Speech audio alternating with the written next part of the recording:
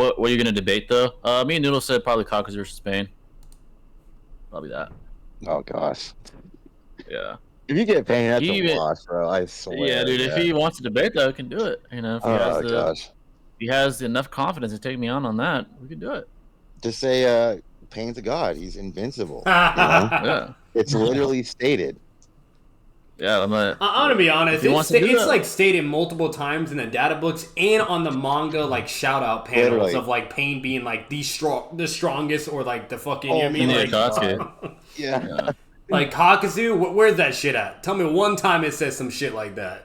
Like, yeah, exactly. Like, you're literally just arguing against Kishimoto in the narrative at that point. Like you're a fucking absolutely. Pain versus Kakazu. Yeah, it should have. Noodles is a good debater. I'm gonna prepare it very thoroughly. I'm gonna approach it the way I approach like computer science fucking project deadass, just to be very thorough in my analysis. But yeah, that should be very interesting, eventful debate if it happens. The bright side of that is fucking you make the debate tremendously way more shorter and concise instead of that shit being like 2 or 3 hours long, bro. Mm-hmm. Yeah, I'm probably gonna like rhetorically. I'm gonna probably try to be more not hostile but more aggressive because I know how Noodles debates. He likes to like use these like pseudo red herrings to try and really build rabbit holes. To make his premise hit. Yeah. That's how he makes his premise hit home more when the empiricism's against him. He likes to use like red herrings, like he did against Swag, for example. Yeah. I'm not gonna let that happen. Yeah, no, you got to control the debate flow. You have to control it and make it productive and stick to the dialect. Yeah. In all reality, Kakazu versus Pain should not be a long debate. No, it shouldn't. At all, bro. No. But that's the problem. He makes that shit long, bro. Like the man will have a whole book of why Kakazu could potentially win, and yet, I mean, the fact you have to entertain the bullshit, that's what makes it so like fucking long. I mean, so it's like if you're not like strict and like really focusing on what needs to be done, or better yet, what I would even advise if you're going against a sophist or even a person obviously arguing for the L stance, okay. Like, just do your scaling first. Because if you just do your scaling and that shit goes through, even if he tries to throw in a bunch of bullshit, as long as if you think and believe that's not going to disconnect anything or whatever, change it, then you're good. You could just basically dismiss it and say, all right, we can move on, or some shit, So. Yeah, I'm going to have to have my philosophical razors listed just to point out every fallacy that, that's known in the book, just in case. Yeah, so that's how I'm going to approach it.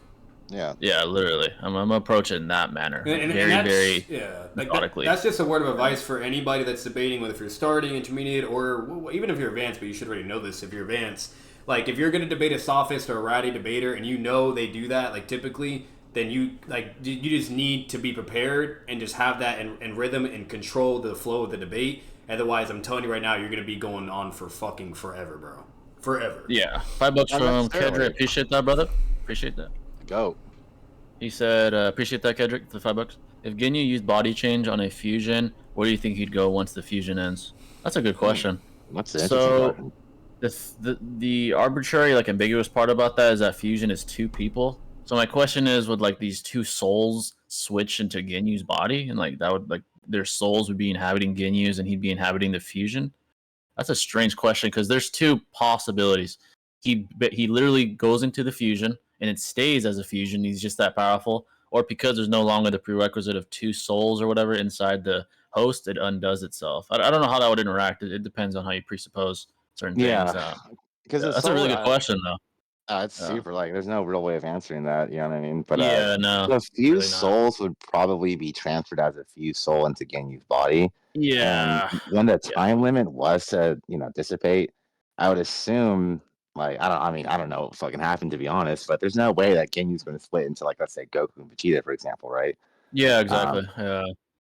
So that's an interesting question. And, like, I would theorize that Ginyu would keep the fused body because his soul now inhabits that fused body. Yeah, it's like it goes from 2 to 1. So it's like, it's not technically not a fusion, I guess. It's not 2 souls inhabiting the vessel, essentially, if you presuppose that. That makes sense rationally, so...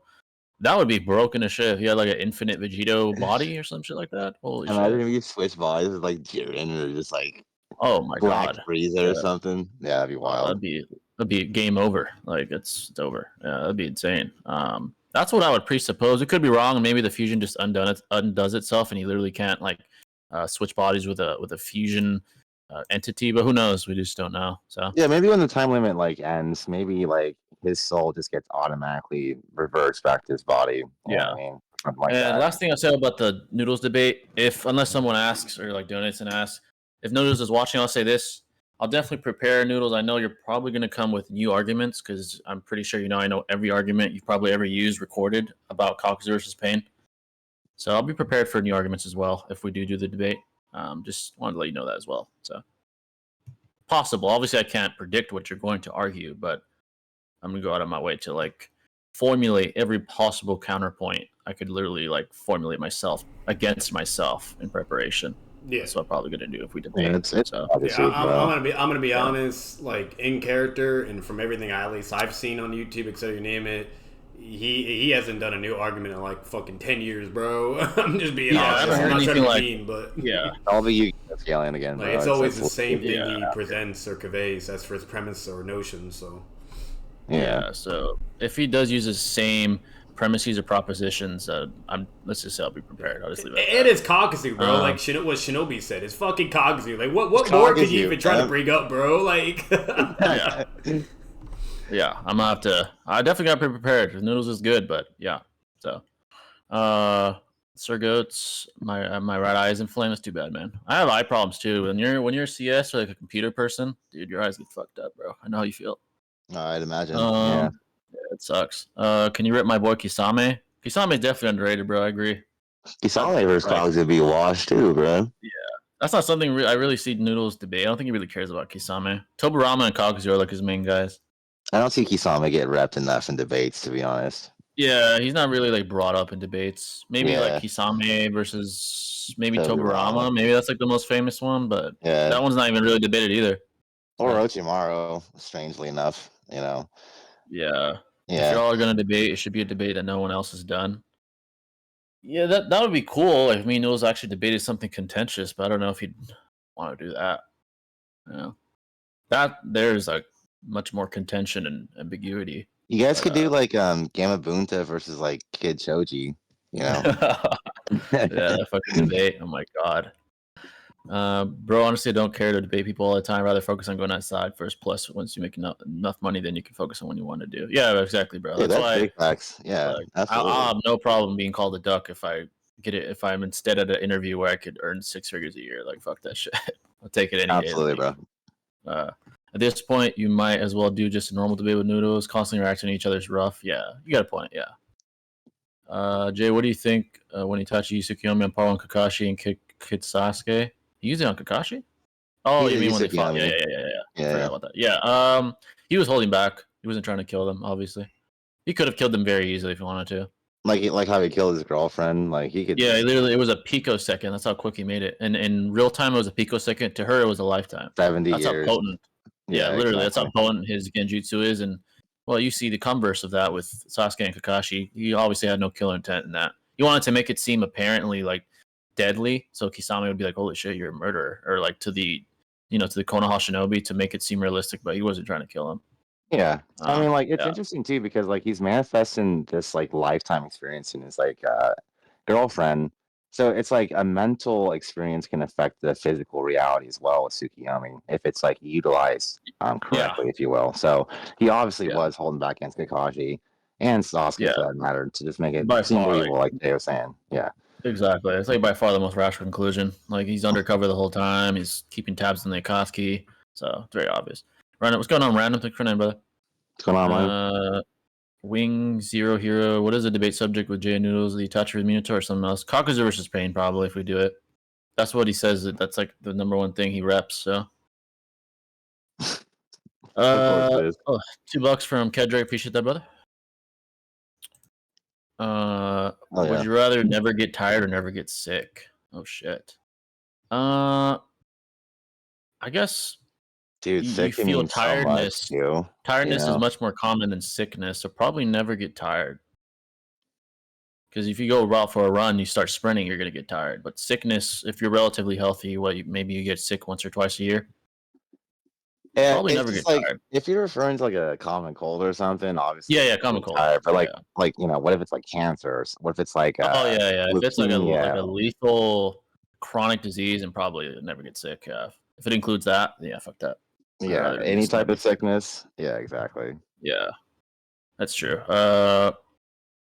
Even when I'm talking a lot of money, I don't think I'll ever hire editors. If anything, the money goes back to better software. Yeah, you can self educate yourself on how to edit. The only thing for me personally is all the time consumption.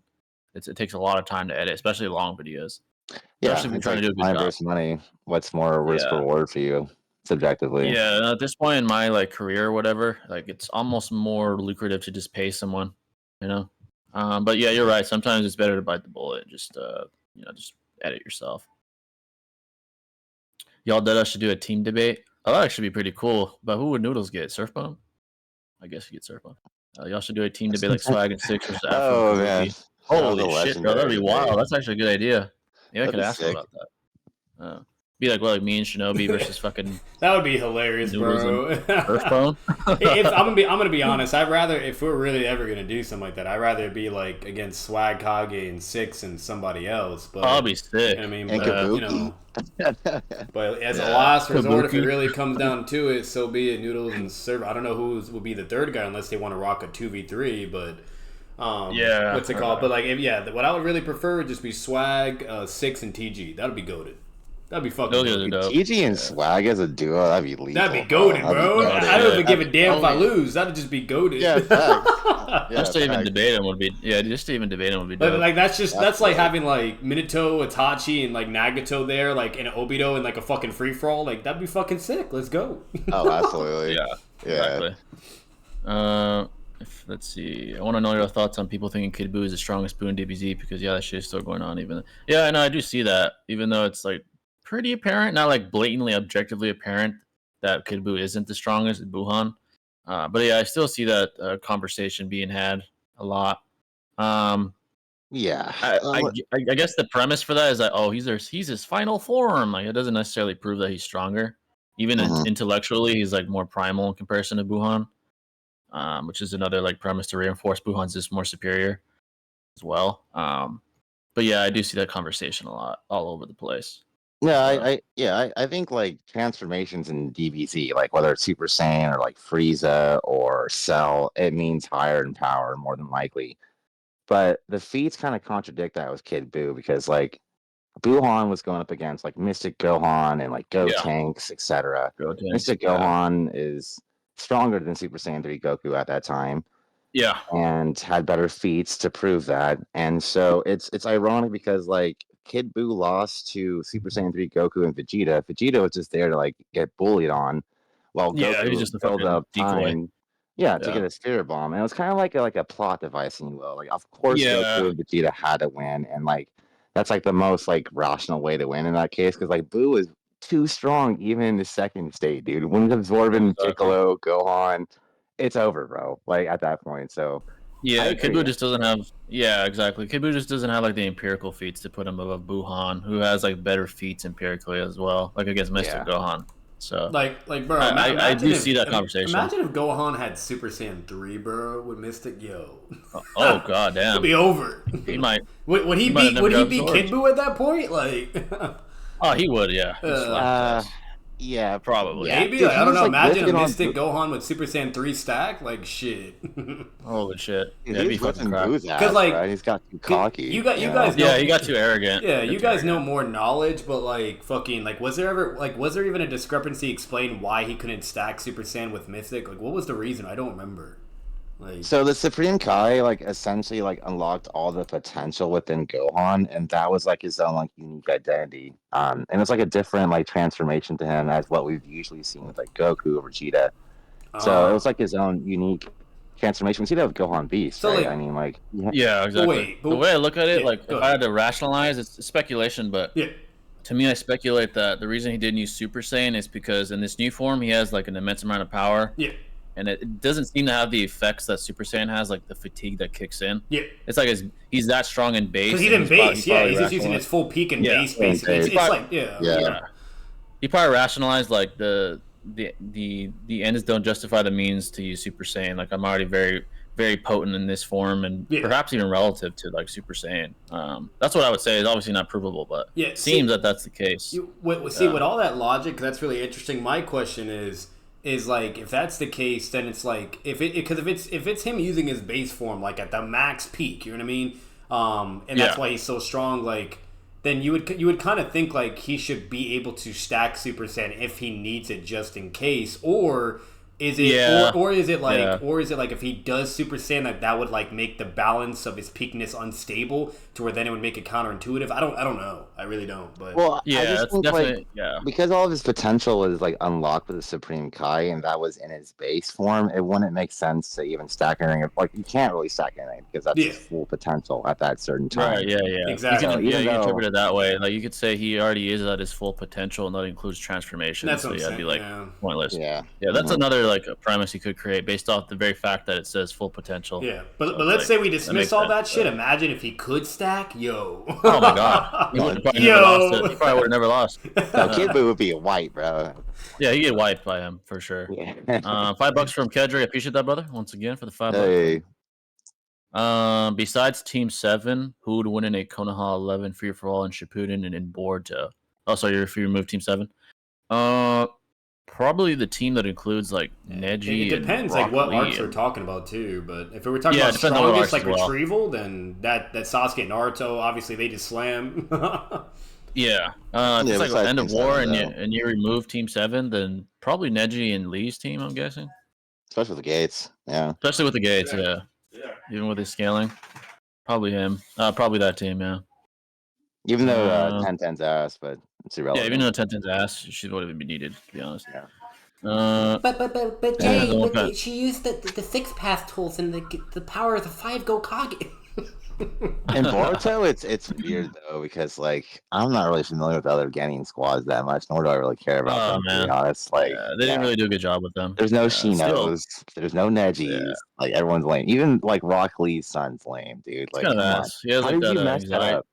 He has like anxiety disorder and stuff. Yeah. Let's see.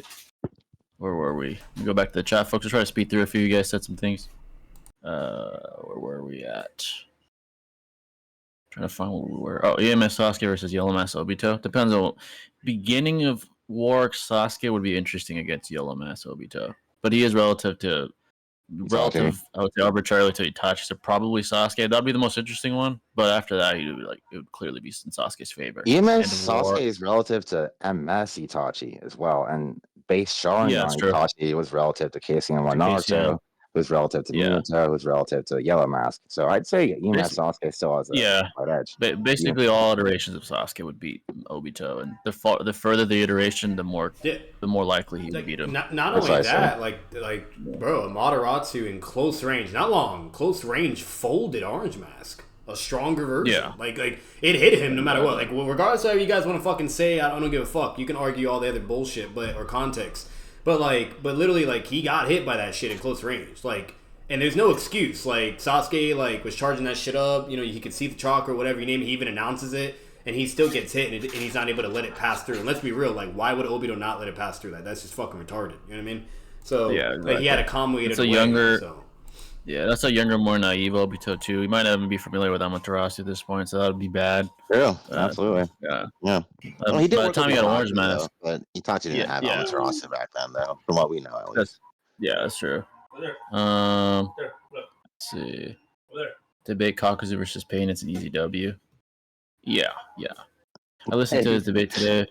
How the fuck can you use cross-verse arguments in inverse battle? Oh, he did do that with Swag, huh? That's true. Yeah, Jay, if you want some more intel, his most recent debate on fucking, I think it was Cox versus Payne too. I could be wrong though, but was on the stream when he went to the bunker stuff too. It gets because he debated someone in that. So if you just go. Oh yeah. I think he debated. Yeah, I never watched that. I wonder what he debated. It might have been. Yeah, I need to check what he debated there. Do you think Sasori's poison could kill Pain? I mean, they're corpses, so they probably wouldn't feel it. Nagato, if it hits him. Pain. Nagato, yeah. And then, Jay, another thing too, he debated D1, like his other most recent debate, like his second most recent, to my knowledge, was against D1, where it was Coxie versus MS Sasuke from 5 Kage Summit. He also did that. Oh, yeah. So Are you serious? You can get intel on that too, yeah. Oh my god! But which is hilarious because we see Kakashi like folding with a fucking Raikiri, but I guess MS Sasuke he can't do shit, you know. Yeah, and I'm definitely gonna rewatch. If I do debate, I'm gonna research heavily for sure. So I can see like MS Taka Sasuke, right? Because he's heavily fatigued and shit. That's a little bit more rational, but like FKS Sasuke, like come on, bro. Yeah, you're like exiting the bounds of like reality at that point. To be honest, yeah, you're reaching, pal. You're reaching it there. This man said exiting the bounds of reality. What do you think when Itachi uses Armored Susanoo and uses Yadamir? My favorite tool he has is probably the Yadamir. I think it's pretty cool. Obito and Sasori are my favorite Akatsuki members. Yeah, Obito's probably up there for me as well. Itachi's obviously my favorite. Pain might be second, actually. I really like Pain, too. No, Sasori's underrated, too, bro. I think it's a solid. Sasori's pretty cool, though. Yeah, he's sick, bro. Really super unique, definitely. Yeah, definitely underrated. Noodles thinks Kisame fodderizes Pain for the record. Really? Mostly by scaling Kisame above A. Oh, that stuff. Okay, I see. I love Obito and Sasori, too. Yeah, they're pretty cool, man. Do you think Sasori already read that? Yeah, if Noodles thinks, beating Pain. Bro, if Noodles thinks Kasame beats Pain, then that explains exactly why I'm getting so many fucking trolls on my server, like, trying to flex that goddamn shit lately. Like, bro, there's been so many ding-dongs and people from Error, from Six's server, like, just dick-riding Noodles' fucking takes and, like, taking that shit to a T, bro. Like, it's been crazy lately. Now it all makes sense. Yeah. Dude, just because Kasame can react to B, I mean... like gray-haired Nagato is reacting to V2B as well. It doesn't help his argument at all, to be honest. Yeah, no, not really. Noodles hates Minato, but Noodles is a big Toriyama stan. Oh, I know that. I've seen him talk shit about Minato on Twitter. Or on X, whatever. Like, that just makes no fucking sense. Like, if you analyze the logic in that, bro, that literally makes absolutely no... They're literally the same exact fucking character, except there's certain distinctions and different. But the same shit, bro. Like... How do you not like both of them? Like, I love both of them, bro. Yeah, like... they're both goats. The Pains are literally corpses. Poison is not working on them. Yeah, basically. It's wild how Gohan went from Cell level to Super Saiyan 3. Yeah, dude, that just illustrates his latent potential. Like he's probably second or Super Saiyan. Like, basically above Super Saiyan 3. He's only second or third as far as potential to Frieza and maybe Frieza and obviously Broly. Yeah, those are the only guys that have more latent potential than him. You can maybe theorize that maybe in the future Goten may surpass him because he's like there's like this theory that if you're a hybrid, you tend to have more latent potential than a full-blooded Saiyan. Which makes no you could argue sense. maybe Goten, but which makes no sense if you think about it. It really doesn't, maybe Goten, but we don't know anything about him yet. So you want to know what's funny, Jay? Remember that line where Gohan appears and he's like, oh, I don't want to fight you. I want to fucking kill you. Oh, yeah, that shit was clean, dude. Yeah, I put that on my Discord. The way they edited it, it made it look all clean. He's like, you want to fight Boo? He's like, nah, I want to fucking kill you. Like, damn. Yeah, no. It was so sick, dude. Yeah, he had that dog on him. That was like the most insane ferocity he's ever had in his career, to be honest. That was like the coldest version of Gohan to date, besides probably like Rage Super Saiyan 2. And Gohan Beast. Yeah. Rage Super Saiyan 2 is probably him at his coldest. And then second would probably be maybe Gohan Beast. Third would probably be when he fought fucking Boo. He was cold. Yeah. He was just too arrogant. That's his problem. How strong would a hypothetical Gohan have been? Oh, dude. Crash, bro. Yeah. I wish we could have saw that, man. That would have been awesome. At that point in time, he goes above and beyond, baby. Yeah, bro. At that point in time, maybe not even beatable without like fusion. I don't even think that would be like an arrogant warrior. Like for all honesty, it would be a very humble, like stoic warrior. That fusion, if you will. Like, yeah, that'd be sick. Yeah, that would be fucking crazy. Like, yeah, because Vegeta is where the ferocity comes from mostly, and the arrogance. So Goku and Gohan has some arrogance, not as much as Vegeta. Like, not the same level of pride. So yeah, it probably wouldn't be as arrogant as Vegeta. Probably less arrogant, more like humble. And they work all together. Like they're literally father and son. Like so that would be like a dynamic that Toriyama would exploit, the fact that they're father and son, maybe come with some kind of like amp because of that. It'd be like a very humble, technically sound fighter, to be honest. Vegeta and Goku, I like that blend because it mixes like the traits of both, like the ferocity and the technical aspect. That's what I like about Vegeta. But Gohan would be a little different, like probably arguably more powerful as well, because obviously at that point in time, Gohan seemed to be the more like prominent combatant at that time. So absolutely, compared to Vegeta, absolutely. Yeah, especially compared to Vegeta. Do you think I should post my response to a YouTube video on Reddit? The guy doesn't use the site, so I think I should probably just post it in the comment section of the video. Reddit's an interesting place, yeah. If you really want to like really test your ability to, of argumentation. Reddit's a good place. Some good people on there, some dumb people on there. There's a little bit of everything on there. Yeah. Swag wanted to do a Discord live debate with Minato to run with Noodles. Minato Swag, and Noodles bailed. Really, I'm surprised. I thought he wanted to do. Well, recently he wanted to debate Swag really badly, but I don't think that went through. It seemed like they ended up falling, like those negotiations fell apart. I'm gonna be honest on that. I don't think Swag should be giving him the attention of the fucking day at all, bro. Like that. Like, yeah, he approached it the wrong way. If anything, that's just helping him, bro. Like, not to be mean, but too. I mean, yeah. Not to be mean, but yeah, he shouldn't have talked shit. Like that's the difference. If you're cool, whatever, by all means, have fun, free reign. Oh shit, Six is in here. I just saw that. What's up, Six? What's up, Six? Oh, nice. But if you're gonna be talking shit and doing this little side egotistical drama, whatever, it's at that point, if anything, Swag is doing him the fucking favor if he does that shit. Absolutely. Six said Gokon would have sucked. They wouldn't get the chemistry amp. Really? You might be right. Maybe you could argue that being similar isn't a good fusion. Six, can you elaborate on that though? I think it would be a good chemistry. You don't have to, because I know texting's fucking lame as shit. But you said allow me passes onto the stream. Hey, we can get Six in here. Yeah, that's fine, bro. We get Six on the stream, folks. Hell yeah, bro. Where's the thing at to add people? Oh, it's right here.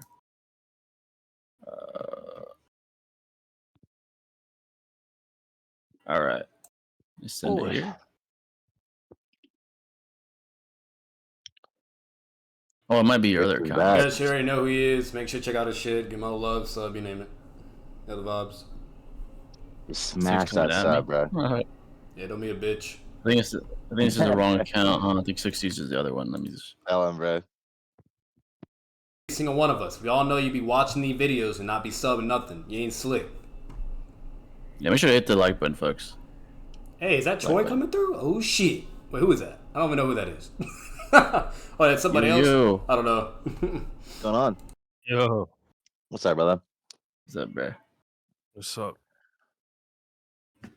Yeah, you said that you think Gokon would be wouldn't get a similar chemistry amp to Vegito. Oh yeah. Supreme Kai said that the fact that Goku and Vegeta were rivals, it boosted the fusion. Oh really?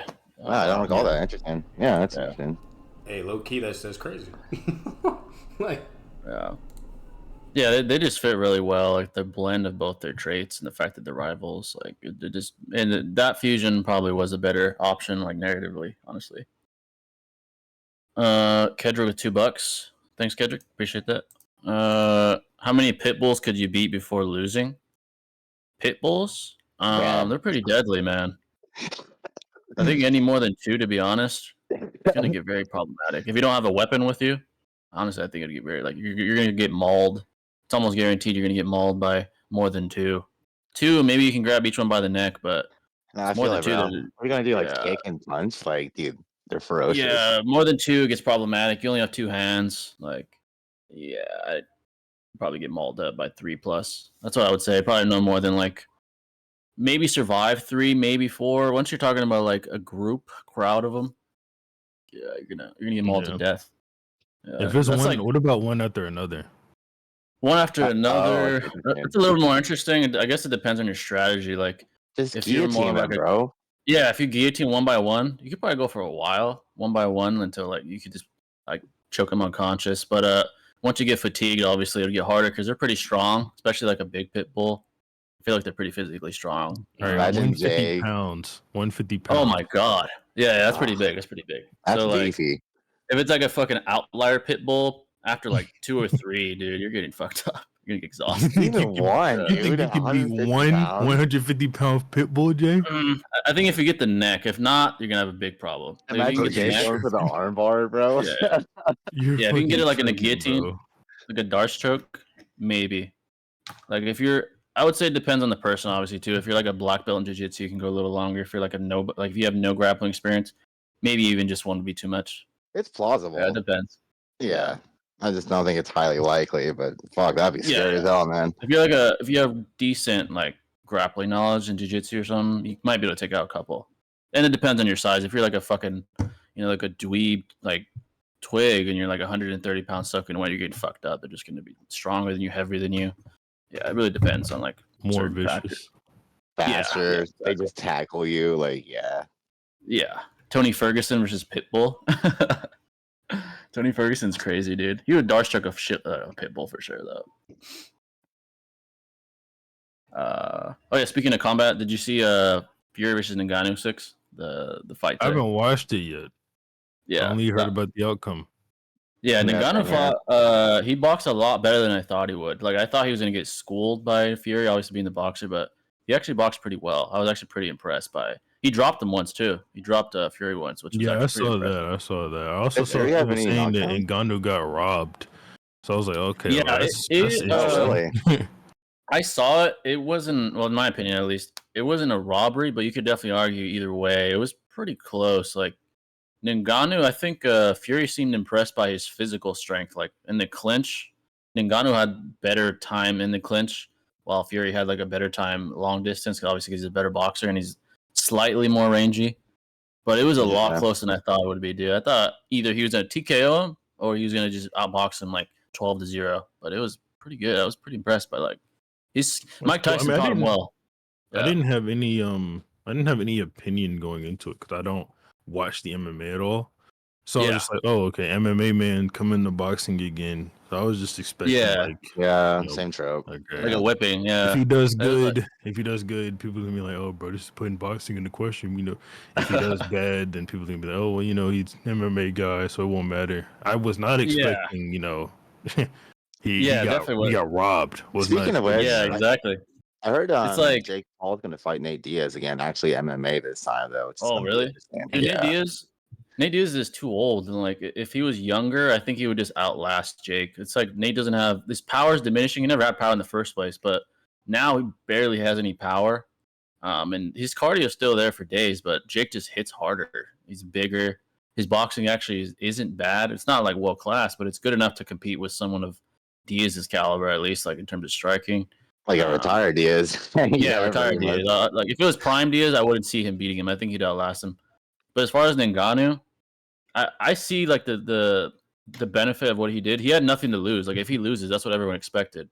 But if he wins, which he almost did, it's like he gets put on the map, and like there's real there's real talks now that he could maybe fight, maybe not the world champion heavyweight, but maybe like Wilder or Joshua, and maybe even have a chance against them. But honestly, I think he's in that position now. He did that well.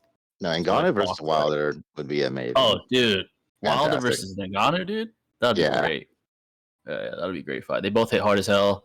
Wilder's nowhere. He's not as good as a boxer as Fury. Like, that would be a good fight. I think he'd actually have a chance. That could go either way. Yeah. Mike Tyson taught him well, man. Like, I saw a little bit of Mike in him. Like, the inside clinch game, that was Mike's forte when he used to box in his prime. Mike taught Ngannou? Yeah. Mike Tyson basically trained him the whole time. He was like his main trainer in the training camp, and I could tell he taught him some things, like his inside boxing. It's pretty impressive. It was the uppercut was one of Tyson's best, Mike Tyson rather, his best shots. It's a couple good, like a very good uppercuts by Ngannou in the clinch. So I could tell he. And that hook too, bro. Definitely. Yeah, and he's just so powerful. Like if you even take one shot, what was impressive was that. Yeah, what was impressive is that was his left hand. He's right-handed, and he dropped him with his left. I'm like, that guy hits fucking hard, bro. This is well placed as well. Yeah, well placed, well timed. Yeah, with this non-dominant hand on top of that. That's pretty impressive, bro. I got to give it to Ngannou, bro. He fought really well. The best out of any like MMA guy. He fought better than McGregor. He fought better than like Diaz. Fought better than any MMA guy I've seen in the boxing space. So McGregor. Yeah, McGregor fought okay, but Mayweather was toying with him, man. He like let him go to 10 rounds. He even said, he's like, I let him tire himself out, and then I beat his ass in later rounds. Basically, he chose a narrative. Like here, I could tell Fury was struggling. This wasn't him like letting him go at it. You could tell he was struggling with him. So no, I definitely got to watch it for sure. Yeah, definitely a great fight, bro. Better than Dylan Dennis, right? Oh my god! Hey, did you see Did you see Dylan Dennis and not Jake Paul, Logan Paul when that was when that came on? I didn't watch that whole fight. I joined the stream when they were like 3 rounds in, I think. Yeah. I mean, it wasn't fun to watch. So. Oh, dude, What I it was heard, so yeah. ass. Dennis was so ass, bro. I thought Logan was gonna win, but he literally made Logan look like fucking Floyd Mayweather in there. He looked fucking terrible, man. I can't believe how bad he was. Like, holy shit. Like, I wouldn't even be surprised if he was just purposely fighting like shit. I don't think he was because he really wanted to win, but God, that was terrible. That was really bad. It was pretty pathetic. He probably won't get another. Think of KSI versus Fury. Oh, that was interesting. KSI fought a little better than I expected, and Tommy underperformed in my opinion. I think. Yeah, that's as far as who won. Yeah, it's like KSI performed better than I thought. Fury underperformed. He fought much better against Jake, in my opinion. Now, as far as who won, I don't think it's a robbery that Tommy won, but I did have KSI winning. I thought he won more rounds, in my opinion, but obviously they gave it to Fury. Yeah, it was a close fight. It wasn't a robbery, but yeah, it wasn't a robbery. It seemed like KSI threw him off because the way he was boxing, it's not like traditional. It's like very unorthodox. He would like throw like these windmill shots. It seemed to throw Tommy off quite a bit. And he really played well into the clinch game. Like he made Tommy fight his fight. He did that well too. Yeah, I thought KSI won. Honestly, I want to see KSI versus Jake. To be honest, that's what I want to see. But I don't know. We'll see what happens. Did Ngannou really get robbed, or people are just retarded? I don't think he got robbed, but it could have gone either way. Well, what's that final score? Do you remember? It was 96-95, 90. What was the other one? Like 98-93. That one I didn't understand that. I don't know how Fury won like round. That's a robbery. That's a robbery. And then the other one was like 97-94 or something like that. Yeah. I think it was 2. That's tough. Yeah, that I don't agree with. Ngannou definitely won more than half. He won like about half those rounds. I had a 6-4 Fury. Like I thought Fury barely got it, but it was tough. Jay, what do you think when Itachi glanced at Orochimaru and used a basic Sharingan? It just shows he's like way above Sanin, man. That was pretty. Itachi has some of the best like flex moments. Yeah, put him in his place. Sorry, folks. Let me try to go to the chat. I still remember Noodles shitting on Swag for saying the sound for lame. Yeah, dude, that debate was crazy. Noodles and Swag. That was a crazy debate. Hilarious, dude. Yeah, it was hilarious. You and Swag versus was it Noodles and Kabuki? I think. Yeah, that shit. It was Afro and Kabuki. Oh, that shit was hilarious, man. That's right. Yeah. Like they were just trying to catch up to you and Swag. I was like, dude. That shit was long ago at this point. Yeah, that shit was hilarious, especially Kabuki yelling, like trying to like refute you guys yelling. I was like, come on. Yeah, I haven't heard about Kabuki since, man. To be honest, like, yeah, I haven't heard of him. Afro does like gaming content, I think. Oh yeah, for sure. Yeah. Makes a lot of like Storm content and stuff too. It's pretty neat. Makes really cool content. And stuff. Yeah. Ngannou versus Dylan White. That's an interesting matchup. Dylan White is compact though. Ngannou probably would still have the advantage in the clinch, but Dylan White is a short distance fighter and probably is a better boxer than Ngannou. Probably still, he is very good. Ngannou could win that one though. I do see him possibly beating him.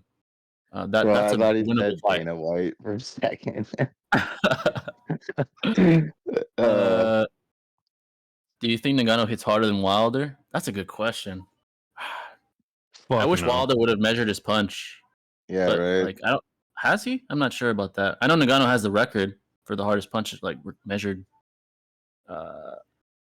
Wilder has some crazy knockouts though. When he knocked out Luis Ortiz and hit him, he knocked him out hitting his forehead. Imagine how hard you have to hit with gloves on to knock someone out by hitting him on the fucking forehead. Bro, Wilder's most recent knockout. What's that dude's name? Helenus. Oh yeah. Helius. Bro, that shit was so insane. That nigga dead ass tapped his chin and he out cold. I gotta see it, bro. Dude, yeah, I saw that. It didn't even look like he hit him that hard, but apparently he did. Like, bro, what the fuck? It doesn't, bro. But then they played in slow motion, and you see his head go back, the sweat fly and all that. It's like, damn. Oh my really god, did hit him that just shows like, yeah, dude. That just shows like high force. Yeah, like even if you have like just a snippet of his fist on your fucking chin, bro, you're going to sleep.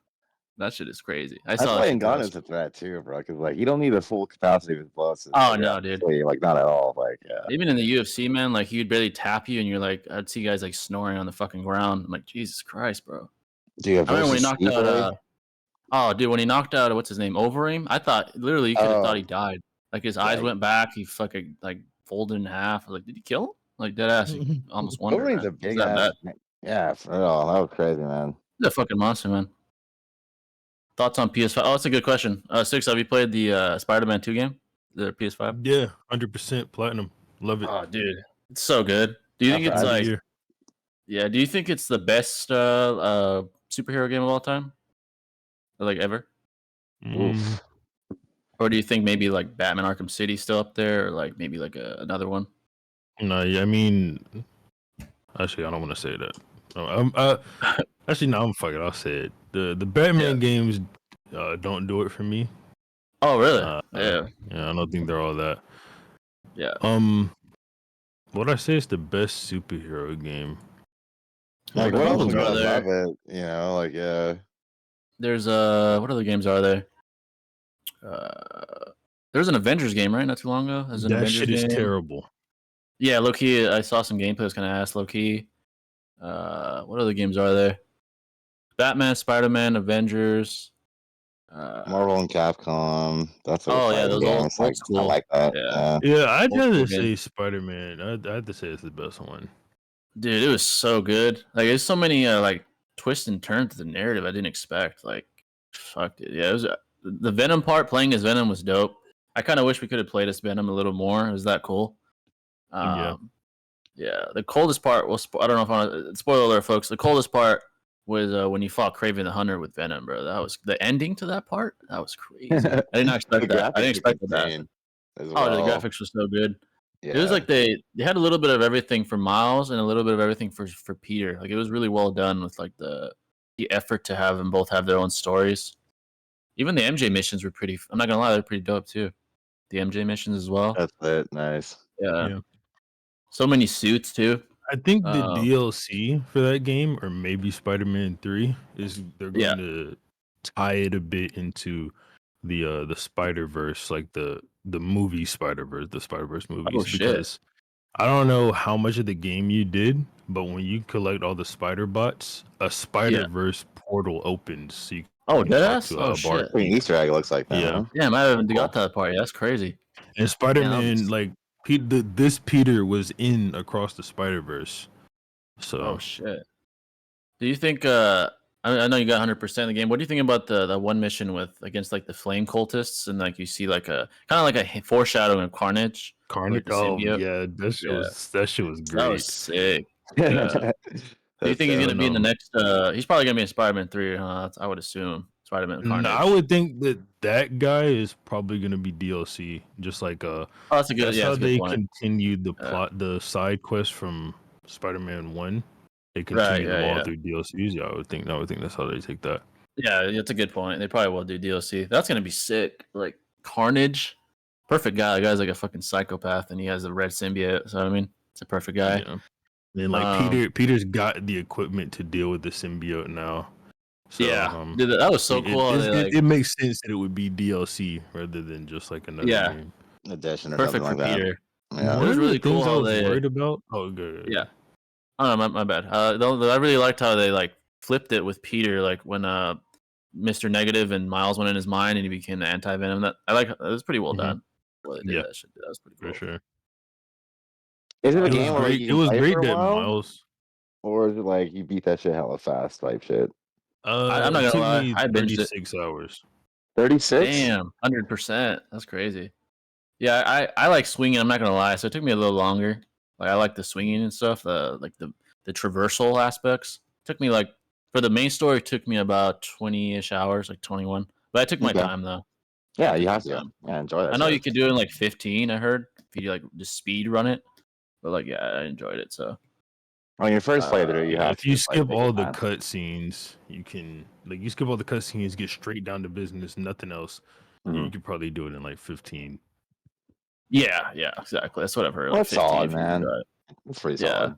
Yeah. That game is pretty fucking good, man. I might just think it's better than Arkham City too, because Arkham City was like my goat for a long time. But honestly, dude, this game was that good. I'm gonna have to replace it as number one, dude. Honestly, one of the things I was worried about with this game was MJ, like in general, MJ, like she didn't look very good when they were showing gameplay and when they showed the picture. She looked fine in the actual game. Like when I played the game, I was, oh, okay, she looks fine. Okay. But aside from that one picture, Jesus. I saw that too. I was like, is this how she gonna fucking look like, all busted and shit? I thought I was kind of worried about that too. And the MJ missions, I actually like those a lot. They were really fun. It was really like interactive, even for someone that has no powers, and she has like the fucking stun gun. It was really well done. Even the scream fight when she gets inhabited by the symbiote, that was a pretty cool fight too. I enjoyed that. Oh yeah, so it was pretty clean.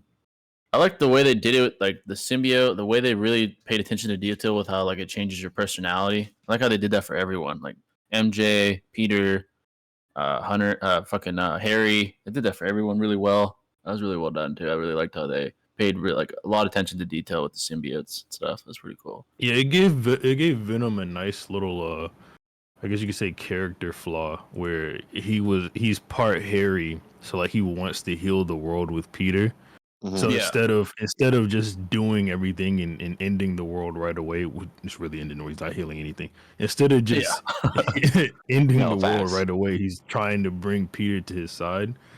Yeah. And it's not till the end where he like tries to get down to business, but by that point, Miles is involved, all that, so he couldn't. It was pretty cool. Yeah. And another thing go ahead, bud. Yeah, go ahead. My bad.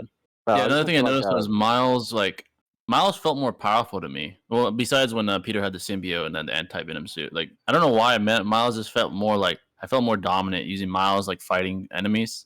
Mm-hmm. I don't know. I just feel like they set Miles up in this game, bro, for greatness. He was a GOAT in this game. All the things, like all the clutch moments, like the abilities.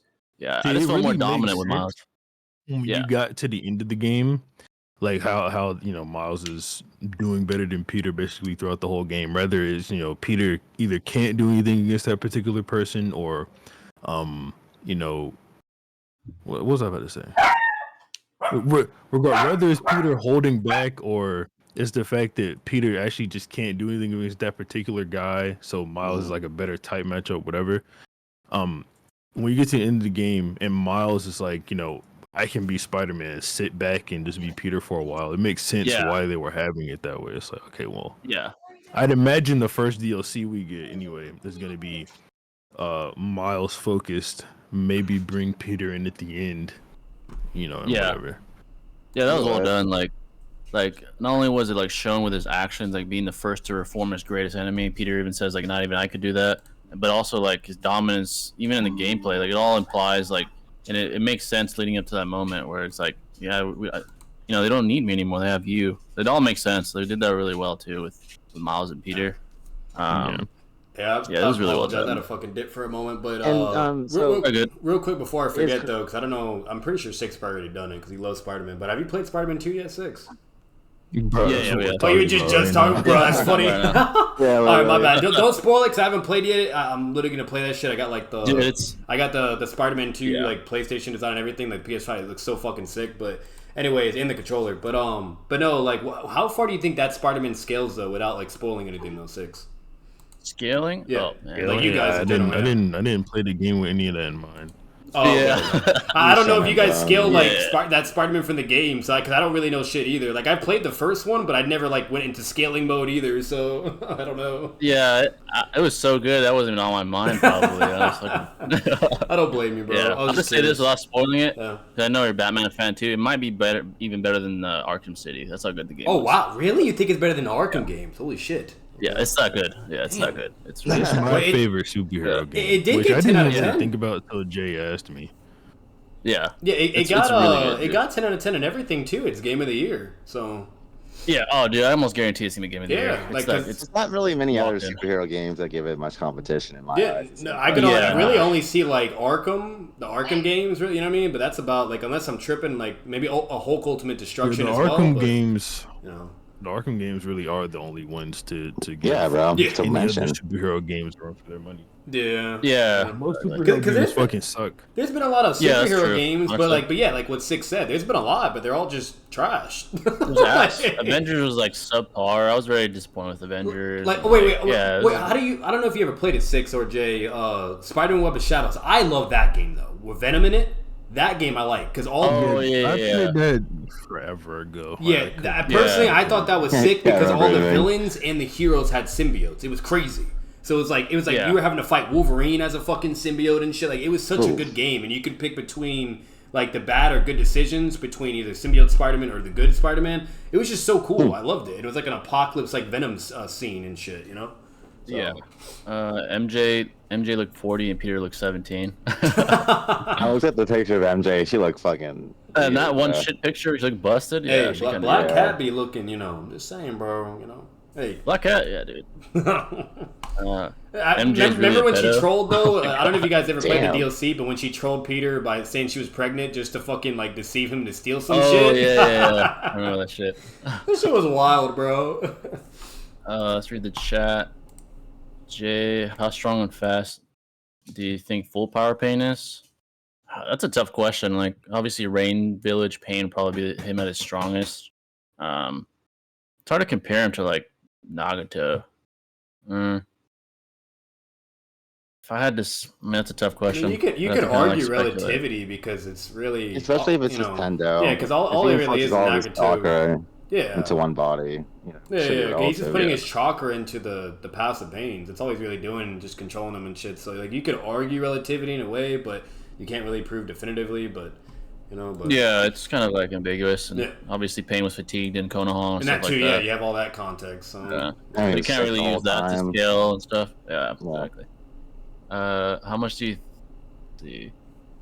And another problem about Pain, another like contentious part of it is the distance affects him. So however far he is from the passive pains, kind of like at least from what we kind of see in a way, like it kind of dictates like what he can do because he had to like go a certain amount of distance in order to use Shibaku Tensei when he was fatigued. You know what I mean? Now if he's like probably at full power, he could probably do that like without, or maybe he can like I don't know, but you know either way like it's kind of implied that you know he has to be within a certain distance to be able to use his full abilities, you know, and shit. But there's like this arbitrary like rate of decline the farther away he is from like the source, basically. Yeah, so there's that too. You'd have to like take that into consideration. I don't know what Six thinks, but you know, that's just me. Let's see. What if Miles shows mental maturity. I love how Miles didn't forgive Mr. Negative, but was willing to help him. That was a cool moment. I like that. Yeah, the mission where you're inside Peter's mind. That was pretty cool. That sounds like from the comic books, like that fucking Superior Spider-Man shit when Doc Ock was controlling his body. Yeah, it's kind of the same vibe with the symbiote. Really? You'll see when you play. It's pretty dope. Yeah. Interesting. Kakuzu versus Mei. Oh God. Ooh. I think Kakuzu takes that, right? Like, wait, am I tripping? Well, Mei was able to tag FKS Sasuke with her acid corrosion mist. You know, so that's kind of like a jutsu activation / time feat, you know. And I would say, it's not a bad feat. It was like fatigue Sasuke, but still a good feat. I mean, and to be fair, Sasuke was just kind of like tanking everything. Like he didn't really give a fuck. Like he wasn't really trying. Like, he was just like, you know, it hit me. I don't give a fuck. I'm gonna fuck you guys up. Like, he was just there for the smoke, you know. Yeah. So yeah. Insomniac said they'd be willing to give Venom his own. Oh, I read about that. Yeah, they're willing to make a Venom game. Yeah, they're going to be doing that. They announced that, and they also announced Wolverine is in the same verse as him as well, so we might get a crossover too. Oh, the new Wolverine game coming out. I hope Wolverine. So, dude, that's gonna be sick. I hope Wolverine's dark and like Wolverine style. Oh yeah, they need to do it right, bro. I swear to God, if it's some stupid shit. Yeah. It better be like some, I don't know. I better be seeing that man cutting people up, bro. Yeah, like rated M for sure. Literally, it has to. It has to, absolutely. Yeah, it has to be. You have to take that to like. Six, what do you think on that though? Coxie versus Mei, bro? I don't even think I ever heard you have a take on that shit. Mei. Damn, he said Mei. Damn. Yeah. Yeah, May, you gotta give her some respect. At least give her that. Yeah, there's good shit for her, so I don't, you know. You gotta give her at least that level of respect. Like, come on. Plus, let's be honest, guys. It's Kakuzu. Hey, nah. Let's be real. Noodles would be hot from that shit. Saying May beats Kakuzu, that motherfucker would lose it. He'd be like, hell no. I've seen some debaters argue that Mei is actually strong and fast because she ran alongside A. Oh my god, they use that kind of shit. No. In the Madara fight, and her jutsu cracked to Susanoo. Honest, like, come on, bro. Oh gosh, that's like I guess I guess Kakashi guy or anybody that's run along, character like Bayer, they're all just built like that, bro. Shit. They all have the same travel speed. Yeah, like Rin and Minato. Yeah, even Minato, bro. Yeah, like Kakashi running along KCM 2 Minato. Yeah, same shit, bro. Yeah. Konohamaru slaps Kakuzu, killed the pain. What the rocket Yeah, literally. Shame that the superior Spider-Man suit in Spider-Man 2, the suits in Spider-Man 2 since Insomniac said that suits that are already in the game won't be getting dedicated stories. I really like those comics. Oh, really? Some great suits in the game. Yeah, folks, any questions you may have? Flavors Arsenal for sure. Yeah. Spices it up. Oh yeah, I was gonna ask Six. Do you watch like UFC also, like John Jones or anyone like that, like the big names? No. John Jones is basically like the Mayweather or whoever you think's the best boxer ever. He's basically like that in MMA. He's like the GOAT. But I'm aware of a lot of this shit. I just don't watch it. Yeah. Yeah, he's not gonna fight for a while either, to be honest, man. Like, he got hurt. That sucks, man. Yeah. I forgot to ask about that, folks. John did get hurt. It's unfortunate. Him versus Ngannou. That would have been a great MMA fight, but obviously Ngannou left the UFC. That would have been a very interesting fight. Unfortunately, never happened. So. Yeah, I just think John Jones got him on wrestling there. I know he's a bulky ass brother. I think he'd maul. I think he'd maul Ngannou. I'm not gonna lie. It'd be that day. Ngannou's wrestling's like okay. Jones is like an Olympic level wrestler. He out wrestled Olympians. Yeah. Six. Did you ever play Hulk Ultimate Destruction on the Xbox? That game was fucking neat. I loved it, bro. You gotta look that shit on YouTube. It was so good, bro. Did y'all hear about GTA 6? Yeah, I hope that comes sometime in our lifetime, man. That's all I can say. I'm about to get that shit for free. He still remembers, bro. I was about to keep my mouth shut, but just so you know. Hey, bro, that shit is not coming out in 2024, bro. I'm telling you. I hope it does, bro. I hope 6 wins. Same. I wanted to as well, which would suck for me, but I don't know, bro. I smell it. I'm telling you. Imagine the memory usage. That's just maybe the end of 2024. Maybe the end. If I'm, what I mean. But I don't know. I could be wrong. If we thought Red Dead took up a bunch of memory, imagine fucking GTA 6. Oh, yeah, bro. That size of a map, dude. It's gonna be. There's a reason why PS5s are like terabyte plus in memory. Any console players, make sure to get your storage fucking thing. Whatever the fuck them things are called, and then it only works for only works for like a month. And then it breaks. Have spare memory. Have your spare memory discs. That shit's gonna be huge. I'm gonna be honest. Unless it's changed, I don't know to my knowledge. I can't fucking stand console storage unit things because that shit will work for like a couple weeks and it's done. Oh my god. Yeah, dude. Now they use the same shit that PCs do. Thank God. I was losing my mind. I don't think Xbox does, but I know PlayStation does. I have PlayStation. Yeah, I remember they're having like these game awards, bro, and they're like talking about Starfield's like upcoming release and all this shit, and this like fan comes up on the stage and he's like yelling at the broadcaster. He's like, "When's GTA 6 coming out, bro?" And he gets like fucking hilarious, bro. People been memeing that shit from day one. To be honest, like it's like what Six said. It's been 10 fucking years, bro. Like we can't blame. I was barely starting fucking high school, dude, when GTA 5 came out, bro. Shit. That was a minute ago, bro. Now thinking about it, I think I graduated from high school when like that shit was kind of like popular, to be honest. So yeah, dude, I remember like I think I was like a sophomore in fucking high school when that shit came out.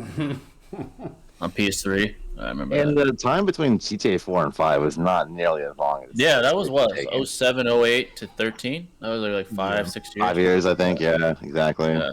And even that felt kind of long, but now it's fucking... Imagine GTA 6 doesn't even get Game of the Year or 10 out of 10. It just folds.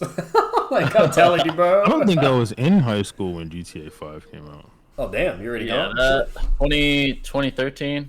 I think, what won Game of the... Last of Us, I think, won Game of the Year. Oh, yeah. Yeah. Oh, that was goated, though, yeah. That game was sick, I'm not gonna lie. Red Dead? It was the only game to make me fucking cry in the beginning of a fucking game. The only game. Yeah. Yeah, that shit was great, bro. Yeah, it really was. Let's go on HPG. Who do you think would be an interesting matchup for Jake Paul? That's a good question. KSI, Obviously, is one. Logan? As far as like Logan, honestly, I think he'd fuck Logan up. I'm not gonna lie. No, I was just playing. Yeah. Logan's subpar. Like he's not that good of a boxer. He looked like Floyd Mayweather against Dennis. He said Logan sucks. Yeah, he does. Dude, Floyd Mayweather was 40+ years old, and he was carrying him literally and figuratively in that fight. I mean, yeah, he's the greatest boxer of all time, but like he was old, out of shape and shit with like a little tummy and everything. Still toying with him, like, and he's like 50 pounds heavier than him. Like, come on, bro. Be like that. Be like that. Jake, KSI would be great. As far as like fighters out there, so that's a good question. Obviously, a real world-class fighter with Fold'em, like Canelo or something. That's never gonna happen. Hey Jay, do you know the actor for Aquaman? I think his name's like what, Jason Momoa or whatever. Jason, oh yeah, yeah. He was just recently. He was at a concert that I deadass was about to go to at a certain point, but he was at that concert and he was literally like fucking in a mosh pit and just like banging with all kinds of people. It was hilarious. I'm like, he seems cool this motherfucker is like rich and famous and he's over here just chilling like a normal civilian. Like I respect that shit. He seems chill. Yeah, he seems like a chill dude. But for Jake, KSI is always like the number one. Who else out there? Honestly, at this point, he's good enough to say McGregor. Obviously, he's signed to the UFC, but I'd see that. I'd want to see how well he'd do against McGregor. Is it bad that I don't even know who KSI is, bro? Yeah, he's big in the UK. He's like a YouTuber. KSI's been a big YouTuber forever. Oh wow. Yeah, he's like a side. Like I hear about him all the time. I just don't know who he is. He's an OG. So yeah, he's an OG. Yeah. I would honestly want to see McGregor versus Jake. That would be a good fight to me at this point. I think he's good enough to where it'd be interesting. Wait, Conor McGregor? Yeah, Conor McGregor. Wow, okay. I think that'd be a good fight. McGregor's boxing's all right. Jake's boxing's all right. Oh yeah, if they're it's like similar ballpark. if it's boxing, McGregor's fucking That'd be interesting. Obviously MMA, he'd fucking maul fucking Jake, but like in boxing, yeah, I'd want to see that. Yeah. Probably my number one. Number two would be KSI. Makes sense. It'd be even cool to see some kickboxing, dude. Oh, dude. That you get fucked up and kicks hurt so bad. Yeah, bro. Shin to shin, dude. Jay, did you watch the Ahsoka shit from Disney? Or no? Nah, I haven't seen it yet. I wasn't really a fan of it. Cool, It was alright, but I wasn't. Yeah, it was kind of mid. Yeah, that's all I'm saying. I don't know, bro. I like the Anakin stuff though. That shit was heat. All that stuff was really cool. Like that's the stuff I really care for. Like, I need to catch up with all that shit, like all the Disney shit, all the Marvel shows and shit. I haven't seen that shit in a while. Yeah, you gotta catch Have you up, seen Moon Knight, Batman? Oh yeah, that was really goated. Yeah, no, good. they did him really good. Yeah. Moon Knight. Yep. Oh yeah. The multiple really personalities and like fucking how like that shit was peak. I loved it. Nice. Do y'all play Red Dead? Hell yeah, dude. I still played play Red Red Dead. Dead. I never beaten it Yeah. because I'm always busy, but like I played it. You know, As long as Some the game's hours long on as Red Dead too. I play Red Yeah. Dead all the time. like Yeah, Red Dead is dope, bro. there is. I just did everything there is to do on Red Dead now. Like, there's nothing else for me to do online, so I just Just Bro. fuck around. yeah, Me dead ass dude. There's nothing else. No, Me and my friends will go on we're going to fucking posse and just like fucking kill a bunch of players in the fucking saloon and stuff. That's entertainment now. You know, it's just grieving in a sense. Bro, Yeah. that'd be the GTA vibe. You know what I mean? You're in the city and you're just fucking people up and shit. You're just running. With those bikes, Literally, that's what we do. Literally, Yeah, bro. bro. Like, no, like when I was playing Red Dead, bro, the last memory I had with that fucking game is literally like I'm playing Red Dead and I go to a house and I'm trying to be nice and then I get like fucking knocked out and kidnapped and like what the fuck is going on? And like I'm in an area where like this fucking alligator's trying to eat me and shit, bro. I was so confused. Like, Yeah, because like Dude. people like lasso you and like drag you by their horse and shit. Like use dynamite arrows and it's like, dude, this shit's toxic, bro. Like, you know. Bruh. To be frank, they gave us Red Dead 2 during this 10-year wait. True. That was a great game. they did, yeah. It was a It great was game. really good, yeah. Yeah, fantastic. Don't bite it. Jay, how do you think Madara felt when Obito betrayed him? I don't think he was surprised. I think part of Madara knew he was compromised. That's my opinion, at least. I don't know. Did y'all watch the Obi-Wan show? What do you think of it? I never finished it. I was goated. It was Never good. seen It was it. goated. I Yeah. loved it. Yeah. Goated. That was like the only, besides the like the Terrible Mandalorian, writing, but it was entertaining. yeah. Yeah, I saw a few episodes. It was all right. I just never finished it. It wasn't because it was bad. It was just I just never got around to it. Like I loved it because like my favorite parts was just the interactions between him and Darth Vader. Like that's what I was really hooked in for. I was looking forward to. Yeah, that's what I was really waiting that's for. That's what I really liked. As for everything else, it was like, whatever, but yeah. Folks, any questions you have? Darth Vader was doing like a fucking Star Killer fucking feat from the video games where you just like casually one fucking hand just rips that shit apart like the ship. I was like, hey, let's get it. What's a Noodles take that you guys agree with? That Tobirama's cool. I agree with that. Absolutely, yeah. Yep. You got Drip, he's badass, yep. Kage, strong. Tobirama has Drip, yeah. I don't think me and Noodles agree on anything. Anything, bro, honestly. Like, let's be real, bro, because Noodles is always trying to be so goddamn competitive. He can never just, like, relax and fucking be humble for once. Like, it's not that deep. I mean, we probably do agree on something, but... Yeah. There's probably something obscure as fuck that does not matter. Mm-hmm. Yeah. Or just blatantly I'm sure you saw that he recently reacted to one of my vids, and I reacted to his, and now he's, like, wants to debate. I'm thinking about it, I don't know. Maybe. Why not debate him? Yeah, to me, from a business perspective, is like regardless, like it's just good publicity, I guess. That's what I'm thinking about it. To me, more than likely, I'm probably gonna debate him. I just hope it's a good topic. Yeah, he wants to do Caucasus versus Pain. I'm like, sure, fuck it. Oh my god, he's never done one before. That's crazy. Really want to debate it. Like manga says Pain, video games shows Pain beating Caucasus, anime shows Pain better. Like I don't know what you need, but art. Why not? I'll never understand this shit. The motherfucker argues against the data books, the manga, and the video game, and the fucking anime. Like it's all just completely showing like Pain is way over. But sure, no. Yeah. Kid Shoji. That guy is hilarious, bro. I swear. Skill composite Arkham Batman. Oh shit. The best feats Batman has. Well, what's interesting, what we know from that game, because it's been a while, so I don't remember fully, but one thing I found out that was interesting is he actually knows the Justice League. He's part of it. He's like been working with them and everything. So for all we know, he could be pretty fucking busted, but we just don't know anything definitively. That's the problem. It's all like reference. Yeah, his best. Yeah, his best like observable feats. It's like fighting fucking Bane and stuff like that. Or Killer Croc, he's fully evolved. And Killer Croc. Fully evolved. And he is like one-shotting Deathstroke, who's like a fucking super soldier, like fucking killer. Yeah, and he has he's like beyond human capabilities. Yeah. Wow. Yeah. So like he's no joke. You know what I mean? Yeah, he's cracked. Like he even one-shotted what was that bitch's name? Fucking fucking Azrael. I don't know the fuck he's. Azrael. Yeah, that motherfucker. Like he literally just one-shots all his villains. Like he's just that like busted. One punch man. Literally. Yeah. So he's pretty cracked, and then he's gonna be in the new game. It's the Suicide DC game, which in my opinion it looks fucking retarded. Because I don't understand how the Suicide Squad can beat the fucking Justice League when they're bloodlusted. That is kind of stupid. Like, Superman shows up and like that just makes no sense to me. Like how the fuck are you gonna beat a bloodlusted but no killing, holding back Justice League? Like what the fuck are y'all gonna do against him? Yeah, y'all gonna. But they showed the Arkham Batman and that shit, and it's already confirmed that it's literally the Arkham Batman. But they're all apparently controlled by Brainiac, and it's the Suicide Squad against the Justice League. So. That concept looks cool, but it's the fucking Suicide Squad. Yeah. Like, what the fuck y'all gonna do? Yeah, that just I don't know. I really don't know on that one. But they're gonna wank Harley Quinn and all those people. Just watch. It just doesn't make sense. It's retarded. Like, bro, if the Flash is bloodlusted, you're telling me any one of these fucking motherfuckers are reacting or even dealing with this man? Like, come on, bro. Like, yeah. Out of the two potential debate topics, you'll have with Noodles. Which one do you think logically makes more sense?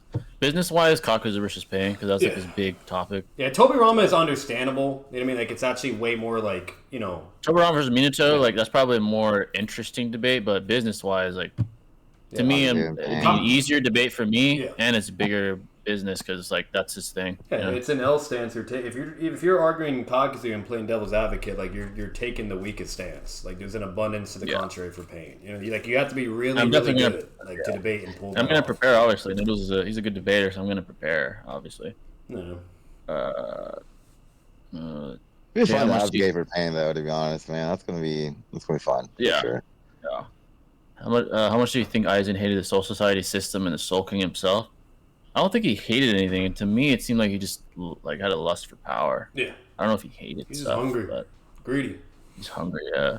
Yeah, precisely. Just really greedy. Yeah. That's the way I look at Aizen. Yeah. And he kind of had like that Itachi feel in a way, like very like cold and like like I'm a flex and fuck you up type vibe. Like, yeah. Yeah. Oh, I was gonna ask you, Six. What do you think about the new like Dragon Ball anime they're gonna drop soon? Fucking I forgot what they call it. Dragon Ball. Chibi? Whatever. Yeah, I forgot. You think it's gonna be I like? I hope it's good. That's all I can say. Yeah, I'm gonna watch it. Dragon Ball is like my first anime, but I'm not like ecstatic about it. But yeah, I'm still gonna check it out. I don't know, bro. Like This gives me GT vibes again, bro. To me, like I feel like it's gonna be a goofy thing to do, but I could be wrong, and hopefully they just don't fold. But who knows? It seems like fan service, but yeah, hopefully we're wrong. It's like I don't know. I'm gonna check it out regardless, but I'm not like holy shit. I don't want that. I want Super. I want the anime to catch up to the manga. Like that's what I've been waiting for, man. I've been waiting for that. It's kind of that's why I'm annoyed, but whatever. The best that topic released like 6 years ago, I think. Damn, dude, for Super. Yeah, dude. I was in high school still. I remember watching it like with my friends after school and shit. It was like the Jiren fight. Shit was fire. Yeah. The best topic for Jay to debate would be Kid Choji versus Gamabunta. Oh that's what I'm saying, bro. Yeah. Dragon Ball Daima. Yeah, that's what it's called. I forgot what it's fucking called. Yeah, folks, any questions? Any questions at all? Let's see. Wait, yeah, one thing I'll say, bro, regardless of like whoever the fuck you think won those debates, all I can say definitively is those debates are fucking super entertaining. When I debated Noodles on Choji versus Gambunta and then the last one I fucking did when I'm literally having to argue with this motherfucker about Zetsu being greater than Casey and Minato and blah blah and yada yada. Like the shit's entertaining, I'll give you that. But yeah, like that's the way I'm looking at it. Like, why not? It's business wise, you bring views and stuff. That's the way I look at it. That's why I'm leaning towards most likely. Like, I'm definitely gonna want to be at my best. I don't want to just go in unprepared and shit. You know, so one thing I'm proud of. Why do you think, from a business perspective, it's best to debate Noodles on Kakuzu versus Pain? I think it's just his thing. Like, obviously, that's probably what he's most known for, debating. Yeah, it's another thing. Yeah. Yeah, that's the way I look at it. At least. What's the like business advantage in that? Just more views as opposed to not debating him. I guess I'd get views for just debating him in general. Specifically that topic too. Probably have the highest ceiling. I think where like Six is getting at is like he's saying like it's one thing like if you're doing like swag or someone along or like fucking just someone like this getting further up like with Noodles, it's like does it really have value? I think that's what he's getting at, but I don't know. Oh, I mean, yeah, I get that too. Like, there's a small part of me that says, like if it's Daigo Knight, Six, swag, you name it, like that to me is understandable. Like why not? Obviously it's much more. Noodles, that's Noodles' most popular topic for sure, but like for when people have heard Noodles argue it a million times, the same recycled shit, and it's also not a topic people are really interested in. Yeah, it's old. No one cares. Like, fuck it. That's people are still like fucking advocating for Kakuzu and Tobirama all the time, still to this day. Well, Tobirama, I'll say that, Shinobi. Tobirama, but Kakuzu, I'm gonna be honest, that's kind of dead. I have not really been seeing a lot of people with that. At least me personally, but But Tobirama all fucking day, every day. People just like they just be. It's also like, bro, you debate them on fucking Kakuzu versus Pain, you really only get a headache. Yeah, you do. Yeah, you do. There's nothing you can learn. Yeah. He's not gonna change your mind. Nope. You're just gonna be sitting there arguing against something you know is wrong. Yeah. No, that's what I was telling Jay earlier. You know what I mean? Like it's gonna if he doesn't control the flow of the fucking debate or get like straight to the fucking business, like you're gonna be sitting there for fucking 2 or 3 hours because the motherfucker just wants to talk about things that are so retarded, so it's true. Yeah, as far as productivity, like for myself out of the debate, there's none for sure. But no, I get what you're saying though, Jay. Like there is in some business aspect, like you do get something out of it. You know what I mean? It's not like but I feel you. I understand what you're saying. Yeah. Yeah, Tobirama versus Minato would be more interesting, like debate wise. That's true. Like, be more productive. I think that's also retarded, but I agree. Yeah. Like, if we're being fully transparent, I think that's just retarded. That topic's been done into the ground. Yeah, you're not gonna learn anything. All the arguments. Yeah. Nobody's pulling out nothing new. Same bullshit. No one's gonna change the other person's mind. Yep. It's true. Exactly, bro. Those are the ones yeah, those are the ones he wants to do, but I guess I could ask him, like, do you want to do something else? Like, more contentious. Yeah. If I'm willing to, like. Tobirama 6 path level.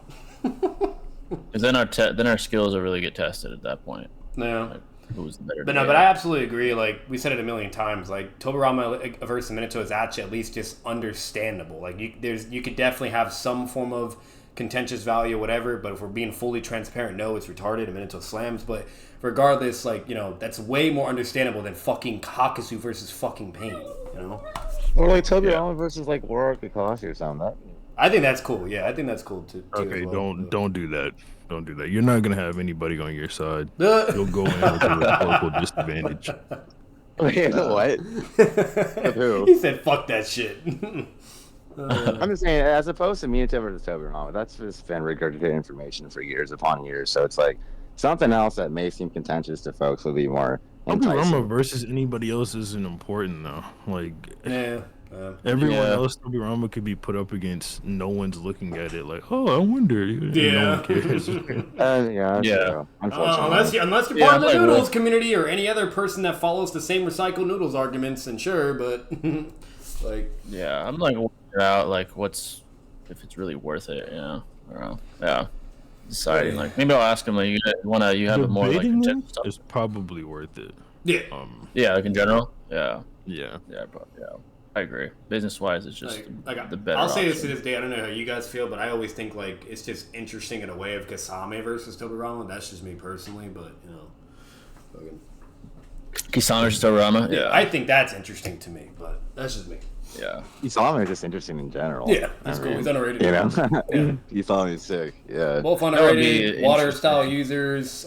Both use hacks in their own ways, etc. Fucking, they both have crazy fucking chakra levels. Like, I think it's pretty cool to think maybe about. like a DBZ debate even. You know, that'd be kind of cool. I wonder if he'd be down for that. Noodles doesn't debate Dragon. I wonder why, because it's pretty straightforward. I'd even debate him on some IRL. I don't know what, but something if you want. Didn't Noodles say like he was gonna be doing like One Punch Man or something and all these other shit or something like eventually? Yeah. Even though he's just, I haven't really even read, though so even though he just sticks to debunking swag and 24/7 on a daily basis, but regardless, let's see what the chat. Where does current Boruto scale in Dragon Ball? Would love to hear y'all's thoughts. Current Boruto himself, you mean? I haven't read the latest chapters yet, still. He's pretty powerful. Planetary we're saying on that, right? Yeah, he did well against Code, defeated him. Code, I believe, is stated to be above Jigen, at least in terms of like combat. No limited Code, rather. Yeah, of course. Boruto, he scales quite high. You know what's funny, Jay? Every time you bring that shit up, it always reminds me from the anime where Code goes to attack him from behind and Jigen just grabs him by his wrist and throws him against the wall effortlessly. So Solar System would be like a low ball, at least, for Boruto currently, I'd say. Really?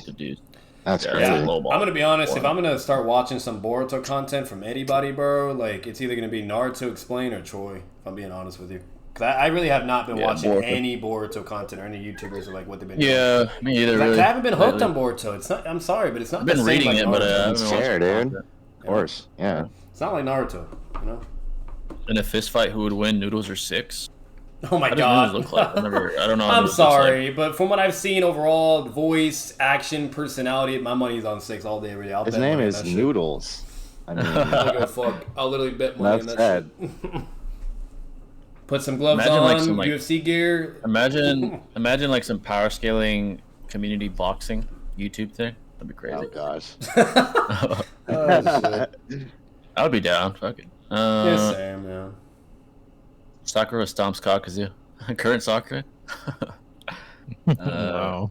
Yeah, I love that. She's a beast in Boruto. What the fuck? And if you even include novels, like she had stated for her to be fucking past 8th K guy. So take that.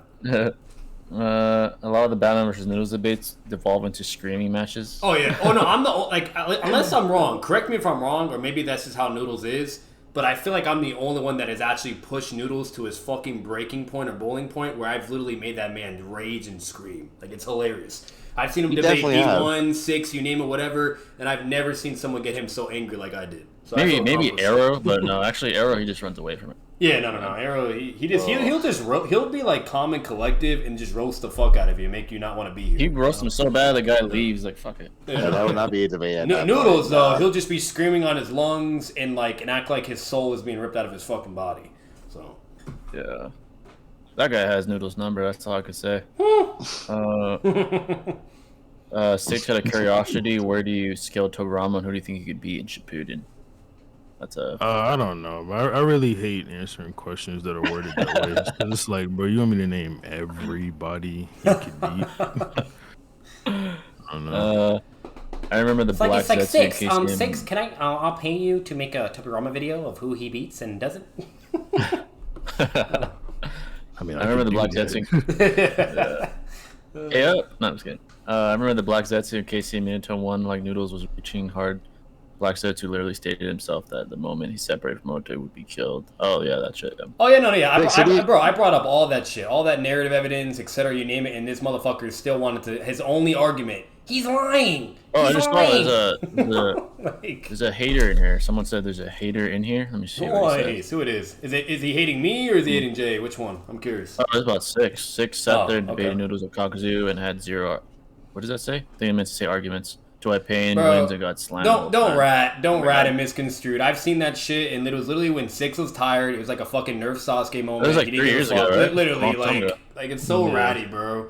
If People Six, don't forget. I'm gonna say it to this day, and I bet money on it. If Six was to debate Noodles right now, it would be literally utterly a slam and a low W. Like I don't want to fucking hear it. Like that shit is so ratty to bring up an old ass fucking debate video.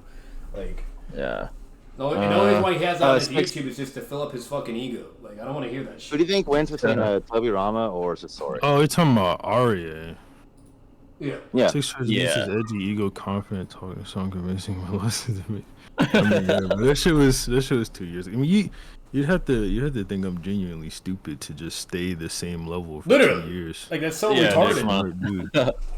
That was 2 years ago. That was a while ago. Now, don't get me wrong. There are people that are built like that, like AK, Gil, Weeb, you name it. But fucking, but like, come on, bro. Like, literally, you've seen his content. I don't debate Noodles on me versus Tobirama because there's nothing to gain there. To learn, like, yeah. When I did debate, I feel like I proved that I was very fucking good. So now I only debate when there's like a reason to. I have no reason. Yeah, that makes sense. Noodles. Yeah. At the end of the day, the reason why, at least I don't know about Six, but me personally, the way I analyze it is, what's the fucking point? If anything, all you're doing is giving that person clout or giving that person positivity. Six is swag. They have nothing to gain. It's just retarded. So unless it's actually productive, being objective, they're much bigger than me and Noodles. Like I have something to gain for business wise, but Six and swag I have nothing to gain. Yeah, what does Six gain besides the headache? And then you guys know how it goes. The Discord community's toxic as fuck, or they're misconstrued, or you have D-writers, whatever you name it, and then try to extrapolate, and paint a whole bullshit narrative and be like, oh wow, look at, and it's retarded. It's stupid. So on the business side, if I'm being honest, I have something to gain, but Six and swag I have nothing to gain from debating them. I mean, they're way bigger than him. Yeah. I think with Six, I think people might already be tired of the Kakuzu versus Pain shit. Yes, they are. We all are here, bro. Absolutely. It's annoying. Like, bro, I'm literally banning people from my server from that shit, because I don't give a fuck if you have your subjective views, opinion, whatever. You could do you, but if you're gonna start insulting me about it, or then just even refuse to discuss or debate or whatever, and just be there to troll the whole fucking it's just annoying. I guess if I'm being honest too, maybe my ego is why I want to debate him on that. He's like, I'd never lose. I don't want to prove you wrong. The motherfucker has 300 400 wins, 0 losses on his Discord. That's just that's my ego. It's not having business. Undefeated. Literally, it's like, come on, bro. You know better. Yeah. Come on. My own ego says, are you sure? But I don't know. Kakuzu versus Pain topic is pretty stagnant. Yeah, dude. I mean, that's I don't give a fuck who you are. Nobody's built like that. Nobody's built to have 400. I don't think anyone has actually beat Noodles on the Kakuzu debate. Yeah, you're retarded. I haven't seen every debate Noodles had on that. Swag beat him. Was Swag beat him. D1 beat him, in my opinion. Did a lot of people. I thought the Swag one was close, D1 Oh, you didn't think D1? The most recent one with the MS? Fuck no. Oh, damn. Shit. I thought the Swag one was close, but I thought 6 won. Excuse me, Swag won. I thought Swag won that one. So. What was the other one that fucking did it? It was, I'm trying to think, besides me. Didn't Spencer debate him on that? Or am I wrong? I'm not sure. I think. Wasn't that Weeaboo Warrior or something? No, you might be right. Some other dude. I think he debated him on Kakuzu versus Pain as well recently. I never saw that debate. Never saw that one. It was somebody that did it too. There was somebody else. I just can't remember. Yeah. I thought Swag beat him. That one was close, but I thought he won. Yeah, no, it was close in a way, but if you actually pay fully attention, Swag was dominating for the most part. But he's the bottom line is the main fucking point is he has not won every single fucking debate. Like I know damn well. No, I don't think anyone has. Yeah, if I were to go over every fucking recording on YouTube, I know damn well there is much more recordings where you can get any fucking high tier debater or content creator and they're going to agree he lost the fucking debate. Okay. I mean, if I'm being technical, like, Arrow beat his ass when they're he was just talking shit to him, but when they were talking about IRL, yeah. Oh. Arrow just has his number, dude. In general. Arrow's noodles is kryptonite. If I'm being honest with you. Yeah, it kind of is. Yeah, you don't like Arrow, bro. I remember Swag asking Noodles why Kakuzu didn't just dodge a Russian shuriken if he was so much faster than Naruto, and Noodles argued that he just didn't think to dodge. People are in denial Kakuzu's skills higher than their self-proclaimed narrative opinions. Oh my god. Oh wait. Before I fucking forget, because I'm always so tired of hearing this. 6. Did Swag cheat? Because I always hear that he cheated to beat Noodles. That you provided him some shit. Isn't that what Noodles said that he cheated? Because you were there, so if anything, I'm not gonna listen to anybody else. Like what actually happened? I was DMing Swag shit, but he wasn't looking at it. Okay. At least not from like the way he was talking in the debate. Like what I was DMing him, he wasn't fucking saying. Okay. I mean, you can go. Maybe look he read it the VOD is still up on my channel. You can go look at the end of the video where like all the Yeah. Which further proves you have nothing to hide and you clearly don't have false, or hostile intentions. But whatever. But, well, no, I just hold on. Being real, I definitely did. Oh, when I uploaded the debate, I forgot that I had turned on my screen at the end of it. Oh, okay. Oh shit. Damn. But yeah, that shit was definitely hostile back. Well, not hostile. Like I wasn't like, no, I gotta take Noodles down. I was like, let me help Swag out. Yeah, I get you, bro. Yeah, for sure. Well, A6 is honest. Somebody gotta be fucking honest. You will never. I'm sorry, I'm not trying to be a dickhead, but you never see Noodles being that fucking humble, honest in his fucking life. So, Nah, bro. Keep in mind that Noodles had argued minutes prior that Kakuzu was a combat genius. That alone would have lost. Yeah. How did this spell arguments that wrong? Yeah, that guy talking shit, he did spell it wrong. Hilarious. When's the last time y'all had to deal with Weeb? I haven't heard from that guy. Had talent, dude. If he was he would be another Kabuki in this community. Yeah, he'd have been Kabuki. He was entertaining as fuck. Yeah, he was fucking hilarious, bro. I can't lie. Yeah, his fucking accent and everything, bro. Like, if he was dead ass trying to make it on YouTube, he'd be. Kabuki. But it was so funny though, cause like I feel like I'm responsible for making him like give up and just rage quit the Discord community and like we're anime. Yeah, he disappeared, man. Like he went from like talking so much shit about me and then making a video that apparently I'm a pedophile. Then to just gone, disappeared, like fucking gone. Yeah. I can't lie. That guy was talented, man. He was like another Daigo or Kabuki. Literally, he was really talented. Bro. 6. I'm still waiting for the Kabuki rematch. Oh, that would be great to see. Yeah. That would be funny. I don't think that would be hilarious, man. Yeah. Yeah, that's hilarious. According to him, he's at 300-0 in terms of winning Kakuzu versus Pain debates. Noodle sounds terminally online. Terminally online. Well, hold on. Noodles definitely isn't terminally online. Yeah. Y'all think Jiraiya could be Kakuzu? Yeah. Favorite horror movie? I recently just saw the Saw movies. Actually, it's the first time. I need to see this. I need to see the new one. I heard it was good. Yeah, it's a solid ass series of movies, man. I think tonight I'm gonna watch Five Nights at Freddy's. I haven't seen that yet. There's a new one coming out, right? Yeah, it's on either you can go to the theater or it's on the Peacock app. One of those. Nice.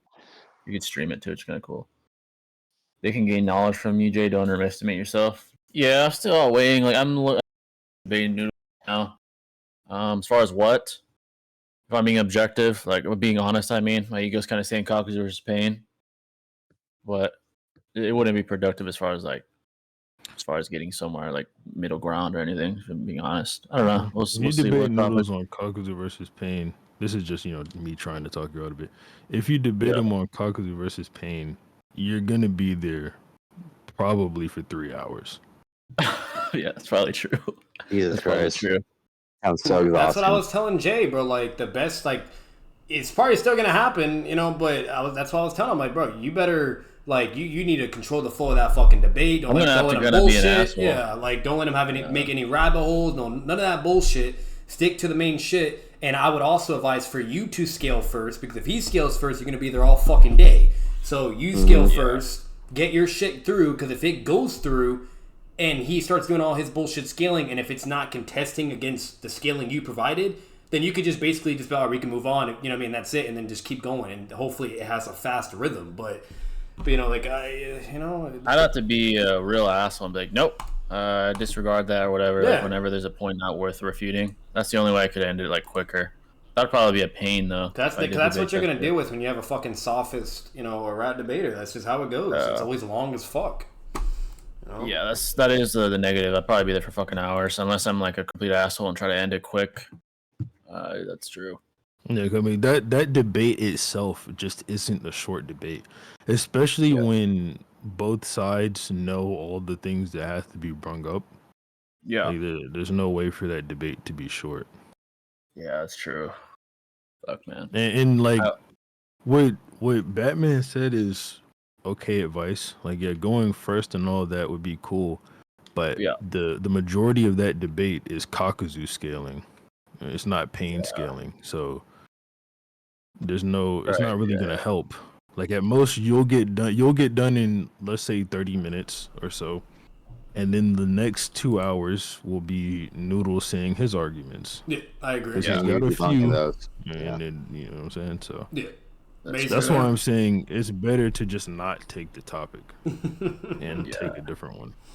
That's true. Yeah, it's like why do a topic that could be fucking hours long when you could do a topic that's only 30 minutes or an hour bare minimum? You know, like do a debate that's gonna last like an hour, maybe an hour and a half.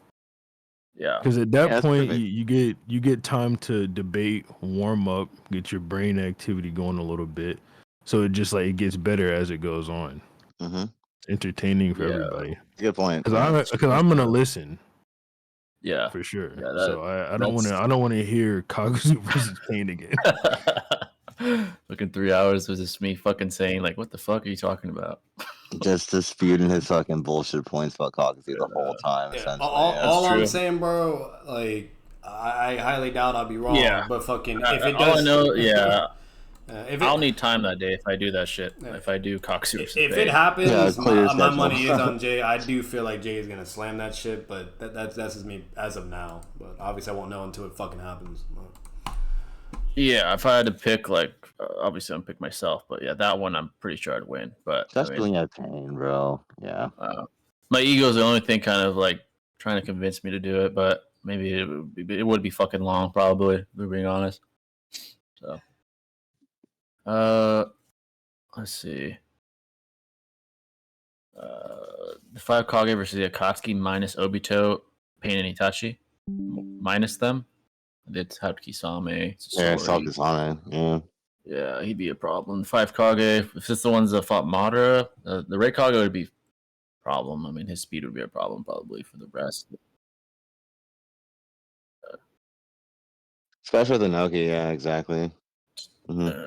It's definitely like situational, but I'd probably lean towards the 5 Kage because of like A and Onoki. Deidara just blows himself up. Yeah, you know. Jay would be stepping around hella rabbit holes. Yeah, dude, that'd be. It was at it like they're losing the fight, and then Jay was like, "You know what? Fuck this!" and pulls a rage quit moment with Sasuke again. Yeah, exactly. But let's be real. If Heavy Sasuke can react, they could definitely react too. So whatever. Oh, of course. Yeah, Deidara's like, "Fuck this, dude. I'm just gonna blow myself up, bro." Like, yeah. He must have been aware of how rowdy the argument was. Scale Fast and Furious. I'd have to if we debate that shit, bro. So, Noodle's got to debate Kabuki. Oh, that'd be interesting. Oh god, that would be gold. That would be hilarious. Yeah. Yellow Mask Obito versus Orton. Kabuki was, and I apologize for anyone that doesn't like that word. When I'll just say stupid. But either way, like for how dumb Kabuki is from him against Swag and 6, I think Noodles would slam. I really do, but that's just me. So, Kabuki? I think Noodles is way more competent than him. Bro, when you get a Kabuki debate, bro, it's really just for entertainment. Yeah, because Kabuki's not a debater. Kabuki's not even coming in there to prove that he's like the best debater. He's, He's just talking shit. Yeah, that's all he does. He's there to have fun. Kakuzu versus Pain would be the best option content wise. I mean, yeah, like as far as like entertainment. I mean, that's if I choose to engage like with hostility. Yeah, I'm telling you, bro, being cordial really be fucking. Yeah, if it's me being cordial, it's gonna be fucking boring. That is true. I'm not gonna lie. Yeah, dude. Because the audience isn't gonna learn anything. Yeah, $5 from Jonathan. Thanks, appreciate that, Jonathan. Just showing some appreciation for the content. Appreciate you, man. Happy Halloween as well. That's right. Halloween's almost. I almost forgot about that. Halloween's almost here. On Tuesday, bro. I know it's kind of not the best Weird. day. Yeah. Yeah, Halloween is for me personally, it's all right. It's all right. I know some people are like really hype it up, but like yeah, it's an all right holiday, I guess, to me. Let me put this on the screen. Appreciate it, Jonathan. Appreciate the $5. Put it on the screen so you can show credit where credit's due. All right. These guys on Jay's stream. What are these guys debating? 6. I'm not sure yet. I'm still deciding what would be cool to debate Noodles on. Let's see what else. Okay, but do people actually believe that Kakuzu beats Pain for real? Honestly, if I'm trying to be like intuitively honest, most people probably don't. I would hope not. Yeah. Yeah. Against Noodles, that shit doesn't matter, and I already know you're going to be debating why Reanimated is or isn't faster than his alive self for the Kakuzu KC1 shit for 4 hours straight. Yeah, that's true, man. I don't know if people argue that shit, dude. Like, obviously, Edos are weaker. Like, come on, man. Yeah. It's not that complicated. The 5 would definitely take that. Yeah. Let's see. Jay, how much do you think Sasuke hated Danzo for ruining his and Itachi's lives? I think everyone hated Danzo. Sasuke definitely hated him. Who is Kabuki? He's a YouTuber too. He does like I don't know what he does, but I know he's a YouTuber. Yeah, nobody fucking knows what Kabuki does. He's a fucking he's a gaming channel. Oh, oh really? He doesn't really talk in his videos. Oh shit. I've heard about him was literally that one debate with you guys. It was like what, Madara versus Sakura, I think. Yeah. Sakura. That shit was hilarious. Alive Madara and Hashirama versus White Mask Obito and K-Seam 2 Minato. Alive Madara and Hashirama versus White Mask Obito and K-Seam 2 Minato. Minato and Obito. Especially Minato gets Sage Mode too. Especially with the fucking one-shot scaling. Yeah. Yeah, probably the Obito and Minato. Do you think Aizen was an orphan? I mean, he's very like isolated. There's no like real like family history for Aizen, to be honest. Yeah, maybe it would make sense to why he's the way he is, like isolation and seclusion because of his power and not having parents. It would make sense.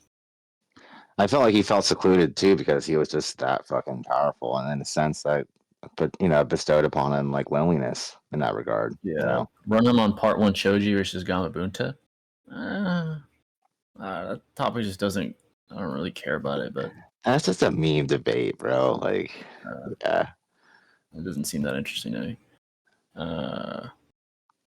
Kabuki's only argument is saying that a point is absurd over and over. That's all he would say. Yeah,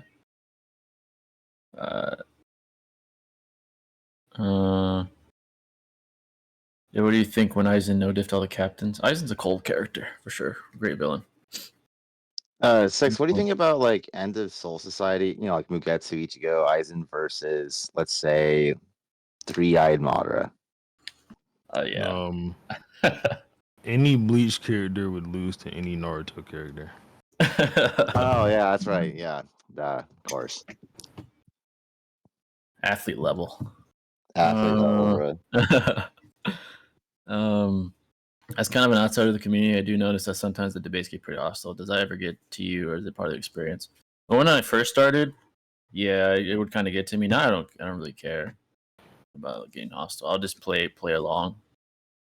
I don't ever make it hostile at first if I'm debating just for fun or something. But That shit is so much more accepted in this community than like other, like outside looking in. It's like, oh my god, these guys. Yeah.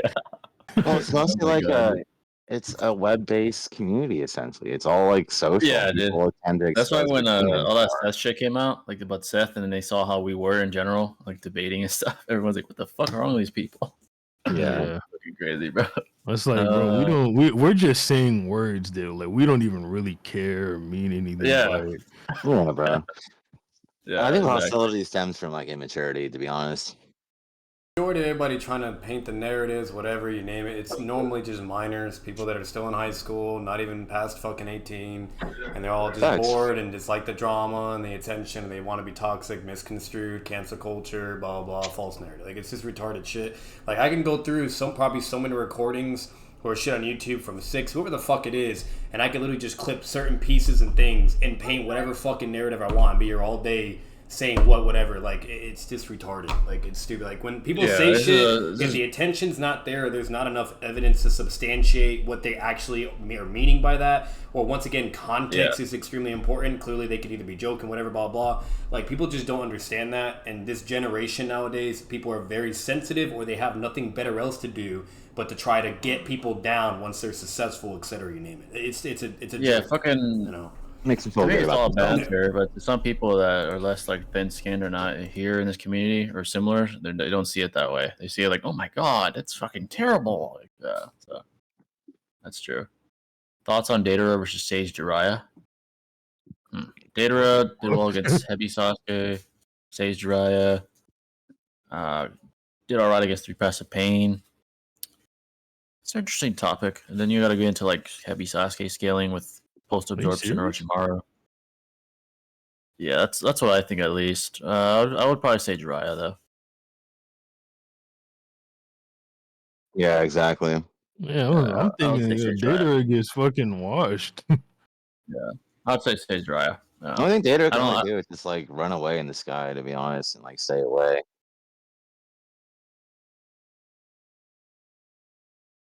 Especially with Ma and Pa. Yeah, I'd say Jiraiya. Any audio genjutsu, anything, it's like... Yeah, I know some people skill Sasuke a certain way, like Heavy Sasuke. Yeah, they think he's like Soning or whatever. Yeah.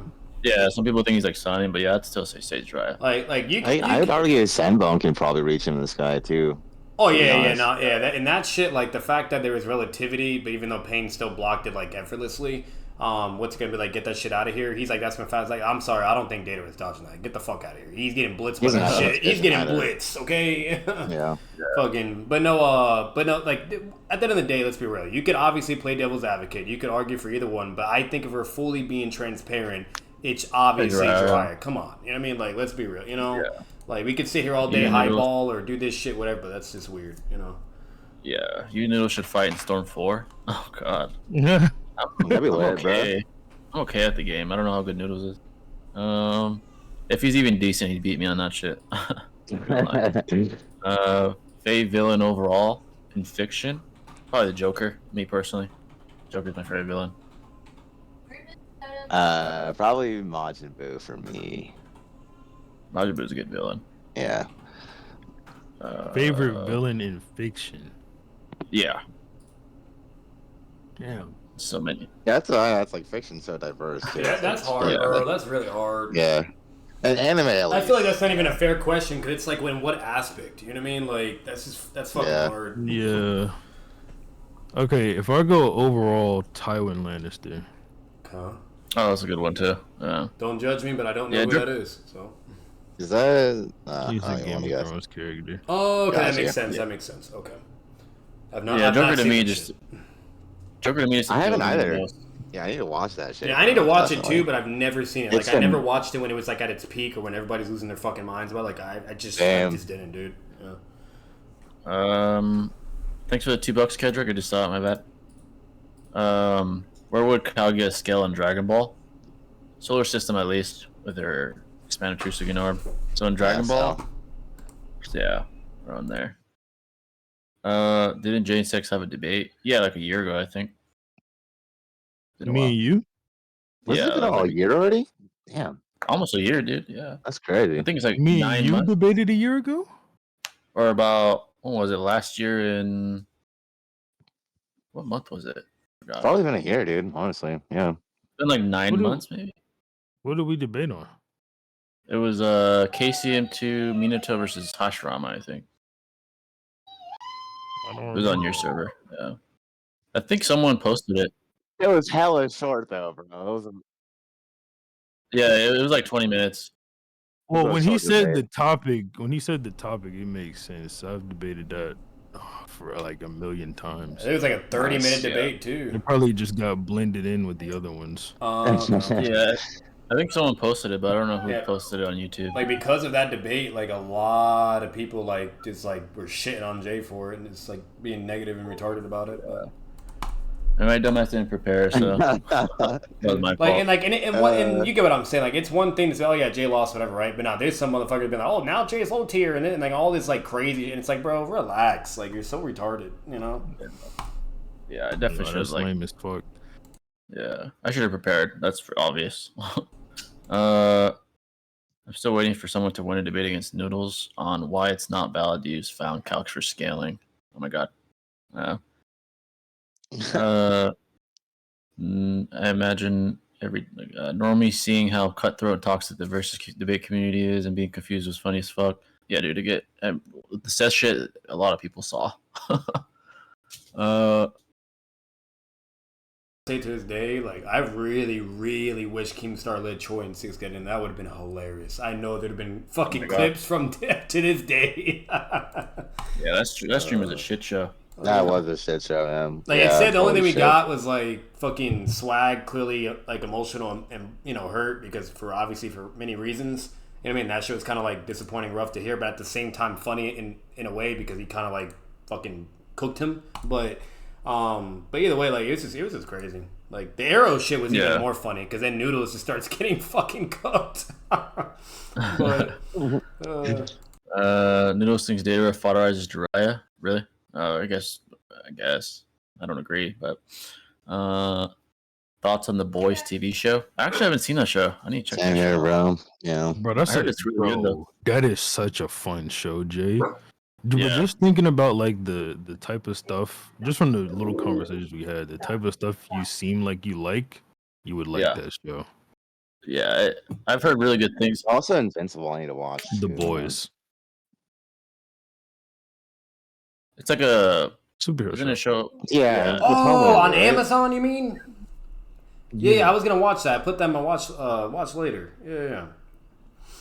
I've heard really good things about it. That is a show. Because he's in Mortal Kombat, the new Mortal Kombat game. He's gonna be a DLC character. I saw that. They put Omni-Man from Invincible in that, and they put him from The Boys in there. I'm really curious how he's gonna fight in the game. Maybe like Superman, some mechanics and like a Justice, but I don't know.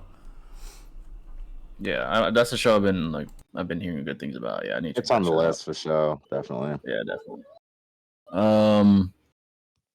I was specifically asking because I recently heard a debate where Jay was one member and the other person was calling him a fucking retard. I've never had a debate like that. Probably weeb, to be honest. Maybe weeb, but that wasn't a debate. That wasn't a debate, though. Yeah, I was a call-in show. That was heated because he came in my shit and was talking shit, but that wasn't even a debate.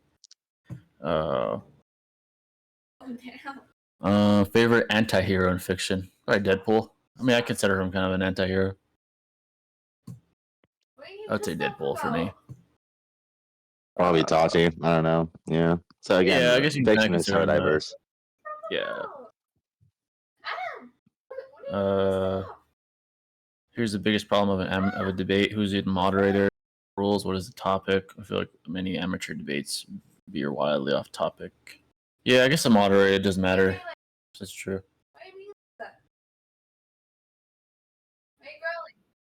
To be honest with you guys, if you guys are even gonna entertain that in the slightest, what's it called?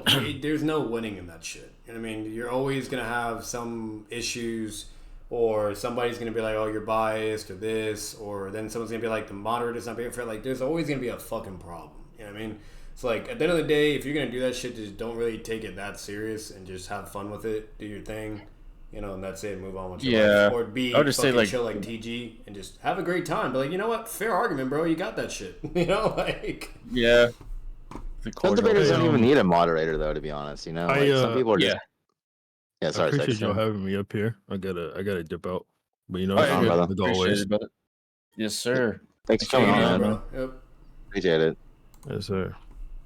Peace out. Shout out to Six, man. Give him a spam W in the chat. W6. All right, let's see here, folks. Yeah, but I was gonna say like some debates don't really need like a moderator like intervening all the time. It definitely depends. Like the participants are like more than worthy or able to just like handle if they need to. So yeah, definitely depends on like the matchup, the individuals in the debate. Yeah, some people don't even need a moderator. You could just debate and leave it at that. So it definitely depends for sure.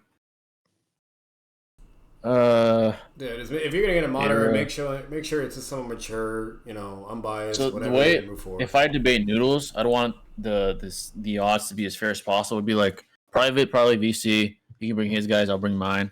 No judges, and the people decide who wins. They're the judges, basically. That's what I would say. That's like the fairest way for both of us. Neutral land. He brings his guys. If he wants, I'll bring mine. If I want. I think a moderator would be nice, though, just in case. Could have a moderator. I would think someone like extremely neutral, like fucking. I don't even know who would be neutral between us.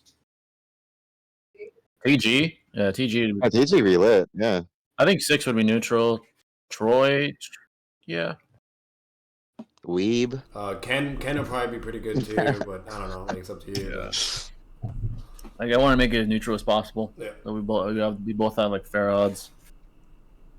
Like I'd advocate for Ken and Loke. That's just me personally. I think they're pretty neutral and unbiased and very fair.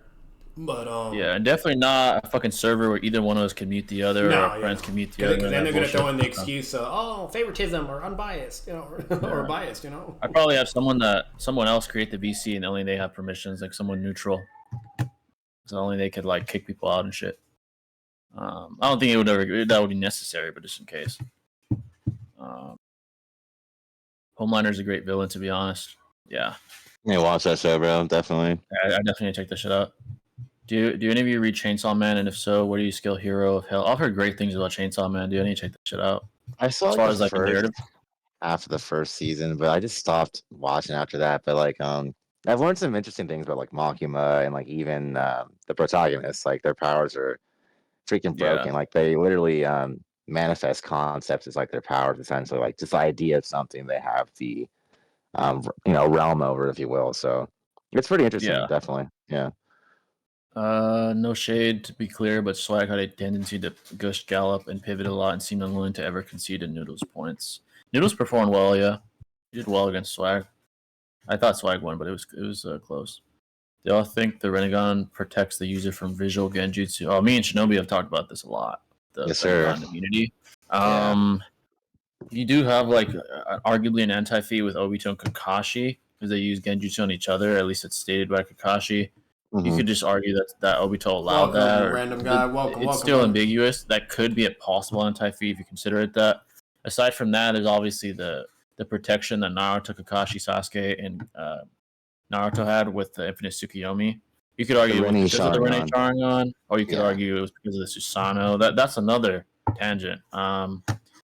So I would say it's not, but then again, we just don't know objectively if it is or not, if it protects you or not. Yeah, because like also like when we mentioned this before as well, like when Sasuke was going up against Itachi, they're both like engaging upon like genjutsu tricks, if you will, and as we know, Itachi is just like a savant when it comes to genjutsu as opposed to Sasuke at that time, and like they're still like putting each other underneath genjutsu, so it's like a similar like theme, if you will. Like someone has MS, someone has the base Sharingan. With Kakashi and Obito, one has the Rinnegan, one has the MS. So it's like it's a weird like there's valid ways to interpret that, but to be honest, I think it's like unclear. For sure. It's certainly unclear. There's arguments for both sides for sure. Certainly arguments for both sides. Certainly unclear and like inconclusive objectively. There's no real way to really determine that. It's one of those. It's kind of like Itachi versus Pain. It's just like inconclusive, very hard to conclude on. And even like probability wise for both sides, you could argue like higher probability for either or, but it's very close. Even like if you get like two very good individuals that are very good argumentation, it'd be hard to decide who wins that because it's very, very ambiguous. So yeah, it's up in the air for sure. Yeah, it really, really is. Let's see, Jay, why is it that Sasuke's Rinnegan drained him so much despite the fact that Madara and Nagato used theirs? That's a good question, actually.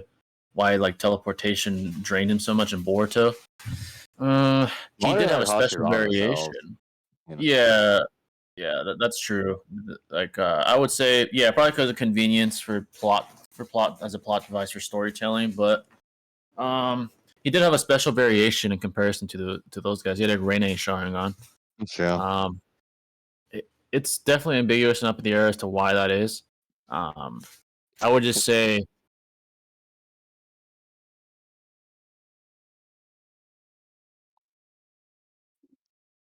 Yeah. It looks like a third of Sakura. And you could argue that Madara and Nagato never did that, nor had the ability to do that. So they never had to deal with teleportation like interdimensionally or anything like that. Yeah, and plus Nagato is Uzumaki, you know. Yeah, and Nagato makes sense. He's an Uzumaki. Madara had Hashirama cells. Obito had Hashirama cells. Like that definitely helps. So there are rational reasons, observably, why they didn't get drained like that, and why Sasuke does. And he has a Reine Sharingan, and he's the only one that could teleport interdimensionally. Besides Obito. Obito can use Kamui technically, but I feel like if we're being very transparent as possible and being like in just the safest route, that like obviously you could throw in a couple things like plot convenience, whatever, to progression, whatever, yada yada. But mainly it's really not bad, or it makes sense. You know what I mean? Because at the end of the day, with everything Jay and Shawnobi says, like it just makes sense. You know, we don't like Madara. We never see him teleport, whatever. For all we know, he'd get gassed out the fuck too. You know what I mean? And then Kage. Kage was the only one just to do that shit casually, you know, or and it makes sense because she's a Suitsuki. Yeah, exactly. All the alien people, they can do that shit casually like it's nothing. But whenever it comes to people like Naruto, Madara, whatever, they have their limits, you know? It makes sense why she could. She has like global amounts of fucking chakra in her, so it makes sense why it doesn't affect her that much. With Sasuke, I guess it makes sense. Obito, he did have Hashirama cells, so maybe that's why Kamui was so effortless for him. Yeah, and Uzumaki's just have more chakra than Uchiha's. Yeah, you know, Uzumaki just had like an abundance, so that makes sense too. And Madara again never used interdimensional like travel, so yeah. Who do you think Weeb could be in a debate? Weeb? It'd have to be like the most ass people, like really bad. Kindergartner. Yeah, he beat some really bad people. I don't know any really bad people at the top of my head, but yeah, like all right, I'll say this: if you guys haven't seen it, I actually have like a playlist called the Weeb Saga. So if you want to watch that, it's like so many hilarious fucking videos of him just getting bitched or just looking stupid. But either way, like with me knowing the idiots out there, like I think he would lose to basically everybody. Like he's just that bad. Like Kabuki would beat him. Gil has beaten him. The majority of people voted Gil winning, which is, mind you, Gil was also part of that family tree of special ed. So overall, like, you know, I'm sorry, but Weeb is just really that bad. Like he would have to go against someone that's even less incompetent than him. So kindergarten, some bullshit. I'm not even like trying to be a dick. Hozuki's clam is the best Naruto. Don't at me. Who's the Hozuki's again? Fucking clan. Oh yeah. Some scaling feels like people read the manga upside down. Sasuke waited until Oro had black lung to step up, and people think Jiraiya is a Deidara victim. Yeah. Exactly. Oh, that's Suigetsu. Got you. Okay. Oh yeah, that's all right, clan. Jay, how much do you think Madara hated Tobirama for killing Azuna? He probably hated him more than anyone, to be honest. What's better, Gojo's death memes or the Drake, the type of guy memes? Probably the Drakes are more like popular, but some of Gojo's death memes are alright. That'd be pretty funny. That's messed up. Jay, what do you think when Madara used? I'm barely accepting them now. I was pretty pissed when Gojo died, but yeah. Jay, what do you think when Madara used the Pershusano to chop mountains? It made sense. It made sense that he's that powerful. Yeah. Goal of the Chainman MC is to touch boobs. Really? Oh shit. One of those, huh? He's a straight simp for Makima, dude. Like it's crazy. I would lean towards the Rinnegan still being susceptible to Genjutsu. Yeah, me too. Certainly like inconclusive, but I would lean towards that. I have arguments for it, but there's obviously arguments against it too. So yeah. I personally feel that it's implied that the Bijou are stronger based on the number of tails. Do you agree? Is that supported by evidence? At least the 8 and 9 tails, right? Because even observably during the war arc, the 9 tail specifically was able to stalemate 6 tailed beast bombs from the 16 Cherokee controlled by Obito. So we know basically objectively or nearly objectively that he's stronger than any one of them individually. Yeah, and that's half the power, you know. And that's half, yeah. That's half the 9 tails chakra. Yeah. The 8 tails seems to be because he was also combating against the Bijou alongside Kurama. 8 tails is nice. Like that's the problem for 8 tails. He's very fucking nice. You know what I mean? He's way more stronger, and when he gets serious, he actually starts bitching all the other tail beasts if you pay attention and include the context and don't just nitpick. But he's a very very chilled, very nice tailed beast, and that's why it may seem like the other ones can actually be a threat or whatever, but it's actually not the case. So yeah, it seems implied just the very fact that B and Naruto are fighting 6-tailed beasts simultaneously. It seems implied that they're the more powerful. On top of that, those tailed beasts are being amped by Obito, with the dojutsu as well, and they were still holding their own. Yeah. So they're probably the strongest, and from that you can create a theory that as you go down in tails, you're also weaker in power. Obviously, that can't be proven concretely when you're talking about the 7 tails and below, but seems like that's there's a lot of evidence to prove that as a high possibility. What we can't say is there's a very good probability that the 8 and 9 tails are the strongest, very high. People like Hidan and Kagezu going up against Yugito. Yeah. You have people like the third Raikage going up against 8 tails. There's a different caliber of adversaries it takes to go up against these different. Even the fourth Raikage, I think he even had some issues with he even had some fights with 8 tails. You know what I mean? So it's there's really certain characters in certain ballparks that can fuck with certain beasts. You know? So, exactly, bro. The 8 tails stalemated the third, while conversely Yugito lost to fucking Hidan and Kagezu. Yeah. So yeah, exactly. It tells you right there. Yeah, it illustrates the difference. Kisame easily dealt with the 4 tails. And then 3 tails dealt by Deidara. Yeah, and then for the 9 tails, then we have the next class where full power 9 tails. The only people that are shown to be able to fuck with that is Madara, Hashirama, and Obito and Minato. Literally, you know, the only people, the only guys that can. Yeah, literally Fugaku. You could argue, it's an implication for Fugaku, but you could also argue for Itachi as well. Yeah. He's in that ballpark as well. And Pain, I forgot Nagato and Itachi. Yeah. Oh, Pain? Genjutsu. Pain, for sure. Yeah. Genjutsu users or a really powerful physically based. Exactly. They're not brawling blow for blow, but they can immobilize it or deal with it with hacks. You know. Exactly. Yeah, exactly. So there seems to be a rate of increase as you go up in tails. Definitely 8 and 9 at least, or nearly definitively rather. Now you can make arguments for the 7 tails as well. That bitch is probably cracked too if we go along with everything we're saying about the 8 and 9. But that's a little bit more. That's obviously more contentious because we really don't have a lot for 7 tails. But she can fly. That fucking bitch can fly. That's crazy. Yeah, she can fly. Chome is lit, dude. Yeah, definitely. Yeah. Where's the Wii playlist? Oh, it's on Batman stuff on his playlists. People on Facebook. Here's one thing, guys. If you guys want to get better at debating and see all kinds of people, both dumb and smart, go to Facebook, dude. They're everywhere. There's anime groups, philosophy groups, fucking anything. Facebook is like a bunch of weebs. dude, the anime groups. I swear to God, some of the worst ticks I've Maybe ever that's seen where weeb came from Facebook. There's this one guy I posted on my Discord. It was a bleach scaling post, and the guy's like, "Oh wow, I have eyes in a mountain level. I think I highballed a little bit." I'm like, "Are you fucking serious?" Was it Yamamoto Yamamoto was he's town level. He's I think I highballed him a bit. I was like, "Oh my fucking, you have to be trolling or you're fucking, you just don't know bleach, bro." Hey man, that's some of the worst I've ever seen. Who knows? Yeah. It was really fucking bad. There's some horrible takes, but there's a lot of good opponents out there on Facebook. There's large anime groups you can just spar with people in there, debate them. I had this weird thing that happened to me. I was in a big anime group, and the admin saw me debating people, and they invited me to this special fucking group of elite debaters on Facebook, whatever it's called, Messenger. And then they made me have a trial where I beat one of their admins, and I beat him, and then they kicked me. I was like, what the fuck? Kicked me from the group. I thought maybe because I beat them, they didn't want me to beat them. But it's salty, bro. Kicked me out. I was like, bro, favoritism, bias, yeah. And then I left the group. They're he's so much better. He can't join our bandwagon. Fuck him. Yeah, we were debating is Kaguya universal, and I beat him. He was and then he kicked me from the group. I was like, what the fuck, bro? But yeah, it was a big group.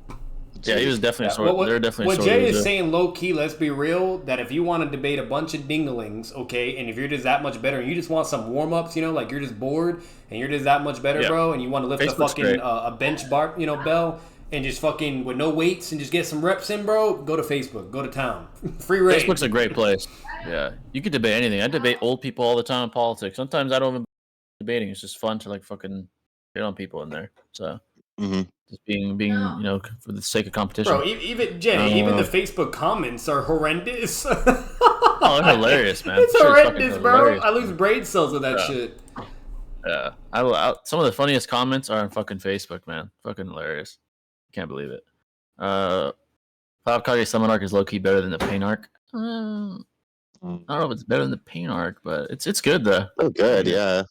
But I don't know about the fucking Pain Arc, bro. That's stretching it. Yeah, I don't know about that. It's really good though. Hey, Jay, Shinobi, real quick. We're gonna scale the social media platforms in intelligence: Facebook, Twitter, and fucking. Oh my god. And Instagram. What you got? Fucking smartest, probably intelligence. Twitter. Damn. Probably Twitter. Twitter, right? Yeah, Twitter's like the most competent or reasonable. Yeah. There's like good scalers on there. Low. Come on, bro. Oh, Instagram's pretty fucking like. Yeah, it's not good. It's just the DJ. Yeah, it's not fair for Instagram. Yeah, it's really not. But like that was the only thing that came to mind. I think it's at the bottom. Yeah, that one's even worse than Facebook. Facebook at least has like groups where there's intelligent people. So, like Facebook would be second, then probably fucking Instagram. What else is there? Fucking Snapchat. Snapchat's for Sims, we can't count Discord because obviously Discord would be the winning factor. But yeah, obviously there's like legends on here. So yeah, Discord would be number one. What else is there? Fucking what other apps are out there? TikTok. TikTok? Oh my god. I've heard I'm not really on there, but I've heard there's some dumb shit. Yeah, nah, TikTok is horrendous from what I've heard. Oh hell no, that might even be worse than Facebook, bro. Probably worse than Facebook. But to be fair, there are some really cool educational videos posted on TikTok from unique individuals. But for the most part, like either right above Facebook or right below. It's around there, like around that level. Number one probably is Discord, obviously, but yeah, like as far as intelligence, Facebook has the most numbers. You could argue maybe the very smartest people on Earth are on Facebook, but it's like outliers. So yeah. Let's see what you guys have been saying. What is your opinion on Hagoromo scaling? If talking all lore into account, who do you think could beat him and overcome the things he can do, like Spy Mizunagi Izanami, without going blind? So I'm gonna say this because I'm actually scaling him for a ranking video. I'll say this to not give up too much. He is most likely weaker than two-eyed Madara once he's Jubi Dark, because he states that one-eyed Renegon Madara is approaching his power, like they're relative in power. Mm-hmm. So he's around that level. So beyond that, he loses. So he'd probably lose to two-eyed Madara, three-eyed Madara. Obviously, she's blatantly inferior to her. He'd probably lose to like End of War, Naruto, and Sasuke and beyond, like Boruto. And he would lose to most of the higher echelons in Boruto as well.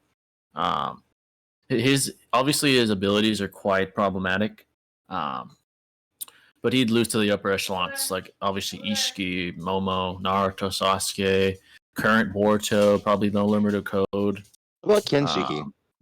Kinshiki, that would actually be interesting. I kind of wonder how that would go, or even Toneri. I know some people say, "Oh, he's the strongest that Naruto faced." I still don't think he's stronger than Kaguya. Sorry. Based off the feeds, man, I kind of feel the same. Yeah, based off the feeds. Like she was about to absorb at least the solar system. And he's struggling with the guy that cut the moon in half. Like, that's what I always say, man. Yeah. So maybe Toneri would be interesting. That would actually be an interesting battle. Maybe. Even that one's like I'd lead. The only thing that's contentious is like it's literally stated that Toneri is like the strongest opponent in Naruto and company his face. So it's like, but then again, it's a statement, right? Yeah. Oh, we got Thunder God in the house. What's going on, Thunder God? TG. TG, the legend in the house. Let's go. Go. TG. We just had 6 in here, by the way. TG. I don't know if you were watching, but I don't know if you had if you were watching earlier. We had 6 the goat in here as well. He was in here for a minute. Yeah. Quick shout out. You all should be inspired to be more like fucking TG on Discord, please. Learn some lessons. TG, man. Learn some fucking lessons on morality, bro. Yeah. So Hagoromo beats basically all Shippuden except like the top echelon, like Kaguya, End of War, Naruto, Sasuke, guys. DM as Kakashi. Like, he'd be AK guy. Yeah, he'd be AK guy. He'd be Jubito. That's Kakashi though. I don't think. Yeah, no. If he's able to hurt Kage that badly, exponential Kage. Yeah, exactly. And that's exponential Kage on top of that. Yeah. Mm-hmm. Let's see. Yes, sir. What's going on, Rishikesh? I always say your name. Oh, I think I'm saying it right, but I always struggle to say it. What's going on, man? Rishikesh? Thanks for coming in, brother. Plus, Discord is fit to bursting with pedos and groomers. That's true, dude. There's a lot of those, unfortunately. Yes. For arguing each platform at their worst in terms of intelligence, Discord might take the cake. Yeah, there's some pretty dumbass people at Discord, but there's some I've seen some really dumbass people on Facebook and Instagram. I mean, yeah, you got a point though. You got a point. It's the only platform with people unhinged enough to dox. It might be the most dangerous. You might have a point there. Discord might be the most dangerous. As far as like doxing and shit. Yeah, I don't really hear about that on Twitter and stuff. Yeah. No, never. Twitter, I don't hear about that. Facebook's like old people. There's young people. It's mostly like old people that are like wanting to stay in contact with their fucking grandchildren and stuff. It's not really like anime dweebs or dox you for beating them in a debate, you know? So Discord does more of that for sure. You don't see fucking like your local grandpa on fucking Discord, you know? You just see like young guys that don't get much sunlight that want to dox you, you know? Literally, a lot of so. It's a bunch of pathetic minors that literally like have nothing better else to do, or they're just mad with their life and want to project. That's literally all it is. Yeah, exactly. Was 6 here today? Yeah, he was here for a while, probably like an hour and a half. Yeah. He was hanging with us, chilling for like an hour. Yeah. We even talked combat sports. You know, he's a boxing fan as well. Talked about all kinds of shit. Fucking Noodles got brought up. Yeah, we talked Spider-Man 2, Noodles, Red Dead. Yeah. What's going on, Nayo? Thanks for coming in, brother. The pain arc is barely a top 5 Naruto arc. I don't know. I'd have to disagree with that one, man. I think like what made the pain arc so good was like, dude, like he's like the leader of the COHOST we've been trying to see for so long. He just beat Jiraiya, for example. That was a goated moment. Like very all anticipation was real, and the battle was pretty superb as well, to be honest. Yeah, it was like, superb. Bro, he had so much emotional impact. Like that's what was so crazy. Extreme. Like the characters he was taking out. You know what I mean? You name it, were what made us even love Naruto to begin with, and then when we get the philosophy fucking morality shit coming through too. That was heat, like bro, and the realism and how much it relates to our world. Like, bro, it was just fucking peak. Like, I'm sorry, bro. Whoever said that shit in the comments saying it's like top whatever, like you're on crack, bro. Oh no, bro. Like even with some form of objective, you know. Yeah, it's still my favorite. I'm not gonna lie, bro. Yeah, it's the only piece of constructive criticism is the ending. Yeah, the talking to dude bullshit. Of course, that was fucking ass. Yeah. Besides that, it was flawless. Like for that, Jay, you give it a 9 out of 10, right? yeah. I can't give it a 10 because of that. It's a 9.5. Introduction of the Renegon, dude. I mean, all of that shit, like him being hyped as a sage, a six pass or a god the whole time. Like, it was just peak, bro. It was so good. Like the drip, him hanging on the fucking little, thing in the rain village, just hanging there all cool and shit, like. Yeah, to me, like emotionally, that one hit me the most out of any arc I've ever seen. Yeah, bro, people got pissed when they saw Kakashi die. They were like, oh hell no! Like, bro, 6, he said he stopped watching it. And I think it was either Troy or somebody had to convince him, like, no, bro, like, just give it a chance, like, trust me, like, so, like, yeah. You know what parallel that reminded me of was when fucking Gojo died. It's the same shit with Kakashi, bro. I was like, are you fucking serious, bro? Yeah. Like, come on. But then you guys get revive. Kakashi's going to be revived. But you think the whole entirety of Konoha, except a few select individuals, like the ramen guy, is going to stay alive? Like, that's true. Ramen guy is built different, baby. Ramen guy is built different. He's the last resort. When fucking, when Shikamaru's dad was talking about, like, oh, no one can fuck with him. He was excluding the ramen guy, right? He surpasses Kakashi and Katsu in omnipotence, bro. He's he's omnipotent. And if Naruto would have died that night or died that day, ramen guy would have came out and said, "Let's scrap." And he's omnipotent. Yeah. So ramen guy was just being respectful, like the one above all, not really getting into it, minding his business. Like free will. I love you all so much. You do you. He's basically he's basically the one above all. Yeah, he never intervenes unless absolutely necessary. He gave a fraction. He gave a fraction of his power to Naruto in the end. Let's be real, but a fraction. Yeah, exactly. He gave whenever back in the day when Naruto was still a child being abused, ramen guy was there for him. He would feed him, give him his power, and we saw what happened. Bro, he gave Naruto when he was a little kid, like he was like, yeah, no money, no nothing, and starving, and he fed that motherfucker. He's like, I got you, bro. Yeah. Like he was a goat. I'll give you I'll lend you my power. Basically, what he said. I'll lend you my power, and that's what happened. It was cool how like he gave Naruto like a lifetime supply of ramen when he got married too. I was like, that's kind of cool. That was sick. Yeah, that was sick as fuck. It's like that's how you know he's that guy. That's the G right there. Oh yeah. Bro, like even in death, bro, like that motherfucker's still like just that guy.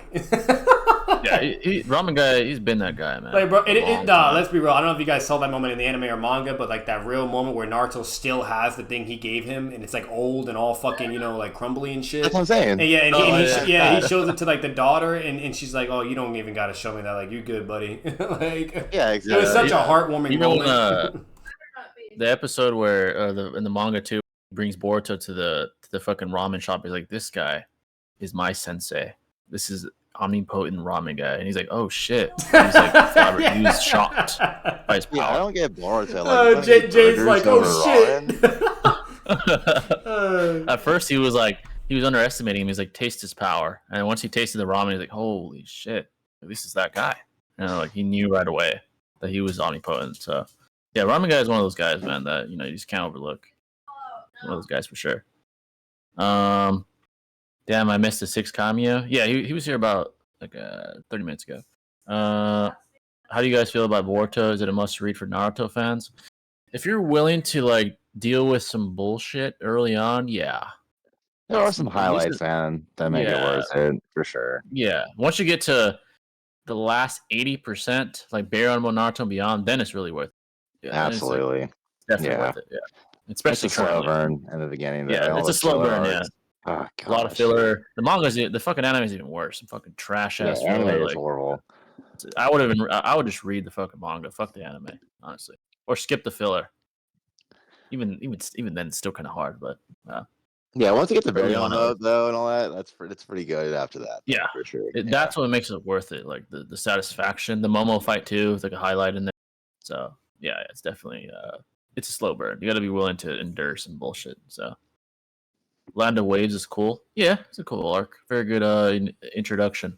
Yeah, that's a good way to start the series. Absolutely. Yeah. Very, very well done. Y'all should have asked Six to mock Code. Oh, I know he has some thoughts on that guy, man. Fucking Walking L. Dude, everyone's shitting on Code. There's only a couple guys defending him, like Troy and stuff, but most people are shitting on him. Rightfully so. That and Katsuyu plus Naruto's KCM cloak just negating damage. Yeah. Do you think Obito was nerfed a lot as they wanted to highlight Madara as the main villain? Kishimoto does it multiple times. Do I think he was nerfed? Mentally, for sure. You could argue from that standpoint. As far as physically, he seemed pretty intimidating, pretty powerful. I don't think he was nerfed. I think Kishimoto intended Madara to be the big bad wolf. Rather, so. Yeah. He's always a mastermind, so it only made sense he'd be more powerful than Obito, Exactly. It just makes sense both rationally and like observably that he's more powerful. What's going on, Ken? Jiraiya Part 2 over Orochimaru Part 2? You could definitely argue either or, yeah. Warwick, Orochimaru? Once you get to Warwick, yeah, that's where it's harder to argue for Jiraiya. But before that, I guess you could argue either way. Oh, yeah, for sure. Without Edo's, of course. Without Edo's, Orochimaru's whipping his ass. Let's see. The war versus Hydra snake form Orochimaru would be interesting, definitely. That would be interesting. Yeah, that would be very interesting. The war battle fated between Brothers arc, Sasuke retrieval arc, and the 5 summon arc are all better than Pain arc. I don't agree, but they're all pretty great. Yeah, absolutely. Yeah. I'll give you guys this. The Pain arc is better than the Tenchi Bridge arc. By far. Tenchi Bridge arc was okay. It was alright. Yeah, I mean it's iconic for sure, but I mean Pain arc. It's not like on that level. Yeah. I feel like people need to rewatch Part 1 to realize what a beast Will of Fire Tsunade is. Tsunade really got her dues in the war arc, I feel like, against Madara, where she kind of displayed a very respectable performance. Obviously, Madara was holding back, and they were all children to him, but it was still respectable what she did. Yeah, because in the Pain arc, all she did was heal the residents of Konoha. Essentially, she didn't really fight against Pain. She couldn't fight against Pain. Yeah, and then she got her ass saved by Naruto because he would have probably one-shotted her ass or blew her ass in half or something. So yeah, she didn't have much there. Ramen guy with Ishiki absorbed versus Tobirama's 6-pass racism mode. Oh shit, that's a tough one, man. Still probably ramen guy, dude. Yeah, ramen guy just surpasses even racism. So he transcends that concept. So yeah, probably ramen guy. Ramen guy's the GOAT. He was so powerful that he didn't even die in the pain arc. Facts, dude. He's that guy. And his shop too, bro. Yeah. His shop didn't even cease to exist. In fact, he kept up with modern times. Even in Boruto, he has a modern ramen shop. So he's that guy. He is that guy. I thought when Kaguya was beaten, why he introduced his character so much more powerful than her Brain Dead. That's true. Brain Dead part was kind of dumb. But then I guess that's the only way they could have defeated someone of her caliber at that time. So the Kage Summon arc made me despise Konoha 11. Actual bastards were fine with killing Sasuke for the awful crime of wanting to kill Danzo. You have a good point there. Kiba should have died. Facts, dude. Fuck Kiba. Yeah. Kiba was ass, bro. He should have died in the retrieval arc. Let his ass die. Fuck it. Instead of Neji, bro. Instead of Neji, bro, should have been Kiba. Come on, dog. Yeah. What the fuck? The Zabuza fight is still one of my favorites. Great fight, man. Great fight. Love that fight, dude. Yeah, definitely. Great way to introduce Kakashi specifically. Really about to say, absolutely. Yeah, it's a shame that the like copy aspect of like the Sharingan wasn't really like highlighted as much as it was in that fight. Yeah, exactly. It was like utilized heavily there after like tapers off, So yeah, it was really cool. It was really cool to see that. Strongest Naruto duo without considering the Indra Ashura reincarnates. It's a good question. Ooh, probably Kakashi and Guy. Right? Yeah, you mean like in Boruto though? Okay, yeah. Oh yeah, in Naruto, yeah, probably Kakashi and Guy. Boruto though, so no Naruto and Sasuke. And I was Ida. Yeah, Damon fucking Ida. I mean, yeah, dude. Can't even touch them. Like even if you think about killing him, Damon kills you. So yeah, can't even fucking think about it. I don't know. I'm actually fighting. So broken, dude. That's broken as fuck. And then Ida could just can fucking put you in her fucking trance and you're fucked. So. Leave Code alone. Gojo is the bigger fraud. Dude, I feel so bad for Gojo, bro. I gotta agree. It was tough. I mean, he even said I'd win, and he got fucking cut in half. I hate to say it. I really hate saying that. Damn, bro. I gotta see what happens, man. Fuck. Yeah. It really hurts to say that, man. It really, really hurts, but it's the truth. I'm sorry. Full power Ebizu versus Delta. Oh my gosh, bro. Oh my fucking pervert god. Amp Ebizu? Oh my god, pervert amp fucking Ebizu, bro. Pretty cracked. Yeah, but pervert amp Ebizu might just take it. I know he might lose because it's Delta, that's true. Delta is female, so maybe he would reverse it. She would reverse it and end up being a pervert nerf. So exactly, dude. Well for him, yeah. Gojo is on no planet a bigger fraud than Code. Facts, dude. I hate it, man, but it's the truth. It sucks. It really does. I hope Gege brings him back, bro. He needs to redeem himself. Yeah, I feel that, bro. It stings, man. It stings. Code is literally a lamp. If you replace him with a lamp, nothing changes. That's facts, bro. No one gives a fuck that's badass, dude. Yeah, Code's not that important. Yeah. Yeah, like as far as character, no one gives a shit about him. Like he's powerful and shit, but no one gives a shit about him as a person. Yeah, exactly, dude. Remember when Kiba also wanted to become Hokage, bro? It's so fucking annoying when Sasuke showed up. He's like, "I'm gonna be Hokage," and Kiba says it, and everyone looks at him like, "Shut the fuck up, bro! What the fuck are you talking about?" Yeah, especially when you have someone in your own squad who's stronger than you, dude. Like, yeah, dude, like you're not the strongest in your own squad, and you want to be fucking Hokage, bro? What the fuck up, bro? Come on, dog. And Hinata would both kick his ass, dude. Oh, bro, facts. That was almost as dumb as fucking when that was almost as dumb as when fucking Sakura fucking drugged Lee and the company to go save Sasuke. That was almost that dumb. It's really bad. Yeah. It's up there. It's really up there. Rate Ishikiri Jigen for his demeanor and overall character. Probably the best Boruto villain. I agree. Still currently the best Boruto villain. His demeanor, I liked it. It was unique. It wasn't just Madara 2.0 as far as character. He had his own like polite but savage demeanor, like subtly savage. I really liked that about him. He had like a very quiet arrogance. Like obviously he was arrogant, but it was quiet about it. He was a little more vocal when he was whipping Naruto and Sasuke's ass, but like besides that, he's very like quiet but powerful, as opposed to like Madara. So I agree, he is the best villain in Boruto. Oh yeah, And by far. honestly, one of the best villains in Naruto. He's not like on Madara or Pain level, but he's up there. He's up Definitely, there. dude. And his like design is so good too. Jigen's Design design, is very bro. good. Even Yeah, Jigen's, both even Ishiki and Jigen's. Jigen's great. Yeah. Yeah, great designs. I really like the way they approach this character, like his demeanor and how he carries himself. Very well done. Very very well done.